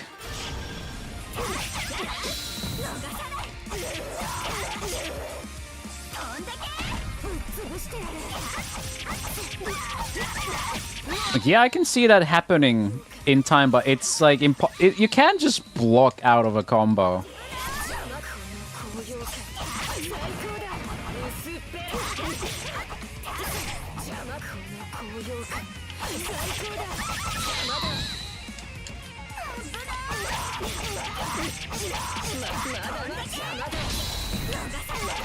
You get honestly lucky with these parries most of the time.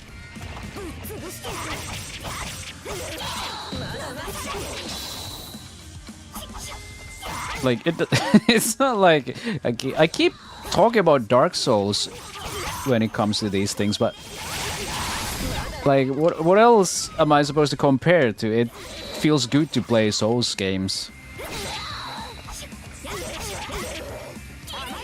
Like it's like when I talk about wall jumps in platformers, you know, those action platformer. I keep talking about Mega Man Zero.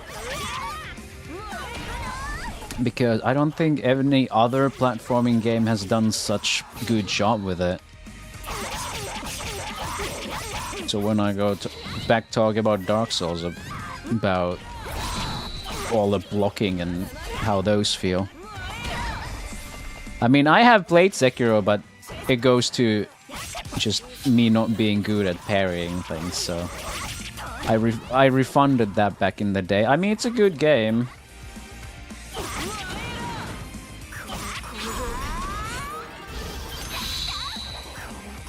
I hate that there's no iframes for this, like when you transform.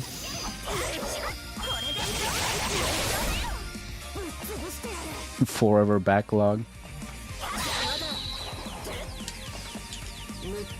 I wonder if there's any way to get out of this faster. It doesn't really feel like it. You just kind of have to wait.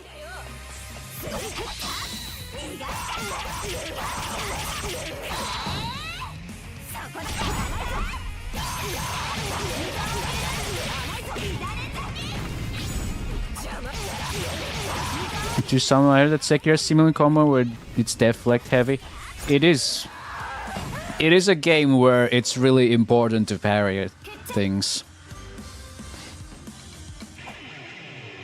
I didn't like it because that's really the only way to play the game. So it was either I had to do that for the entirety of the game, or just not play it, you know.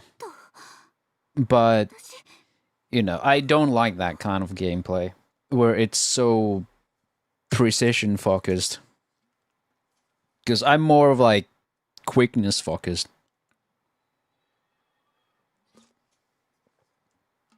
Yeah, the most parry-based Souls-like game that exists. Yeah.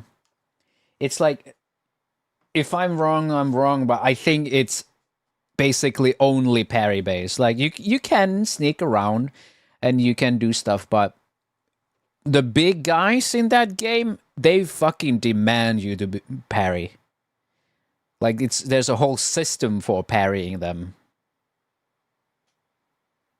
But you parry with a gun. I mean, but I like playing Bloodborne. I didn't suck at Bloodborne.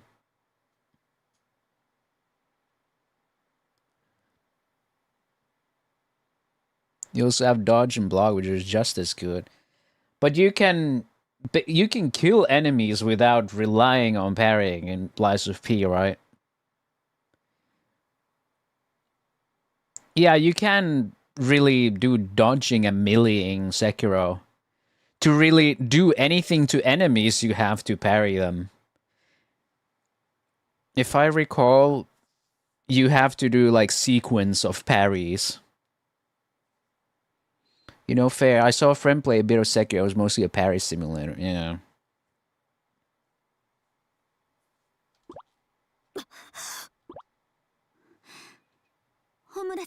You hit them with a sword, explode them with cannon room. But Lies of P, when I played the demo, it was still closer to a Souls experience than Sekiro. 負けたくない。私はいい。死んでもいい。でも。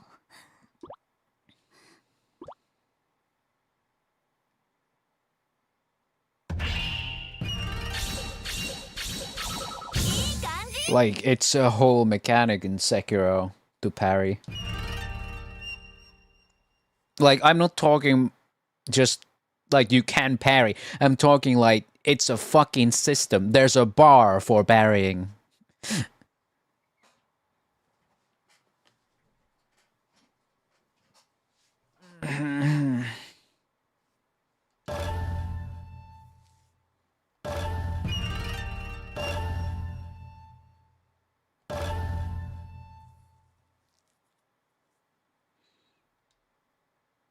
私はいい。死んでもいい。でも。超秘伝忍法書。私に力を。That fucking snake in the background. どうしてアスカ、まだだ。まだわ。そしてこの7本目の太刀を。My seventh sword. 誰にも負けない力を。 It would be utterly insane masochistic trying to beat like any Sekiro bosses without parrying. Hey, that's me.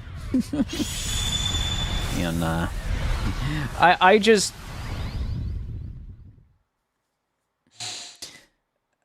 yielded to Sekiro, saying it's not for me. It's a good game, beautifully made. It's like really cool. Yo, shut up! The main theme is playing.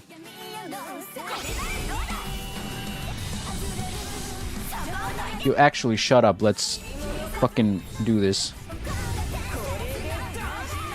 Is that Shana from Shakugan no Sana?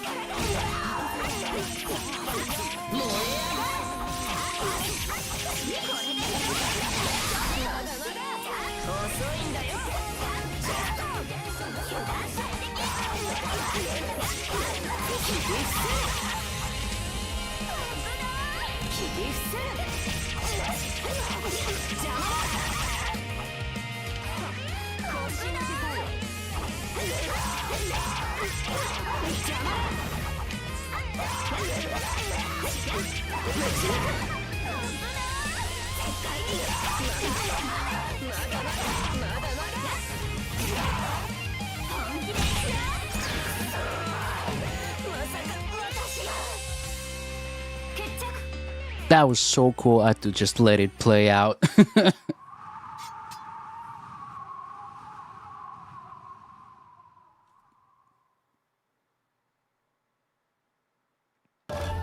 Oh shit. It's a whole different fucking end screen too. This is what the youth these days call looking at. Jesus. I didn't know these games were good like this. What the hell? Bro, they did the thing where they just played the main theme at the boss fight, last final boss. 強くなったな。忍びの素質は私よりお前の方があったのかもな。そんなことないよ。I do also like it that they didn't make it actually difficult. Like, they both were powered up, but you just get so much health for that just so it could be cool. Man, they just really went hard on that rule of cool with that. I appreciate it.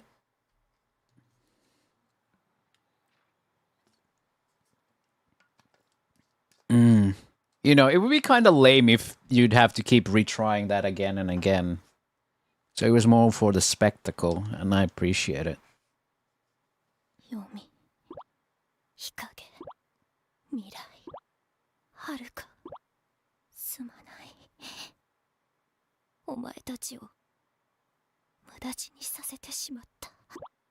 アスカ。何？ありがとう。生きている喜びが味わえた。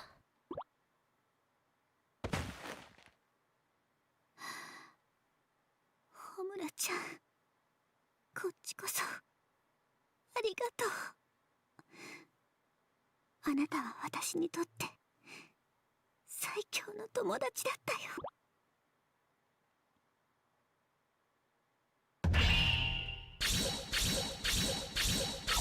いい感じ。Whoa. Whoa, look at that allowance money. Whoa!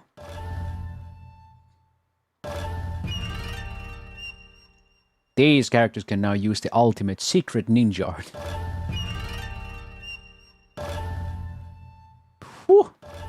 There's still next mission though. The next instant the ground starts quaking and roaring. We get a cute hat with this! The whole keep shakes like a reed in the wind. Pieces skitter off as the roof starts to tilt to one side. Homer, still prone, starts sliding off. I drop my stance and reach out to grab her. While my hand slips through thin air, Homer falls away with the rubble. Beams and shingles collapse all around me. I can't even stand up. At this rate, I'm going to wind up buried alive too. I bite my lip and leap from the crumbling roof. I dart through the huge cascade of rubble, desperate for any way out. I can't find the others. Were they caught in the collapse? There's too much dust, I can't see anything. As I cough and choke, I try to call out their names. Then I see someone atop the rubble. They're on their feet, barely. I hurry over to see who it is. It's Homura.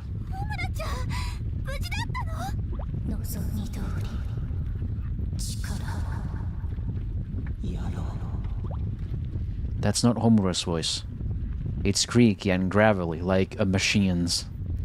Something's definitely wrong. Instinctively, I'm on the defensive. Her body begins to float in midair like a marionette. Strange energy swirls around us in every direction.「」 . 「 . 。 . 」 . 「」 . 」 . 」 . 」 . 」 . 」 . 」 . 」 . 」 . 」 . 」 . 」 . 」 . 」 . 」 . 」 . 」 . 」 . 」 . 」 . 」 」 . 」 . 」 . 「」 . 」 . 」 . 」 「」 Homer mutters something and a cyclone springs up out of nowhere. The sheer force of it pulls up much of the surrounding rubble. I cling to a nearby tree. If I lose focus for even a moment, I know the wind will sweep me away. Through the chaos, I see 4 figures flanking Homura. It's the other 4 Hebijo girls. They drift around Homura with dead, fish-like eyes.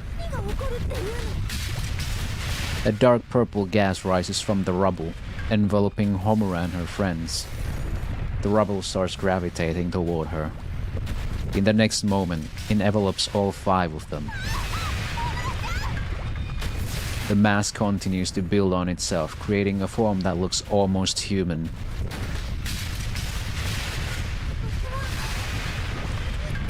It's a giant, almost tall enough to touch the sky. Numerous indescribable appendages grow out from its body.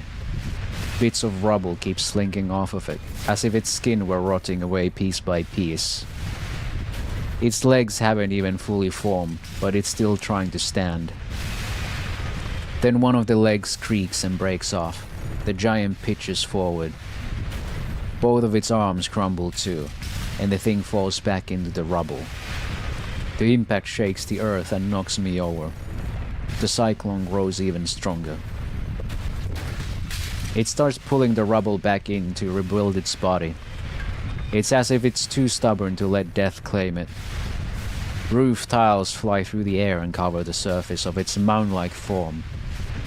When its neck stretches out like a turtle, inside of its mouth frown multiple human faces, all twisted in hatred. My whole body is shaking. The cyclone abruptly fades away. A blood-curdling voice pierces the air.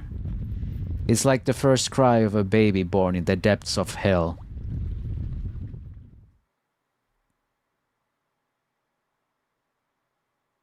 Oh, shit got real. Defeat Orochi.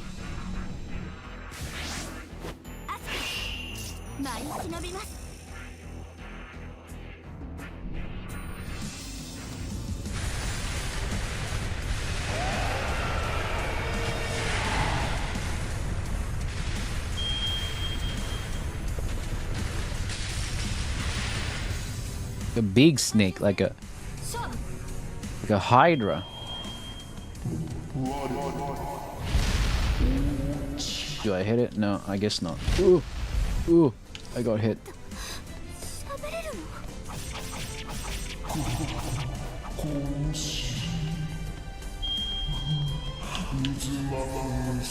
Oh god, how do I dodge this? Oh, ooh,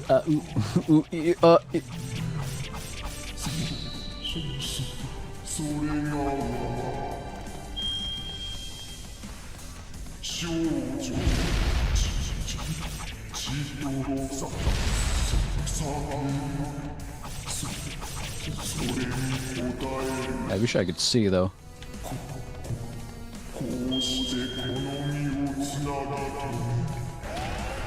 Oh god, what the fuck?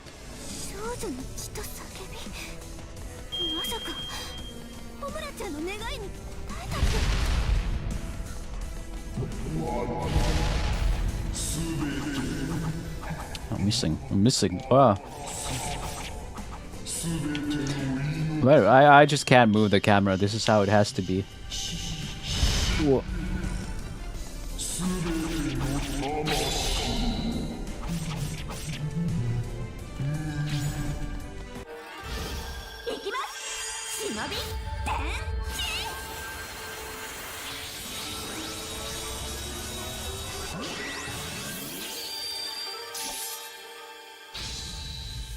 It's like we're watching some magical girl show from the 90s.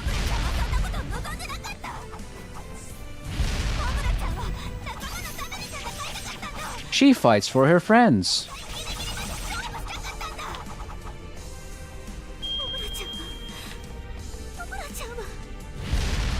Orochi, give the girls back. You motherfucker.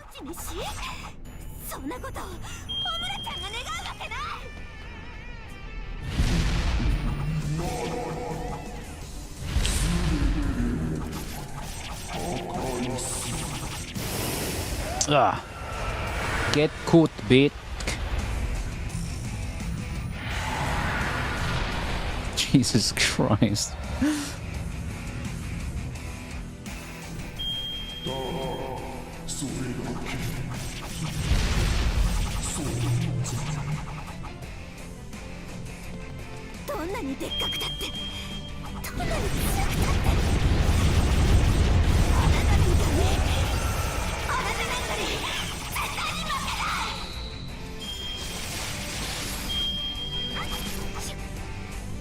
Oh god, what the fuck? Oh, I can just... Okay. It's actually that side of a hitbox. Oh god, the fucking recovery frame.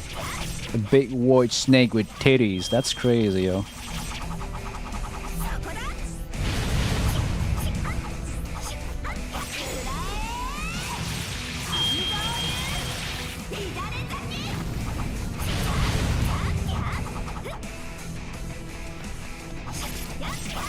It's a bit cheesy though here, but yeah. These loud beeps suck ass. At least they're not too bad for bees.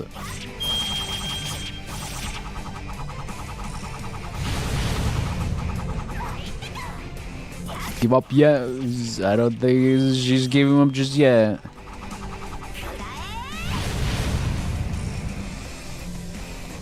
Does she take more damage somewhere else? I mean, this works too, I guess.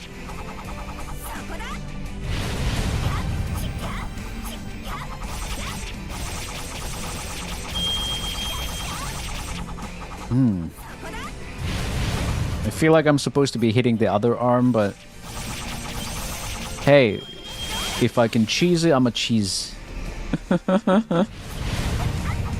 For that sick Perfetto run. Nope. Yeah.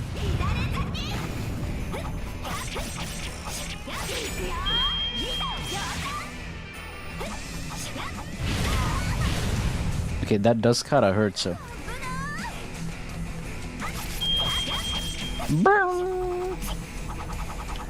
Oh, fire alarm. The ceiling birds are going off.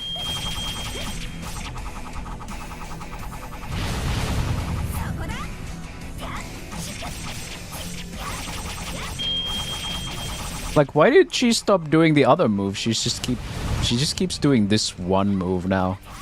Like, certainly she could do something else too, right? Oh god. Ugh. Asuka just keeps wanting to put me in trouble.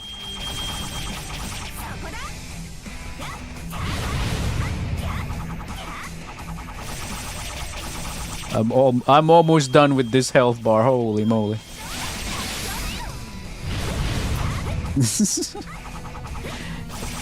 I think you're supposed to be hitting the other hand. Is there a safe spot to stand there? I don't know. I'm staying here.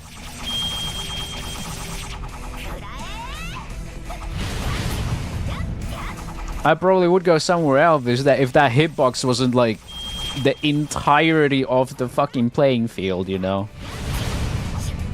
Like, why would I risk myself getting hit by that? Because the jank. There we go.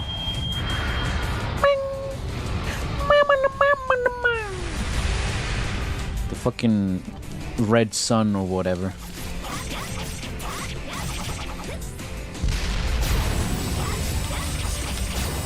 They fire laser beams now? What the fuck?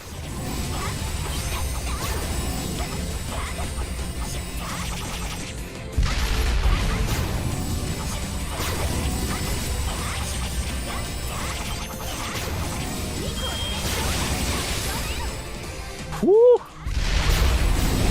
Ugh. Jesus. Guess we're doing laser beams now.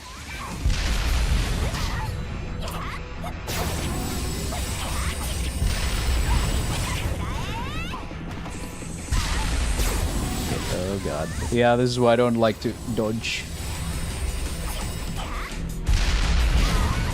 Okay.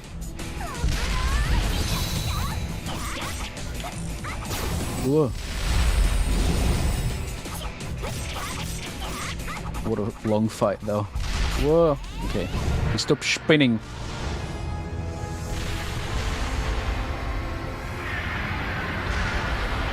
Just one head remains. Red sun over paradise. Wow, what the fuck? It's a literal hit box. Are we?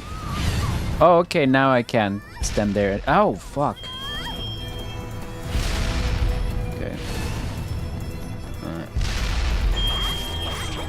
Okay, what the fuck? Where am I supposed to be standing during this? Am I just supposed to...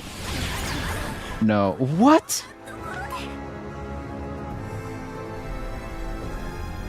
Okay, where the fuck was I supposed to stand during that? Just or jump over it? Do I have to do the entire fight? Oh god.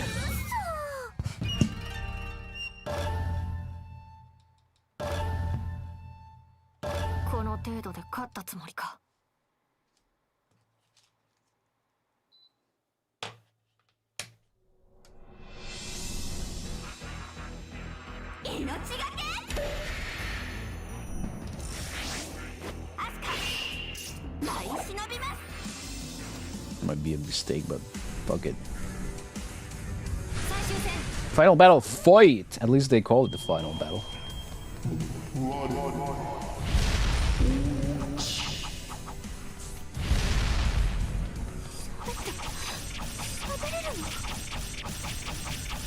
Okay, damage wowie. Okay.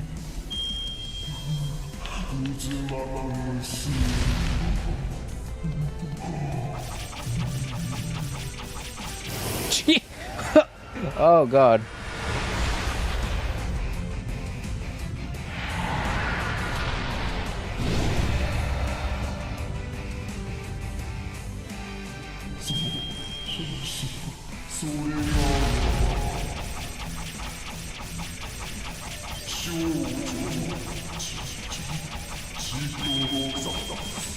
Okay, now just doing something different in oh. Eh? Okie dokie.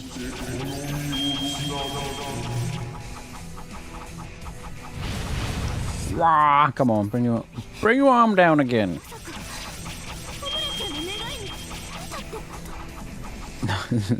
We're back to this. What?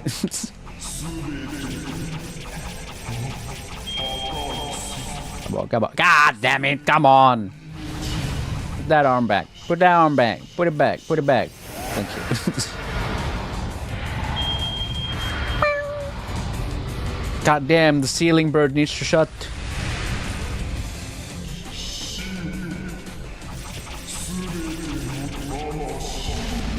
Tomoshi.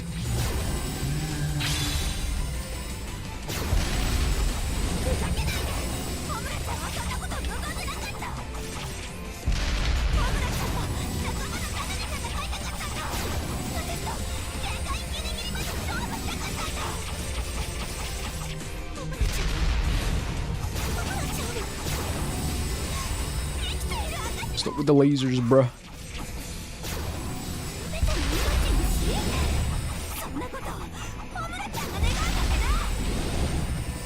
God, those recovery frames for the dodge though. Come on. Hi, welcome back.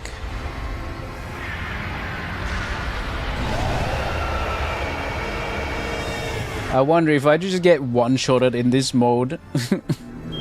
That's what I'm kind of scared about.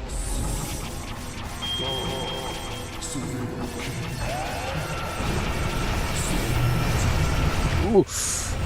Ooh, you, ooh, oh god, holy shit.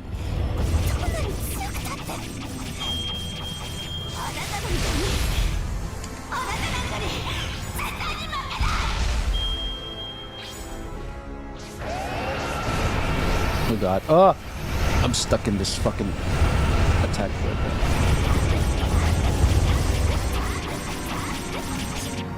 Are we good?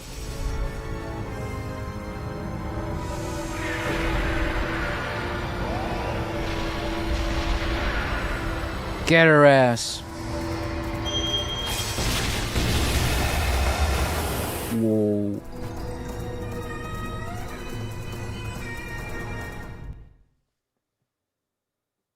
cool pose. Orange's body melts away, leaving only its echoing death rattle. I look up, shielding my eyes from the still strong wind, and see the debris shining in the morning sun. All signs of the creature's malice and hatred have gone. I stand atop the mountain of rubble, clutching the 2 super-secret ninja art scrolls. 終わったのね。何もかも。 And they just go home. Every single Happy Joe student is fucking dead. When I finally exhale, I feel all my strength leaving my body. Just as I fall, 2 warm hands support me. やったな、アスカ。 It's Cat. Mud Street and disabled, but alive. アスカちゃん。アスカさん。アスカ。 And not just Cat. Ikaruga, Yagi, and Hibari are here too. Whew, that was pretty tough. Crepes, anyone? 無事だったんだね。 I'm so overjoyed. My strength comes flooding right back. アスカさん、怪我は。 Ikaruga rushes over to me, even though she's practically one big bruise herself. うんうん。私は大丈夫です。 No, I'm okay. I just fought the god of death from hell, but I'm good. いやいやいや、そんなわけないだろ。 In the confusion, Kat starts feeling me up. カツネ、やめてよ。カツネ、アスカちゃん疲れてるんだよ。 Asuka this time, can you grope her later? その通りだ。 She's right. Later. いや、後でもやめて。 I'd really rather she didn't do it later either. Everyone bursts into laughter.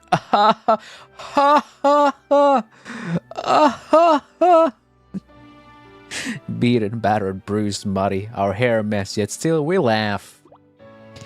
And just then, we see shadowy figures across the mountain of rubble. Hey! The morning sun behind them, so we can't make them out clearly, but I have no doubt in my mind. It's the Heavy Joe students, Homura and her friends. ムラちゃんたち。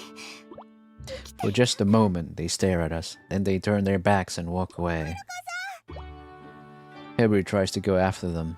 I reach out and put a hand on her shoulder. 黙って行かせてあげる。 Just let them fucking go. They're fucking tired. Her eyes are wet with tears. 大丈夫。またきっとどこかで会えるよ。 The silhouettes of Heavy Joe students grow hazy in the morning sun. いいのですか。敵をみすみす行かせてしまって。敵じゃないよ。 They're not the enemy, I declare as I watch them. It's those damn investors. 次に会う時も忍びとしてだよ。 Kiriga smiles at me. 確かにそうですね。 I take a deep breath. So deep that my lungs almost burst. Just so I can shout as loudly as possible. 私もっともっと強くなるから。だからまた会おうね。 For a moment, I wonder if she heard me. I mean, it's been like a minute since they left, but I don't know if they're even there anymore. I see her raise her hand. Alright, okay, that's fair. 半蔵学園に。え、そう。 Let's go home. Did Homer get like absorbed into a hell realm or what? No, she was right there. They were there. そうだね。 In the... Against the sunlight. Like cool silhouettes. On hilltop. So they didn't die, they're alive. So we'll see them in the sequel.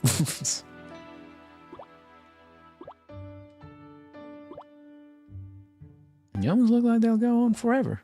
As I look down at those shadows, I say, 忍びの道。 Hey, hey, hey, this looks like the path of a shinobi, doesn't it?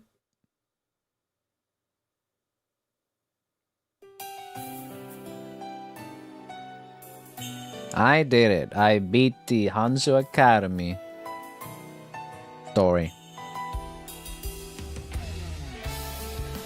What? Okay, I need to... Come on, let me go. Let me... Yeah, okay. I was wondering, because YouTube chat has been quiet, but I guess... People don't really come to check out my, Senran Kagura streams over on YouTube after all, but that's fine.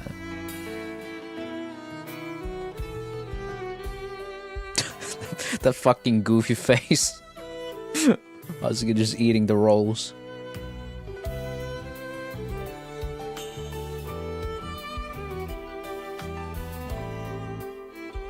Hey, aside from the jank and some weird frustrations with the camera, it's so right.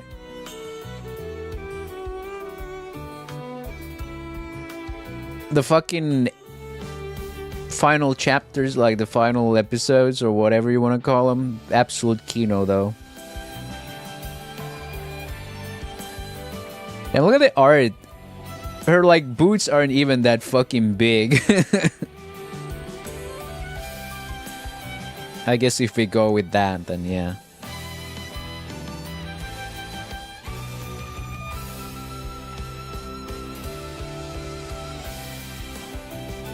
I didn't learn shit today.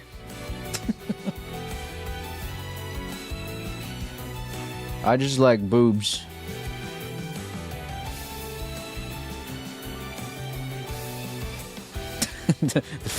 Mirai's fucking cock gun though. I learned that this game is cinema.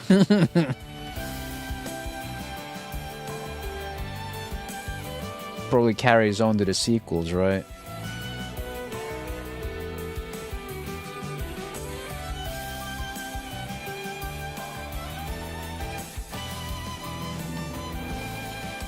Oh hey, look, it's the thumbnail.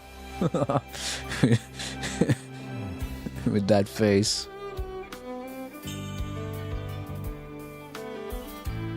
Oh, hey, there she is.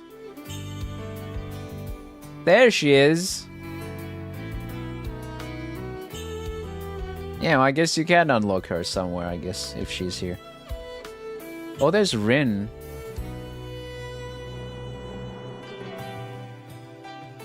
Oh, is she still alive, actually?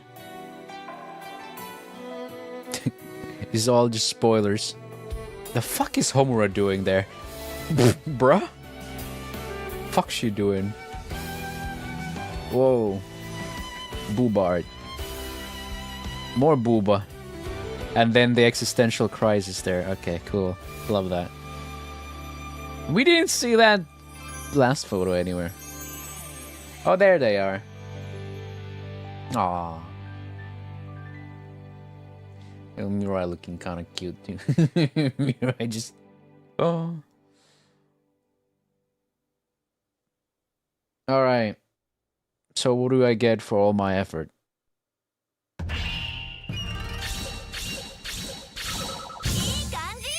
B! And I got a star, I guess because I used the cool mode. Woo! Woo! Allowance. Yin mastery increase. What the fuck? Technique is beyond unlocked. You become invincible during short dashes. The fuck, bro? Is that where the good gameplay? It's really gonna be just like fucking slice of pea, bro. You have to unlock the good gameplay. Iframes unlock. Bro, why the fuck do I have to unlock the iframes?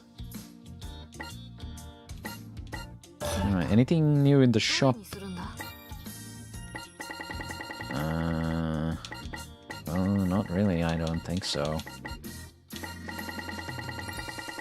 That's kind of lame. Dude, imagine. Maybe it would beat all of it.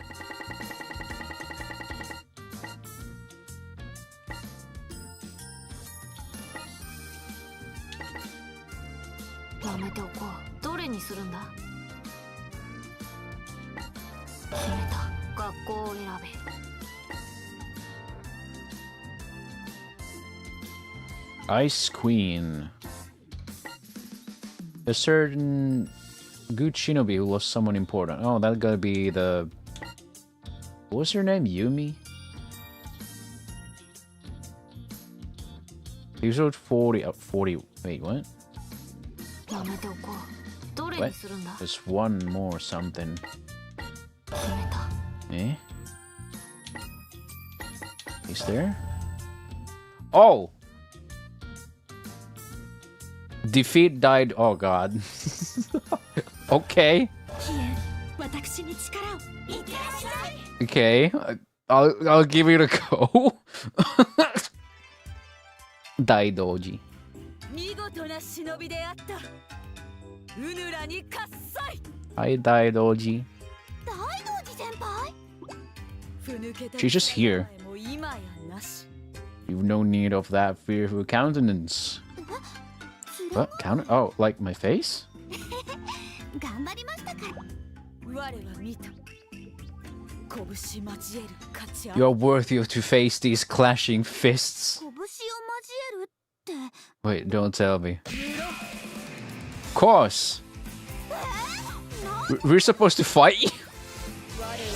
I seek ever stronger opponents. Wait, is that why you keep repeating your senior years? A foolish question. Nonsense is the province of the weak. Let us begin without delay. 困っちゃったな Now show me the ultimate beauty of death. Oh god.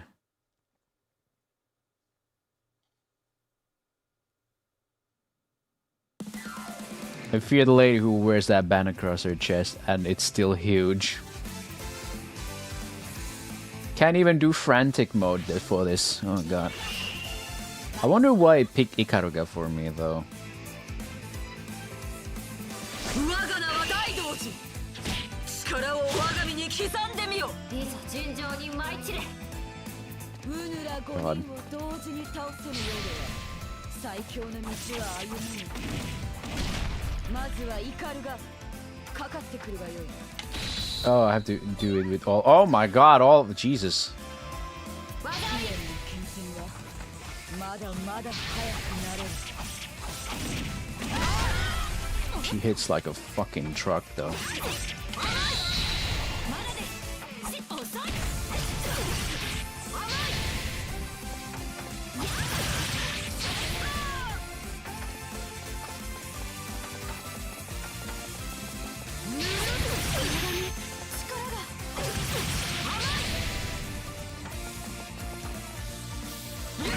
Oh, fuck. Dude, it's so unbelievably hard to do anything in this game. Jesus.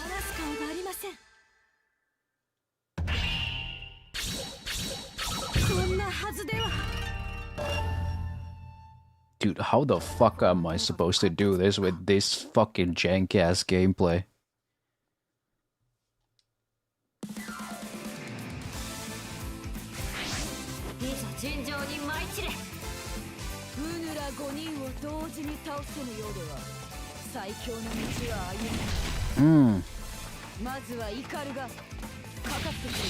Dude, I can't even get away from those attacks to create fucking distance. She can...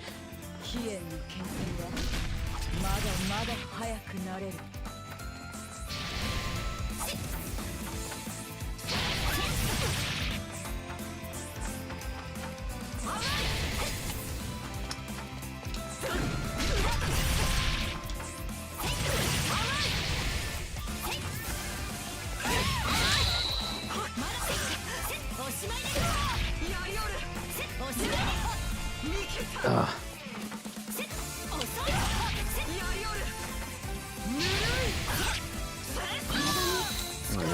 god. I guess I really just have to hit those parries somehow.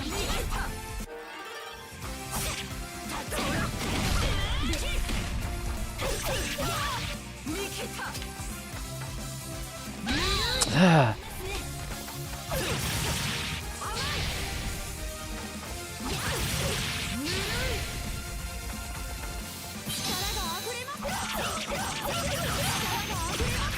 And then she has like multiple health bars too, because you know, tough.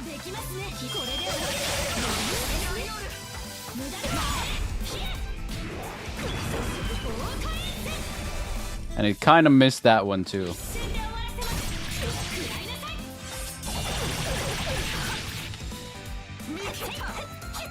fuck, now she's stuck in there. Ah.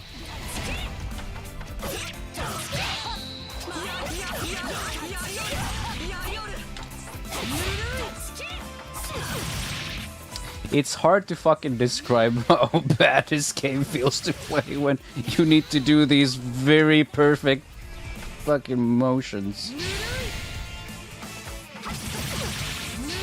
Especially against opponents like Daidoji. Yeah, no.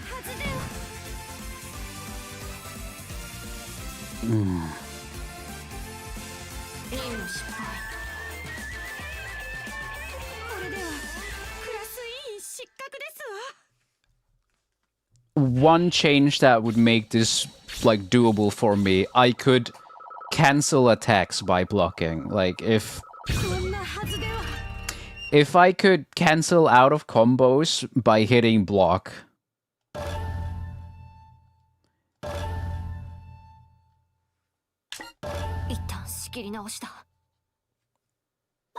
Because it's not like I can realistically anticipate what the next move is going to be. To just block kind of by pre-firing it, so to say. Because there's so little telegraph, so I can just kind of go with it.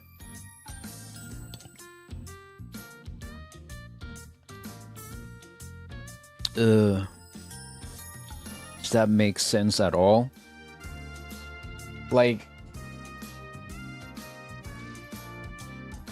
the telegraph for the attack, the orange warning sign, it's shorter time than my jab is. So if I hit jab, I don't have time to recover from that to hit block or even dodge.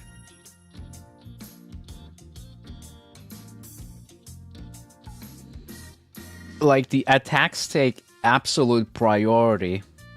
So if I wanted to block something, I would just have to wait for them to do something. But if I do that, I can't really get any hits in ever. Or I get like one hit in, and then I have to go back to waiting them again. But then it's like, some attacks you can block, like the things that are blue.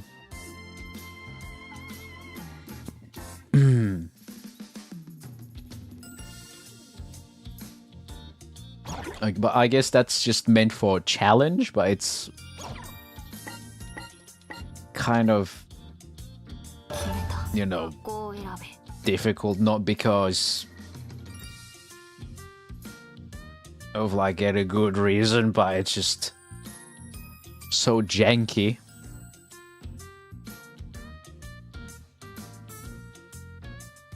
Like in other cases, I would say, yeah, I mean, I'm not good at this game, but man, fucking Soul series is way harder than this. I can do those fine without ever complaining about the camera or blocking or whatever.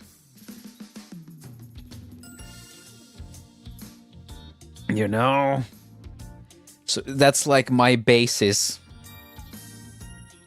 of how it should probably feel. Well, maybe not exactly that, but I feel like it should be that responsive.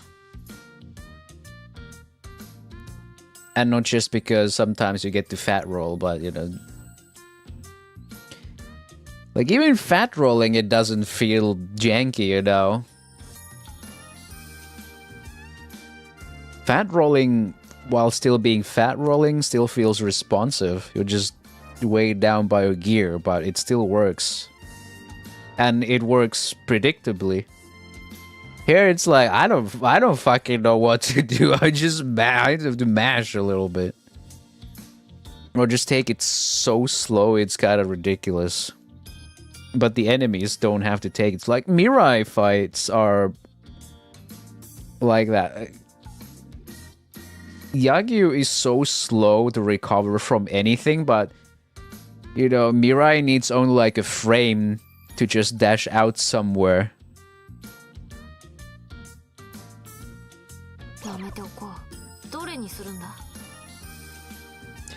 Well, I'm curious how the other ones will play.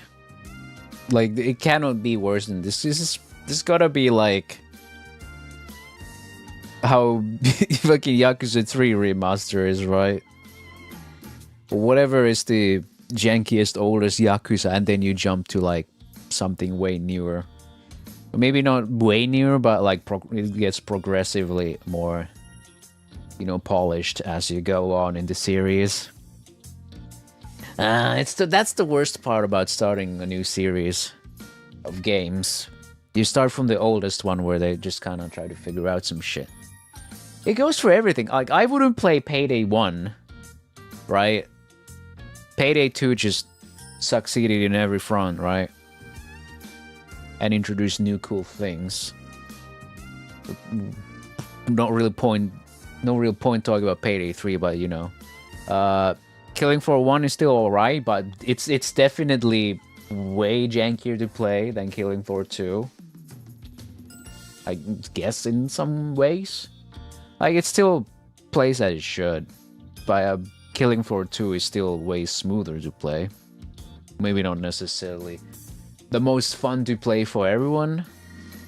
But mechanically, it's more impressive. Like, it's just better game as a game. Maybe not like experience-wise, but it's an improvement on a lot of aspects. What's another series like that? What's a good example?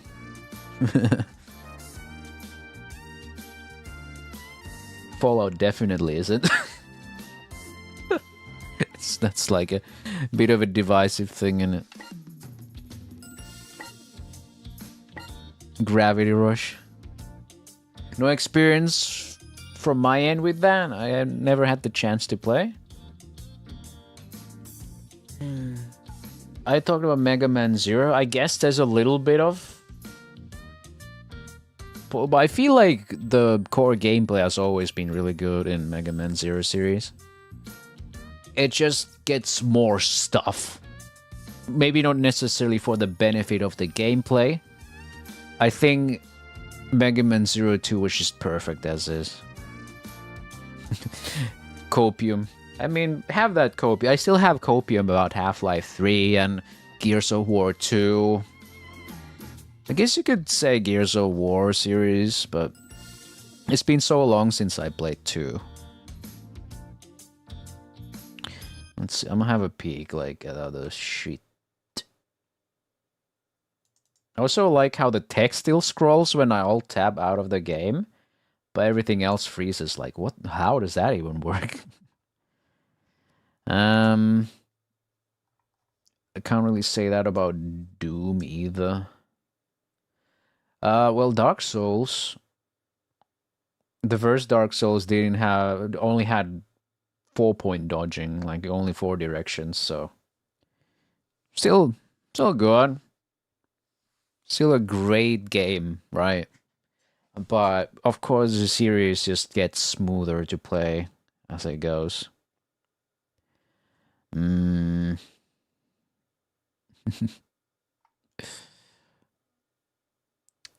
Suppose Crash Team Racing is getting an upgrade for new gen consoles, but PC is in the leaks. How odd.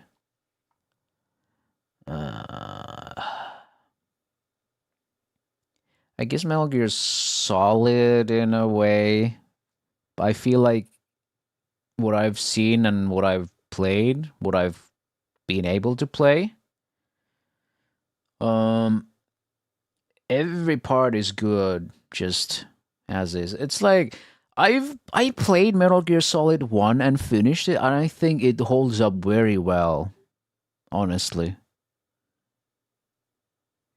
I don't remember suffering to some extent in Metal Gear Solid. I just remember it was a fucking great time. And I haven't been able to play 2 or 3, obviously 4. And yeah, 5 and Ground Zeroes. Yeah, that's a entirely different beast, but still good. I feel like Stalker didn't have that much of a leap. Like when I think about Stalker series, like if I don't include in Stalker 2 in this, like the original 3 trilogy, I feel like they didn't really advance that much. Like if you put screenshot of them in a random order, only probably like if you take away the hot elements, it's not all that crazy, I suppose.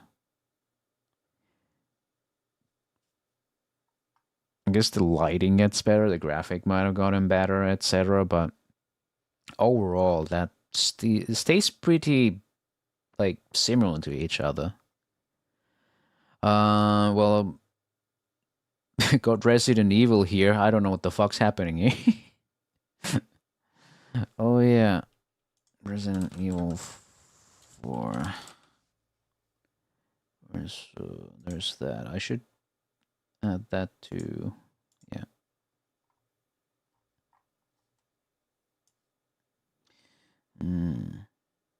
So what do I have here? I have Resident Evil 0, Resident Evil 2, Resident Evil 4, Resident Evil 4 2005, Resident Evil 5, Resident Evil 6, Resident Evil 7 Biohazard, Resident Evil Operation Raccoon City, Resident Evil Revelations, Resident Evil Revelations 2, Resident Evil Reverse, Resident Evil Village. What the fuck was Reverse?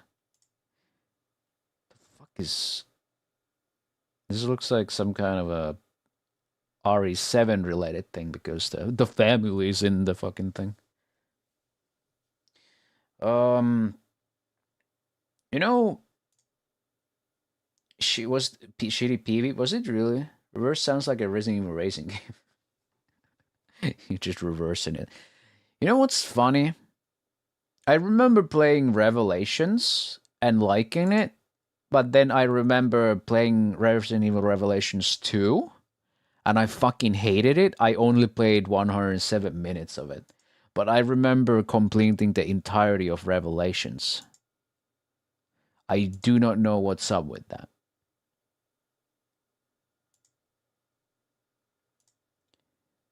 Maybe, I don't know, maybe my standards got higher and somehow I just could fathom Revelations, but when I hop on to Revelations 2, I don't know.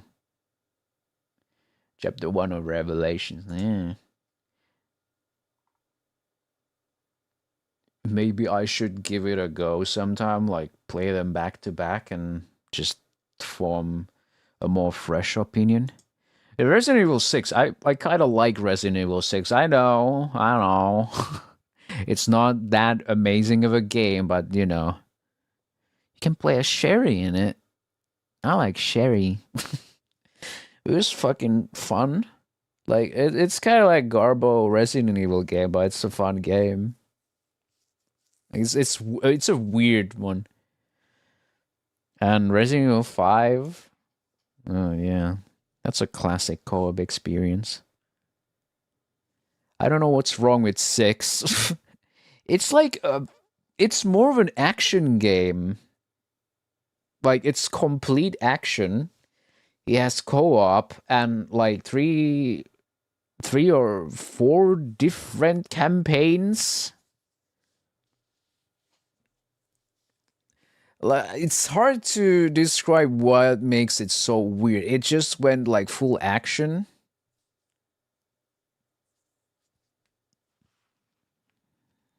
And it was just kind of like super goofy. Like in terms of vibes, I don't think there was much horror to it.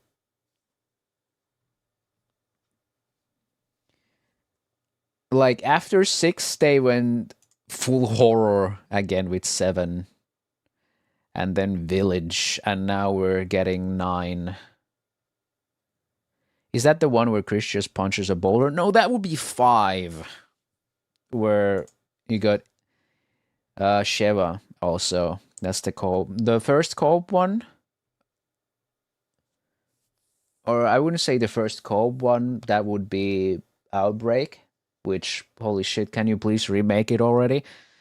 And yeah, I liked 5. It still had that, you know, tension of Resident Evil.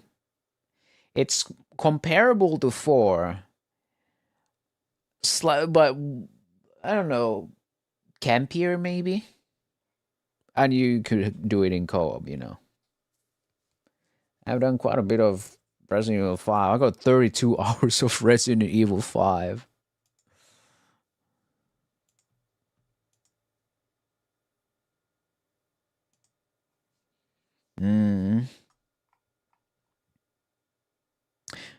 Oh yeah, another series that kind of.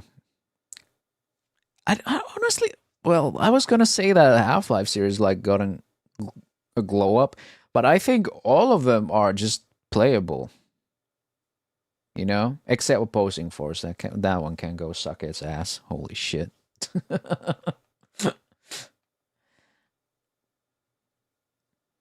and Half-Life Source doesn't count, right? That don't count. Wait, I'm not the only one who doesn't like Opposing Force. No, it fucking sucks dick. Like, what's the...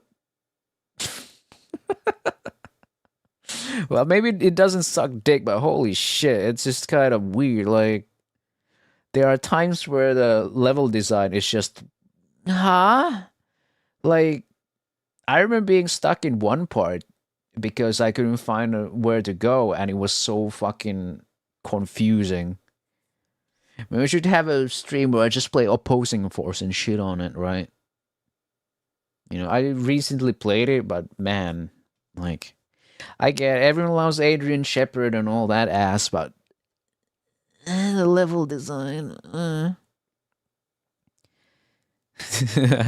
But yeah, Opposing Force, made by Gearbox. I mean, I think Blue Shift was also made by Gearbox. Well, Blue Shift was, in my opinion, way better. Just don't play the Black Mesa version because the holy shit, the Zen part never ends in that. And does anyone remember me streaming that? The Black Mesa version of Blue Shift? Holy fucking shit. What do you think about Black Mesa? It's good. Like, it's a really good remake, fan remake of the original. It's cool. I just wish people would stop asking me to do NPC voice chat run of it because I cannot do that. I think I remember the alien part thing. Yeah, I'm in the Black Mesa version of Blue Shift, it was insanely long. While in the original, it was like done in like 10 minutes, maybe. Maybe not that short, but way shorter. Like with Black Mesa Blue Shift, that took like a fucking stream. Like an entire fucking stream. And I was just wondering, when the fuck does it end? It was getting really frustrating too. It was a terrible part of it. Like, otherwise, I like Black Mesa Blue Shift, but once I got to the Xen part, I just hated it. Like, talk about leaving a bad taste in your mouth. No, it didn't leave a bad taste in my mouth. It just spread its ass cheeks apart and shut down my throat. Like, what the fuck? Like, I was, like, super hyped because, like, the early game was so good. Like, all of the parts in Black Mesa sections were really good. And I was praising how, oh, wow. Like, if you follow the NPCs, you match their speed, so you don't have to, like, do the, like, run, walk cycle to, you know, keep up with them. Like, it had some really good stuff going on with it. And then I think I remember that, and then Xen just overrides everything. I hated it. It overstayed its welcome. Like, way too much. And I don't think in any version of Half-Life I like Xen. Like, none of them I like Xen.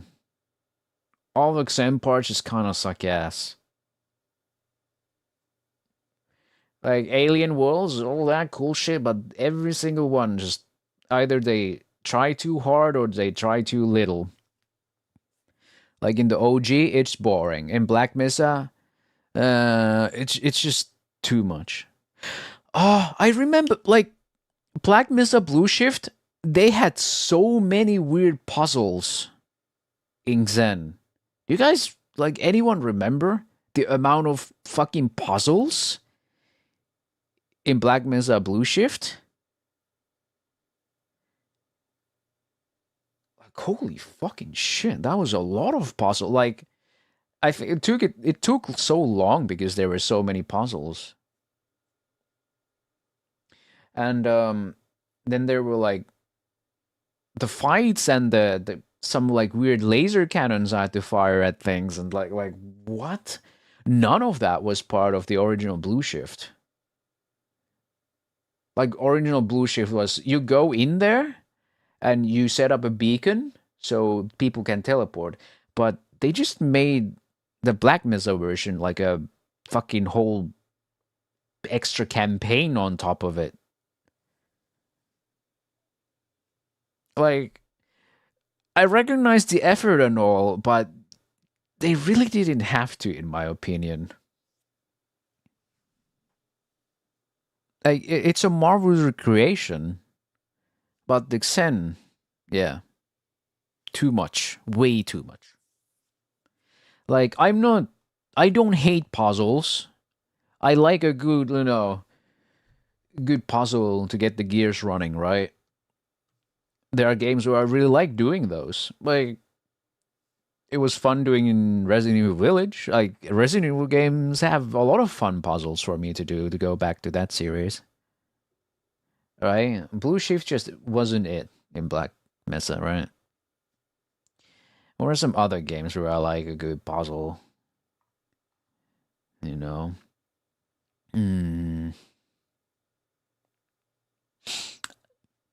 I don't think I can just name a game off the top of my head. I have to scroll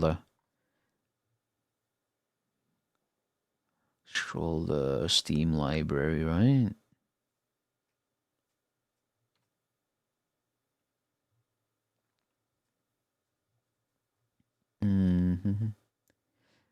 I feel like Remnant probably had some puzzles.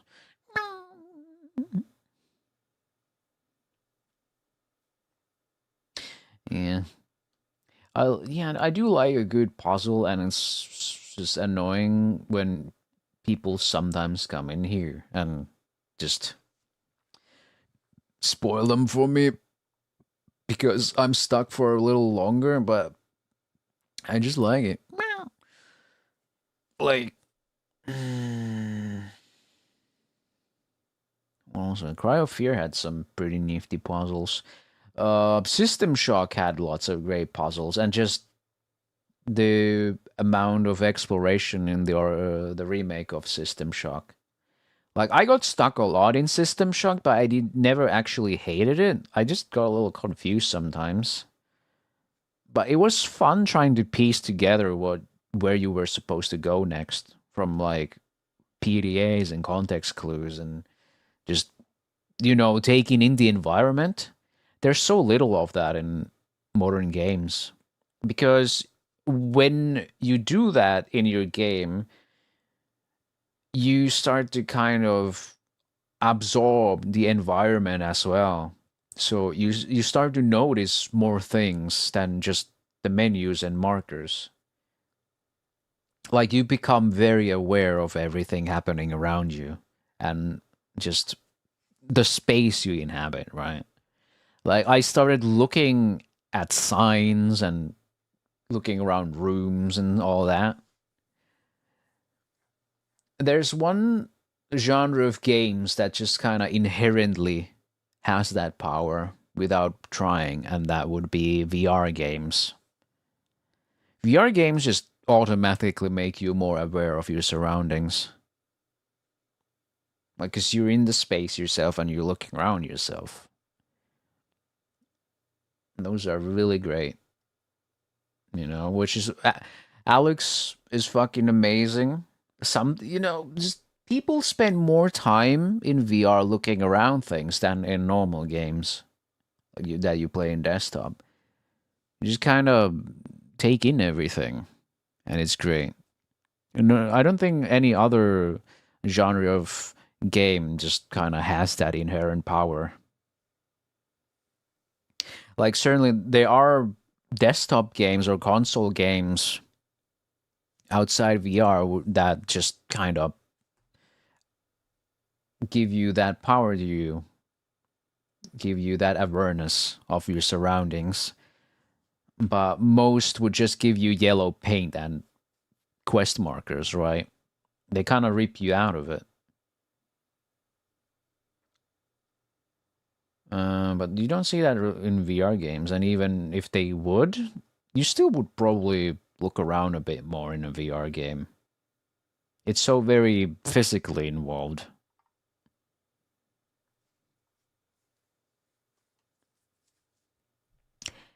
Yeah, anyway, maybe I should play Azur Lane Crosswave. Anyone remember Azur Lane Crosswave? Actually made a 3D Azur Lane game. I was just scrolling here. I see it here. I'm like, oh yeah. It's only like 4 gigabytes. Damn. Could probably give that a go sometimes. See how much. I mean, I've played it like 2.7 hours, so okay. Last played today just because I put it to install. God. I wish it didn't do that just for install though. What else do we have? I have a lot of games. Like my backlog is like hilariously large. Then again, I bought a lot of bundles in the yesteryears, so yeah. Oh yeah, Borderlands 2, Borderlands 3, and the pre-sequel. Yeah, I see them here. Dude, you know what's shitty? Like, I have the retail version of Borderlands, and there was a time frame where you could redeem it on Steam. But I think I just outside of that time window realized I could have done that, and I was not able to redeem it on my Steam. I think it's fucking stupid that there was some kind of a time frame to redeem it. So I do not have the first Borderlands on my Steam account, and I probably never will, because I think it's spyware now as well. I remember a lot of people missing it. Yeah, I mean, that's how I remember it, but it could definitely be something else too. That's how I remember it, at least. I have a lot of games that are just, I feel like if I install, they would just, I don't know, give me a fucking malware or something, because I wouldn't say most of my library is not on store anymore, but yeah. I just saw I have Butt Night demo. Butt Night? What is Butt Night?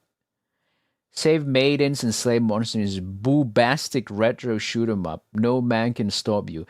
No demon can sway you, and no woman is outside your reach. B. The Butt Night. Is this like, it's adult only? Well, can't stream that one even if I wanted to.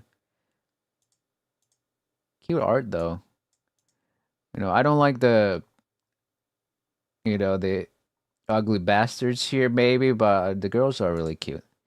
The Aero Retro shoot 'em up. Yeah, it has ass. All right. Oh, right. Okay, that's why. Because they made some of these games like Midnight Castle, Succubus, Scarlet Maid. Yeah, okay. They're these developers. Love these reviews also. Absolutely awful game. Kept dying. Playing with one hand is difficult. Recommended. 0.4 hours on record. Then Sex Hot Model Sex. Recommended. Not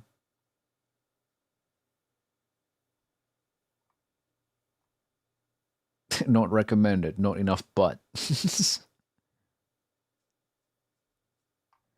I should give it a go. Someone says, about to bust. Gameplay is rich and compelling. Yeah. I'm sure, sir. I'm redarted.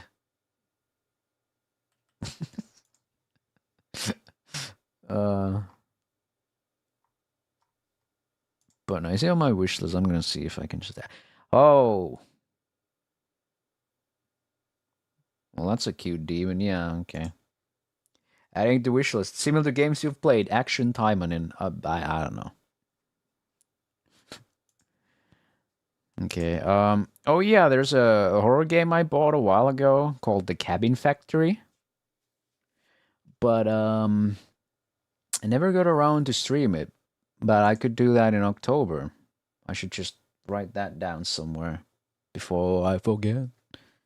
Need that for the 100% completion. Okay.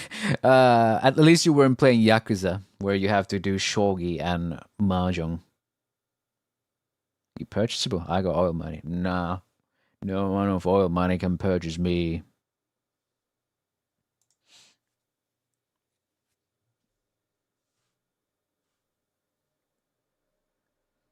Because I got 2 oil money. Let's see. Before we end this, I'm gonna give a look over.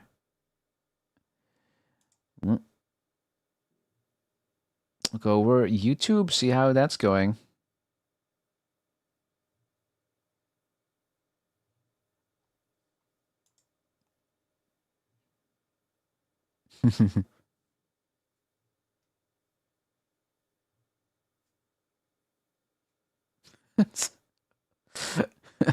All right.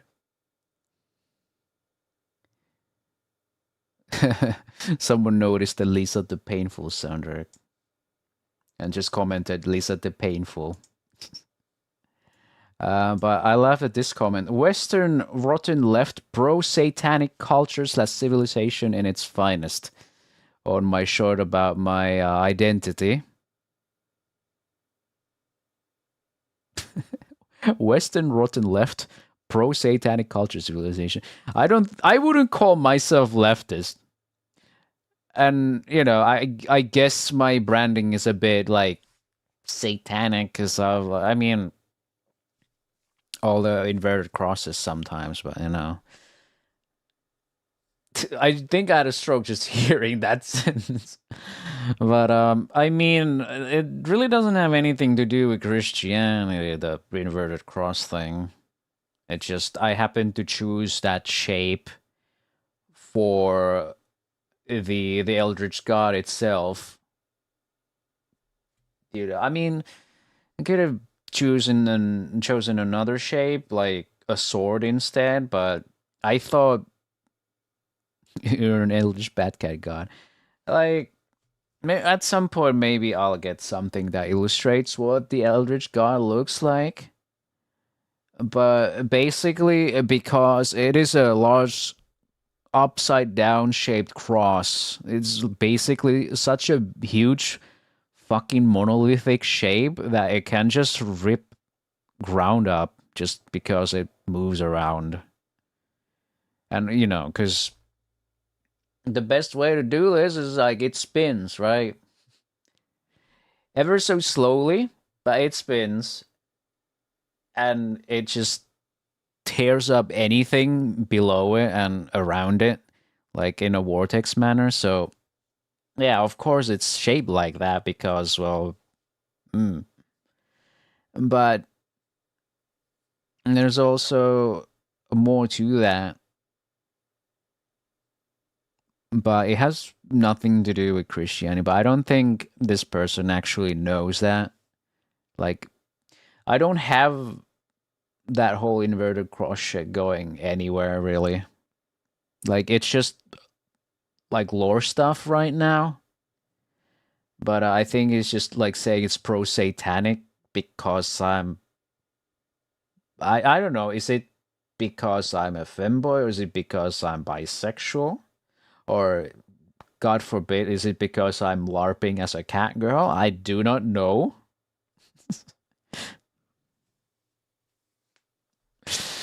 Mm-hmm.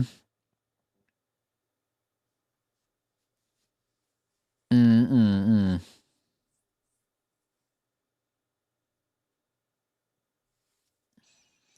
But yeah, left. I guess he calls me left because of me being bisexual, but like me being bisexual isn't political. That's how I just wanna, fuck. The God forbid having sex is political, I guess. God, my preference in people must be leftist. Like, what if I'm right leaning? I feel like I'm ever so slightly right leaning. You wouldn't believe how many times I was told to have my hair cut while I was still in school. People don't get it when you aren't 100% like everyone else. Oh yeah, I mean, my whole childhood was that my hair needed to be short. While I wanted to grow it out, which is kind of ironic nowadays. I don't mind either. I have it short now because like it's just kind of handy, but it's still fluffy. It's just kind of unavoidable that my hair is just so fucking fluffy. Especially after I wash it. It's like, poof. I go to bed, wake up, and I can't fucking comb it down. I can't even comb it down if I put, like, gel on it. Like, it just refuses. I've tried. I'd have to, like, actually just pour water on it to have it, like, settle. Get tactic out of blinding people with the reflection of my shining beacon.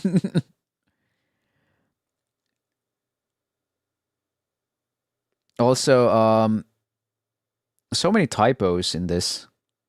I swear that photo is some kind of a school shooter on it. I swear to fucking God on that. I swear. What is that? I want to know. God damn. But also, I get a pretty nice comment here. I finally found someone just like me. It's not our choice. It's because of the hormones. Really alluding to the moment where I said that, me being a femboy ain't a choice. Like, it really isn't. I just happen to like being feminine and just, otherwise, you wouldn't really be able to tell. But I just have a lot of, like, feminine interests, and I am just emotional in that way. But yeah, like, sure. I do, yeah. Also, there, the people calling me an egg, weird, and telling me that I could just become a girl. Like, no, I don't want that. I'm not interested in that. I don't give a fuck. I'm good where I am right now. I mean, sometimes I think, man, it would be kind of cool if I was born a woman, but it doesn't mean I want to transition. People can't make that distinction of, like, man, it would be kind of cool. Egg, I think, means someone who has yet to come out as trans. Yeah. That implies that I have any desire to come out as trans. I get egg constantly. We are very similar. Yeah, except, like, I grew up in an age where the trans movement wasn't so prevalent. So I had all the time in the world to just kind of figure out everything by myself, and thank fuck for that. Like, I had no chance of being groomed by terminally ill online people, Terminally online ill people, I should say. How different it would be life if I was born a girl, but doesn't mean I'm trans in this life. Yeah, like, being himself, feminine. Yeah. Like, don't give me that egg shit. That's disgusting. Like, I get disgusted when you mention that in my fucking vicinity. Like, you're just projecting your fucking weirdness onto me. I'm not an egg. I am not insecure about who I am.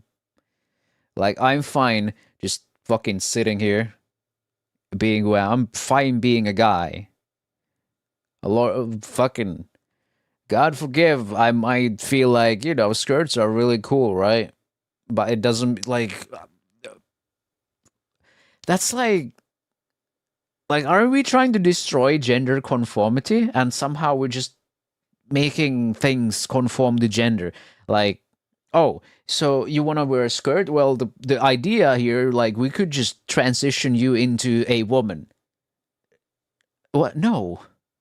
That's like the whole thing is that I want to wear whatever I want without having to conform to the gender identity.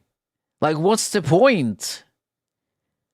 Like, I'm fucking pissed going to the clothing store and then we have like men's section and women's section. Like, just have them like together, like just by accessories, tops, bottoms, socks. Just fucking have them together, man. Just get rid of that shit. Like, stop fucking categorizing that shit. Like, if a guy fucking wants to wear a suit, like, that's cool. God forbid a guy rejects masculinity. Yeah. I feel like, I don't know, maybe it's not true, but I feel like if a woman wants to be a bit more masculine, like wear pants or something, that's fine. Like, they can just do that. Woman can wear pants. But guy wearing a skirt, nah. Can't do that. Or anything that has color outside of, like, black, white, puke green. You know, that kind of shit. And God forbid I want to wear something that has, like, a nice silky touch to it. No, all of men's, like, most of men's outfits feel like I'm wearing sandpaper. Like, if I want to wear sandpaper, I would wear sandpaper, right? Like, what the fuck is up with that? Like, being a guy means that our fucking skin has to be itchy all the time. What the fuck is all? What is up with that? What is comfy and loose? Yeah, see, a lot of men's clothes aren't very comfy to wear, or at least, like, it's difficult to find them. They do exist. I've noticed that we say "God forbid" here a lot tonight. God forbid. God forbid. Yeah, I mean, we gotta find a new way to say that, but you know, I wear whatever I happen to grab from the closets, and I don't really go outside. I mean, my closet is fine as is, you know. But when I want to buy some new stuff, it's a bit annoying. Yeah. My dress style ends up being vaguely neutral. Well, I still wear just pretty masculine stuff. I don't mind that, honestly. It'd be kind of nice to own like just a clean suit or something. Like, it's either I want to be the heaviest pretty princess, the make wish kind of shit, or I just want to look like a guy from Peaky Blinders. It's either or. It's either be a like Asian crossdresser or the fucking guy from Peaky Blinders. It's those two. These days I want to dress less like a fucking barely 20-year-old dude. I want to dress up like I'm fucking 50 already, man. Yeah. Mm-hmm.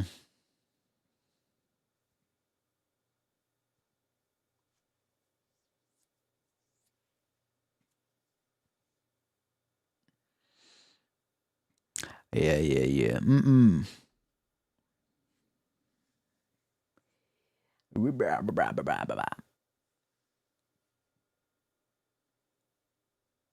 My two dreams, dress mode, Nathan explosion or complete hippie.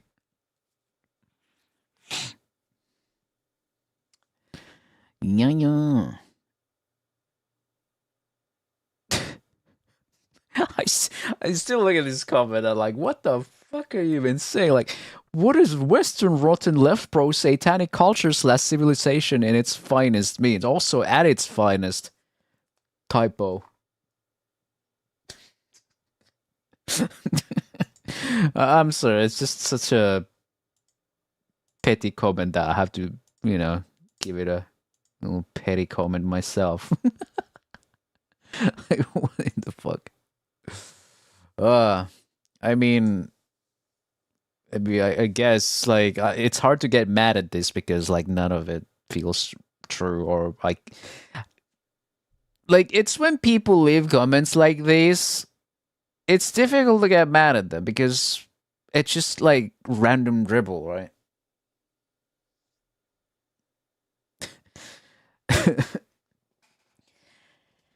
Like it's like when you are in elementary school and you just get pissed at other kids when they call you stinky or something.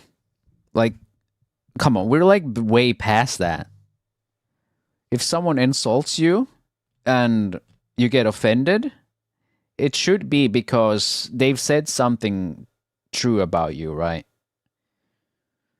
Like, if someone comes to me and, calls me a nearsighted shorty, then, and I get offended, and I don't know.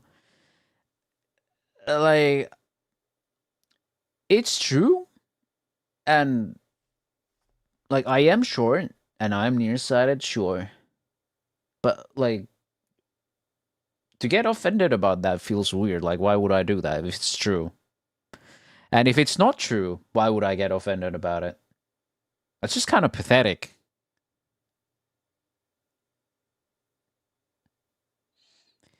I cosplayed Suzy at a convention. Oh, that's fucking awesome. One time dressed up to go to a bar. I wore a frilly black red dress, cat ears, and makeup. Nobody really said much, but that might be because it was Halloween. Yeah, there's also one thing that's true. Most people don't actually give a fuck what you're doing. It's like if you happen to trip and fall over and you're super embarrassed about it and people laugh at you, they don't laugh at you for tripping. They're just laughing at you because you're embarrassed about it. Like, if you get up and just laugh it off, you're just laughing with them at that point. Or if you fall over and you appear in distress or in pain, they'd probably like want to check if you're okay. It really depends. But in general, people don't actually care as much. Like, if you walk around and you think to yourself, oh my god, do I look awkward? Like, oh, like, that's probably how everyone walks around. As everyone's like, oh my god, do I look like a fucking idiot? It's like how everyone goes on about their day. And if they don't, you can probably just think it that way. So if you just walk around in such a manner, right? But yeah, it's clearly someone who isn't the sharpest tool in your shed, and those kind of tools get thrown in the metal recycling bin, and you go to Class Olson to browse cheap replacements.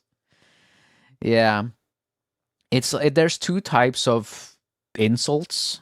There are those that hold absolutely no power over you because they're not true, and those that are true about you, but you really shouldn't be mad about it.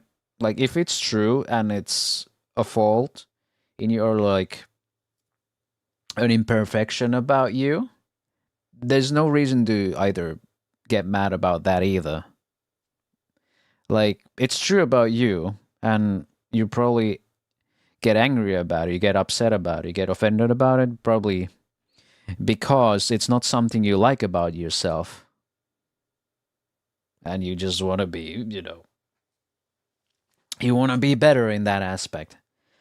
So you just kind of get offended because someone else noticed some part about you that you don't like. But if it's not true, I don't have like any capacity to care. Like, these kinds of people just don't hold any power over me because they're not someone who I care about. I do not know these people. So someone coming to my stream chat saying F slurs or calling my identity Western rotten left pro satanic cultures, less civilization, whatever. Like, I don't really care. Like, so what? Like, you can clap back at that, like, in reverse. Eastern rotten, right, pro-Christian culture? Like, that makes equally as much sense. It's like, yeah.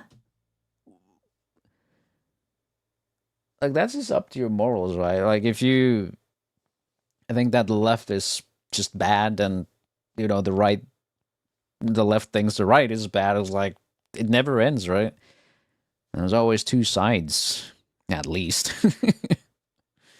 But I don't even know where I lean politically because I don't think about it. I don't care about it. I don't think about politics that fucking hard because I'm not that brain rotten.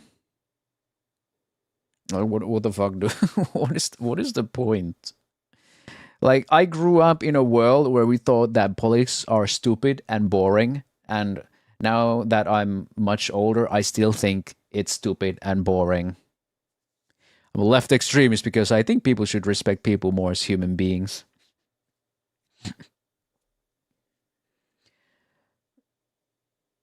I think there are people on the internet that have never gotten punched for saying stupid shit.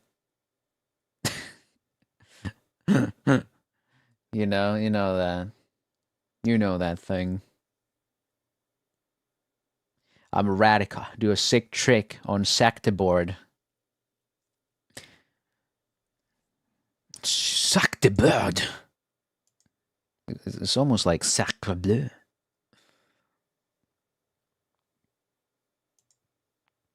It's kind of crazy. I started Instagram like a little over a week ago.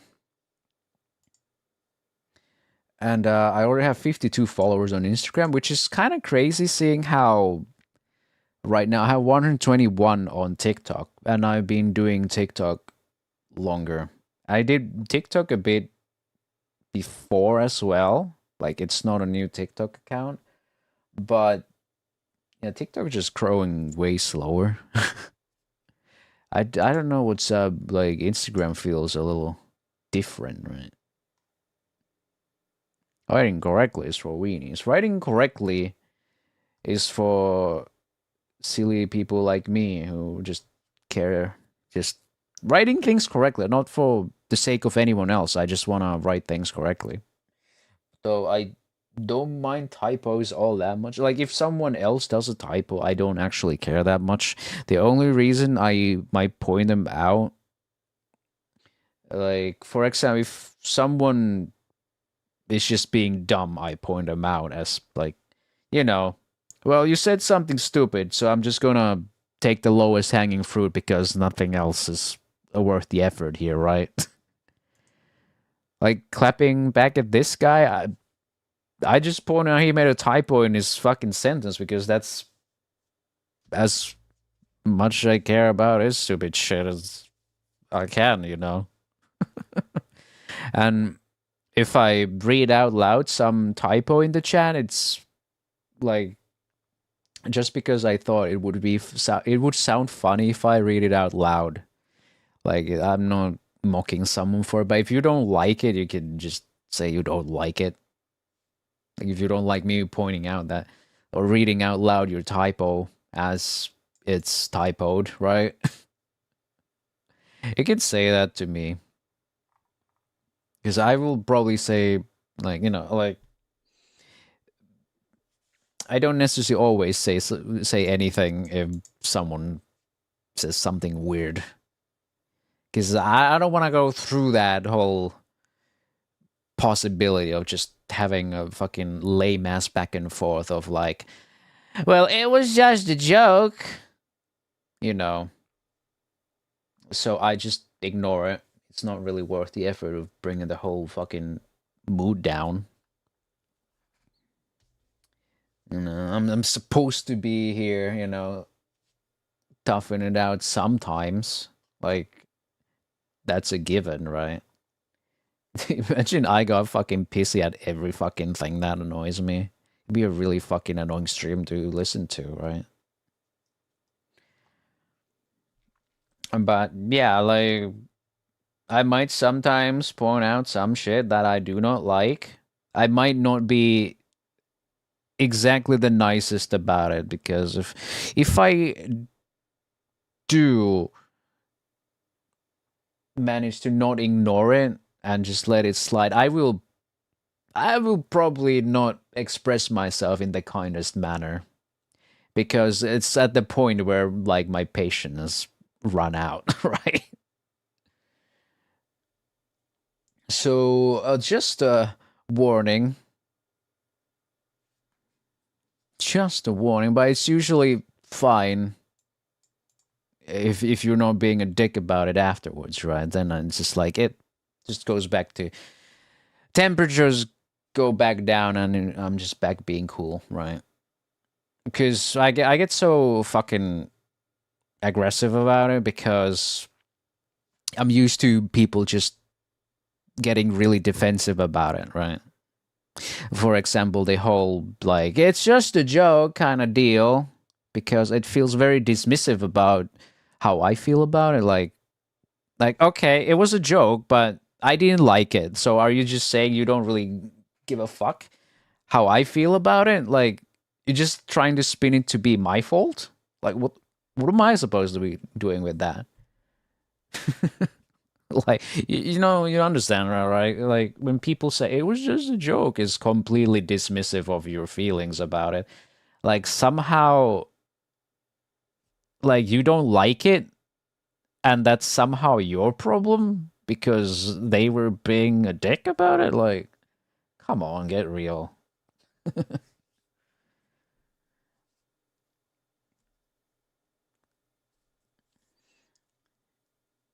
You know, like say, well, that was a very nice thing of you to say, and it's like it's just a joke. It's it's the kind of shit why I also hate things like skill issue. Like it just kind of shuts down everything. It's really annoying. Like the kind of like skill issue stuff or get good or like who asks, it's like it just shuts down everything, and it's really fucking lame. Everyone is doing that. Like I remember when there was like I think it was Helldivers 2, and I remember Yas talking about it. Like I'm pretty sure it was Yas talking about the Helldivers 2, and he went to the Discord to tell about this problem, and him like saying that there was this issue with the game. Like there was some kind of a bug, maybe like bug, yeah, the bug. Holy, still online. Hey, I was just talking about you, not in like as an example. Like, wasn't it? Oh, hi, thank you. Uh, during the time when you still played Helldivers 2 and we played Helldivers 2, didn't you go to their Discord, ask about something, and they just hit you with the skill issue? Like, they just hit you with the skill issue. Like, isn't that really annoying? Yeah. Like, I was just talking about all these examples that are really annoying, where people, like, say, it's a joke, get good, skill issue, who asked? Like, isn't it just really fucking annoying? Like, especially when you're trying to have a conversation about something, that just instantly shuts down all discussion. And it's really fucking annoying. And it's really fucking annoying that that has become, like, really normalized in any online space. Like, you can't fucking talk about anything. It's like the worst form of, well, you could have just Googled it. Like, maybe I just wanted to ask this question here so we could talk about it.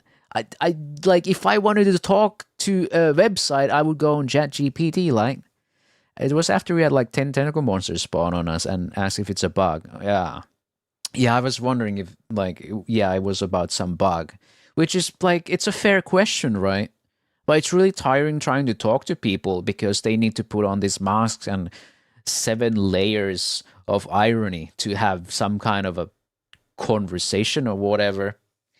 But they don't want to have a conversation. They just want to appear this way. They shut down all the conversations, and suddenly nothing fucking happens. You don't make connections. You don't have meaningful conversations. You just say skill issue.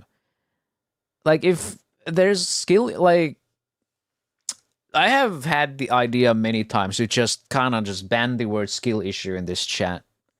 But I kind of don't want to, because sometimes people just, don't say directly to anyone. Like, they say like an NPC is stuck on something and say, oh, the NPC is having a skill issue. That's fair. Like, that's fair, but when, I've had people just say skill issue to me when I've, had a really frustrating time with a game.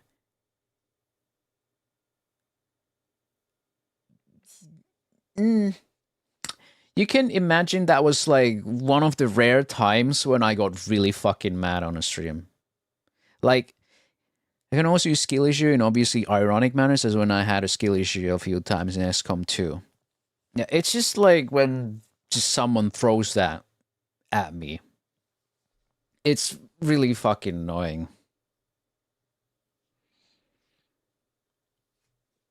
Like, you don't have to add to the fire, right? Like, what are you trying to do here? Like, if you wanna find that kind of a streamer who you can just, insult, like, mock. I am not that kind of streamer, right? We had 2 teammates just depleting our revives within 8 minutes. Yeah.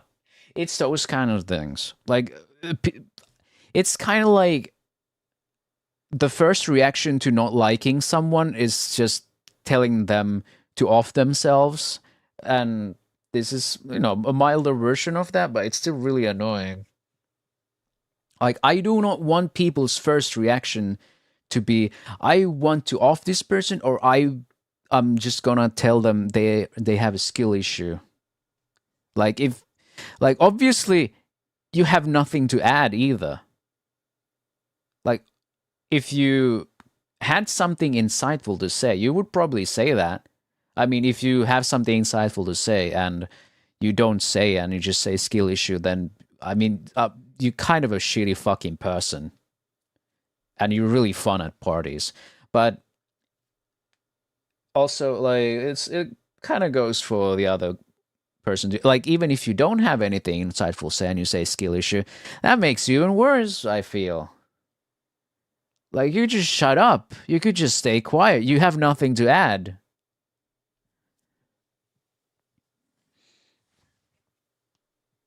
I'd rather not treat people as my punching bag. Seems weird. Yeah, I agree that I don't like that either. So, sometimes I do quips over at chat. Like, I do a couple towards John. I don't necessarily feel the best about it, but I feel like I can joke about it a little bit. It hurts me a little bit every time. But I feel like, yeah, I can do that as a little bit. Like, there was that time when I was playing Oblivion Remastered. I don't remember. There was that part when I was in the sewers. And John said something, and then I said, like, well, your face is like something. I don't remember exactly how that went. But everyone was like putting like shocked emotes in the chat. I was like, oh my god, did I go too far? Like, I was like, oh god, they're actually in on it, right? I hope they're in on it. Oh god, I hope John isn't like crying in the corner right now. Like, it was like the dumbest fucking joke, and I hope it landed that way. I'm pretty sure it did, but at the moment I was like, oh god. Like, even something as like a tiny banter bit like that, I probably take more damage from that. Well, remember that one of my go-to is your face is stupid. Like, I don't say things like that, you probably notice I don't say that a lot. I'm not very confrontational. I don't like conflict. I don't even like competing with other people, right?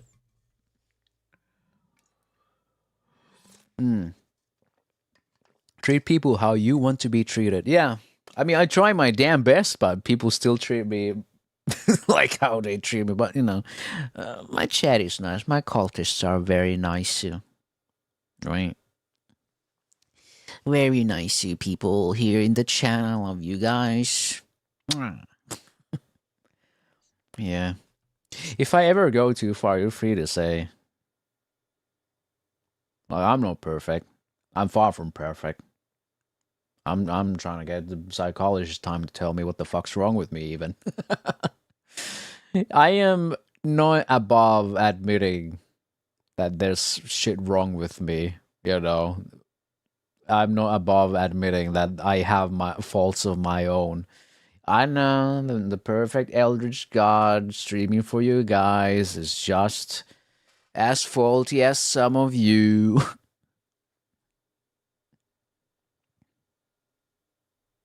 Yeah.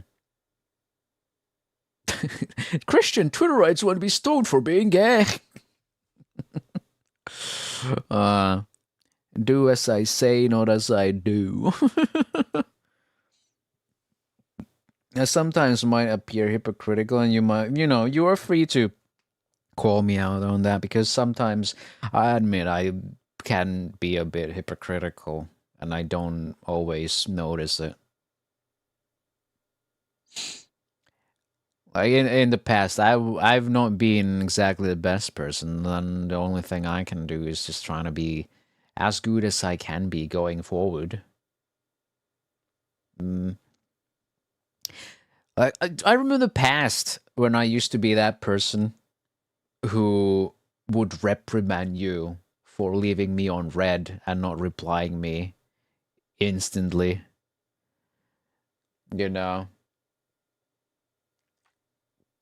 I used to be that kind of a person. And it took me a while to realize it's not really nice. It's not really nice making someone, feel that way. It's not okay just thinking all the time that the reason they're not answering you is because they hate you. I live with that thought a lot, but like at some point it clicked with me when I'm not sure if I ever got that reverse happen to me, but at some point it clicked to me that I was busy and I didn't have time to reply, and I might have forgotten, and this person is now mad at me, and I feel like, oh God, that was just me. And going forward, I realize sometimes people are busy, sometimes people forget, and it doesn't necessarily mean anything. Like if people forget to answer to you, then yeah, it's very unlikely that they just fucking hate you, right? But depression does fucked up things. I mean, I'm not saying that excuses me of everything. It excuses me of nothing. But, I don't think I can apologize to those people, because they are not in my life anymore. But the only thing I can do is just be a better person for their sake, for that's probably the best way I can apologize. Just be better. Since they're not in my life, grew apart because I was a massive fucking dickhead. But that was like probably 10 years ago, so let it go. Let it go. Depression is a bitch. Oh, yeah. Man, but yeah. Anyway, don't say skill issue in my chat. At anyone, at least. I don't like it. I don't like it.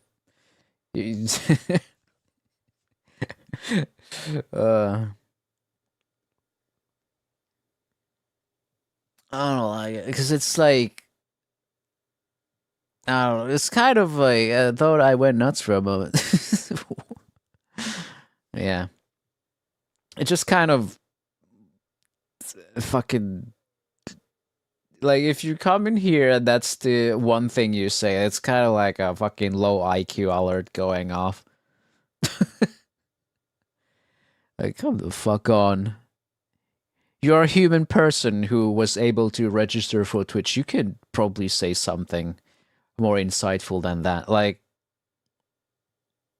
come on, is that gonna, like, if that's the extent of your intelligence, like, that's the extent of type of shit you can leave in the chat, then come on. I believe people can do better than saying skill issue, right? Yeah, coming up with good jokes can be difficult, but sometimes you just don't need to make jokes. Like, if it doesn't land, I think it's better to be, you know, sincere instead. Like, just be sincere. Like, it's not a sign of weakness. You know, I'm not gonna punish anyone for being sincere in this chat. Moreover, I welcome that kind of behavior because it's really rare online. At least these days. I saw a tweet today in some comment chain that was talking about the exact thing that I sometimes think about. That how even in the past when people were using slurs like way more and just insulting each other more, people were more sincere and it wasn't actually super hostile towards each other. Like, that's just how people were. But these days everything is laced with this kind of fake kindness and everyone's being two-faced. Like, everyone seems to have some kind of an ulterior motive for some reason. Like, people seem nice on the surface, but they are also the type of people who would gladly stab you in the back. I thought you applied some effect to the mic. Oh, I don't have like an echo. I have a reverb. Wah wah wah.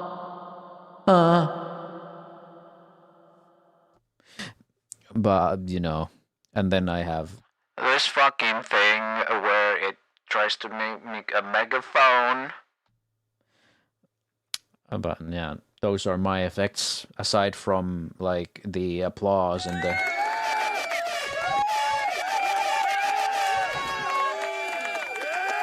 Alright, shut up. That was all the stuff I have, if they played out correctly, of course, but, you know... Anyway, another 5-hour stream. Would you like to go for the 6th? I don't think I want to go for the 6th hour. Tomorrow is media night.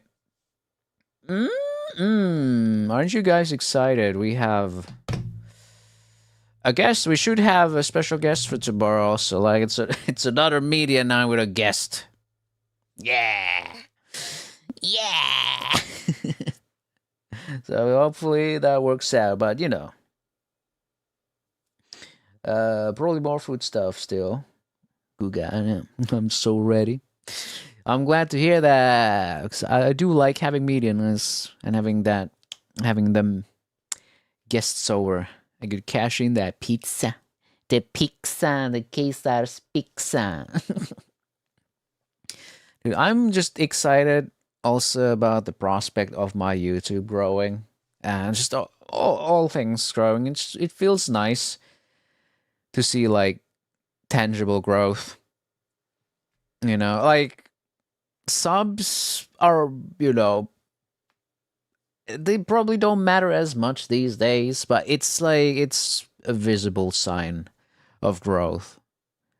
Like, you know, not necessarily all subscribers come back and watch and whatever. Like, I make some insane numbers on YouTube, for example. Like, last 28 days, 216.2 thousand views in a month.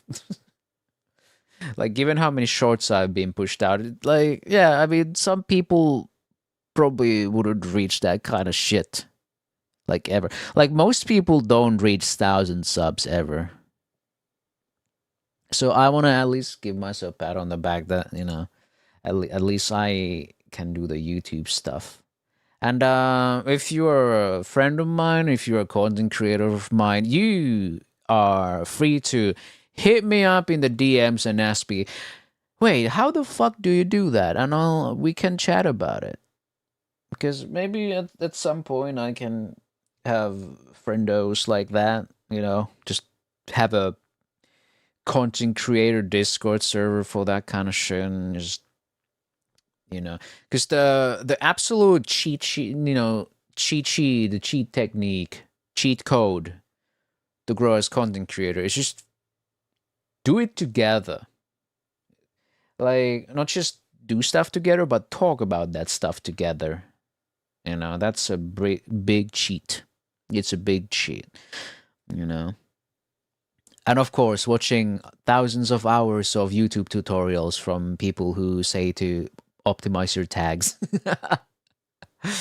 I'm too anxious about bothering people on DMs to contact anyone. Maybe you just have one stream that's all about YouTube, right? About, you know, YouTube growth and shit. No, like completely disregard all this SEO crap. I mean, I don't necessarily need to like gloss over SEO, but it's like it's not as important as you might think. Search engine optimization, to you who do not know that word, who do not know that acronym. There's a lot of like surprising things about YouTube creation and a lot of misconceptions, like the mystical, the mythical, the great and evil YouTube algorithm, right? That's like always that's what people usually talk about, right? It's like, the YouTube algorithm has screwed me over, and I like to talk about it quite a bit too, because I was that person in the past who thought YouTube algorithm is just luck. YouTube algorithm hates you. YouTube algorithm is working against you. That is like far like the opposite of the truth, right? The YouTube algorithm doesn't work against you, it doesn't hate you, and it's not based on luck. It is essentially automated word of mouth. And word of mouth gets around if you make something good, if you get people talking, right? So it just means the algorithm doesn't feel like promoting your stuff. If it's not getting around, there's really good reason for that, perhaps. Like, yeah, I've got some good content out here. Like, stuff I really liked editing, like the VTuber Hex by Cursed Pizza. But honestly, who the fuck gives a shit? That's why it only has 265 views, right? But goddamn, Half-Life 2 by NPCs use voice chat? Like, who the fuck wouldn't click on that, right? Like, that doesn't need anything. Like, that's Half-Life 2 and an interesting premise. It like, who gives a fuck? I mean, some people might be off-put by the fucking anime girl on the thumbnail, but you know, yeah. But hi, Maxi. Sorry, I'm yapping about YouTube strategy and all that. But yeah, I did enjoy Oppai. I finished the Hanzo Academy story, and I'm probably moving straight to the next part at some point, like soonish. I'm not gonna do anything more here because the game's kind of janky and it's just getting me frustrated, and I just want to play something that plays well too. I mean, the fan service is fucking phenomenal, but but I want the good gameplay too. I'm very picky about that. But yeah, I'm just talking about the YouTube stuff and YouTube growth. And thank you, John. Yeah, I was talking about it would be so nice to have like just creator friends and just have like a fucking secret Discord just for yapping about content creation, because that's like a big cheat code.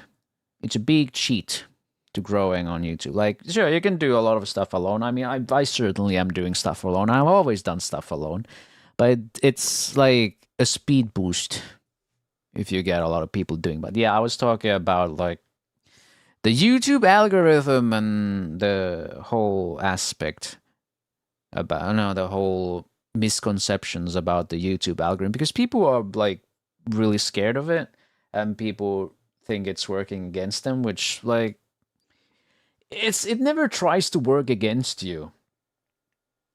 Like if you give it some good shit, it will work for you because it is automated word of mouth. Like if you made something compelling and clickable and you deliver on that promise, like you have a good title, you have a good thumbnail, it has a good idea, and it's not too niche, like it doesn't need further context.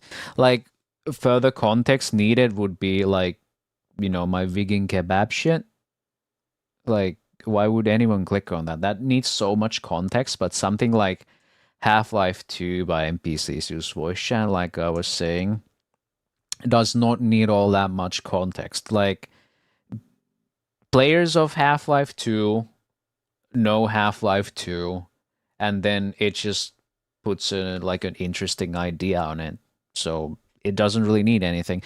It wouldn't really even need me on it. It's just, that's my brand, and it just happens to be there. The real thing is the Half-Life stuff, right?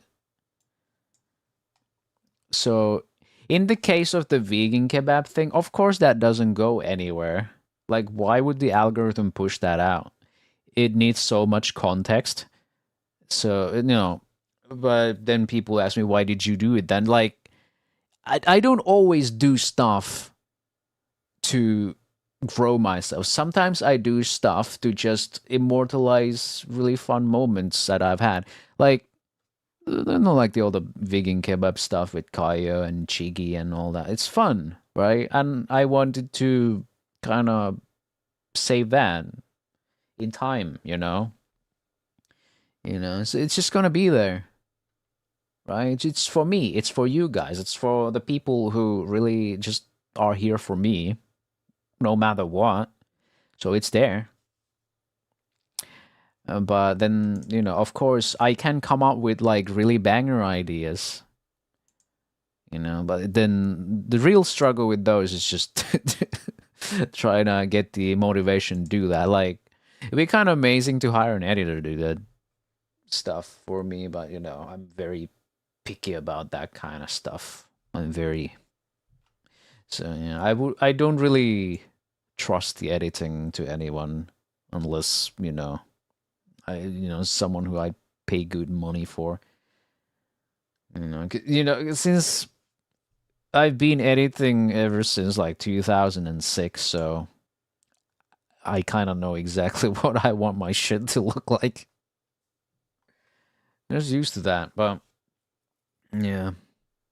But like I say, if someone wants to talk YouTube stuff with me or ideate something together, then I'm there. I won't I won't even ask for an hourly rate for that. I just you help me, I help you. That's all I want, because both parties benefit, and that's fine. I'm fine with that. I'm not some greedy bastard, right?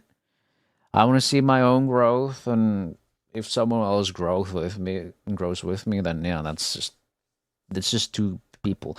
Like, I don't want to grow this thing just so I can outgrow other people and just stomp them under my heel. Like, why not just do it together? It's so much easier, right? But yeah, that, enough of the prime yapping hour. I gotta wind down a little. It's getting fucking hot in this room again. But tomorrow, media night, like I said, like 30 minutes ago. And I'll just probably close this game before anything. Yeah, media night, and hopefully we'll get a fun guest tomorrow again. I seem to be getting a lot of collabs. Good times. Okie dokie. Let's see if I can close the Xbox controller without opening Steam Big Picture, because that sometimes happens, and I fucking hate it when that happens. But anyway, I hope you guys have a wonderful rest of the day and a wonderful beginning of the weekend. And I can't wait to see you guys tomorrow or at media night. Thank you for watching. Bye bye.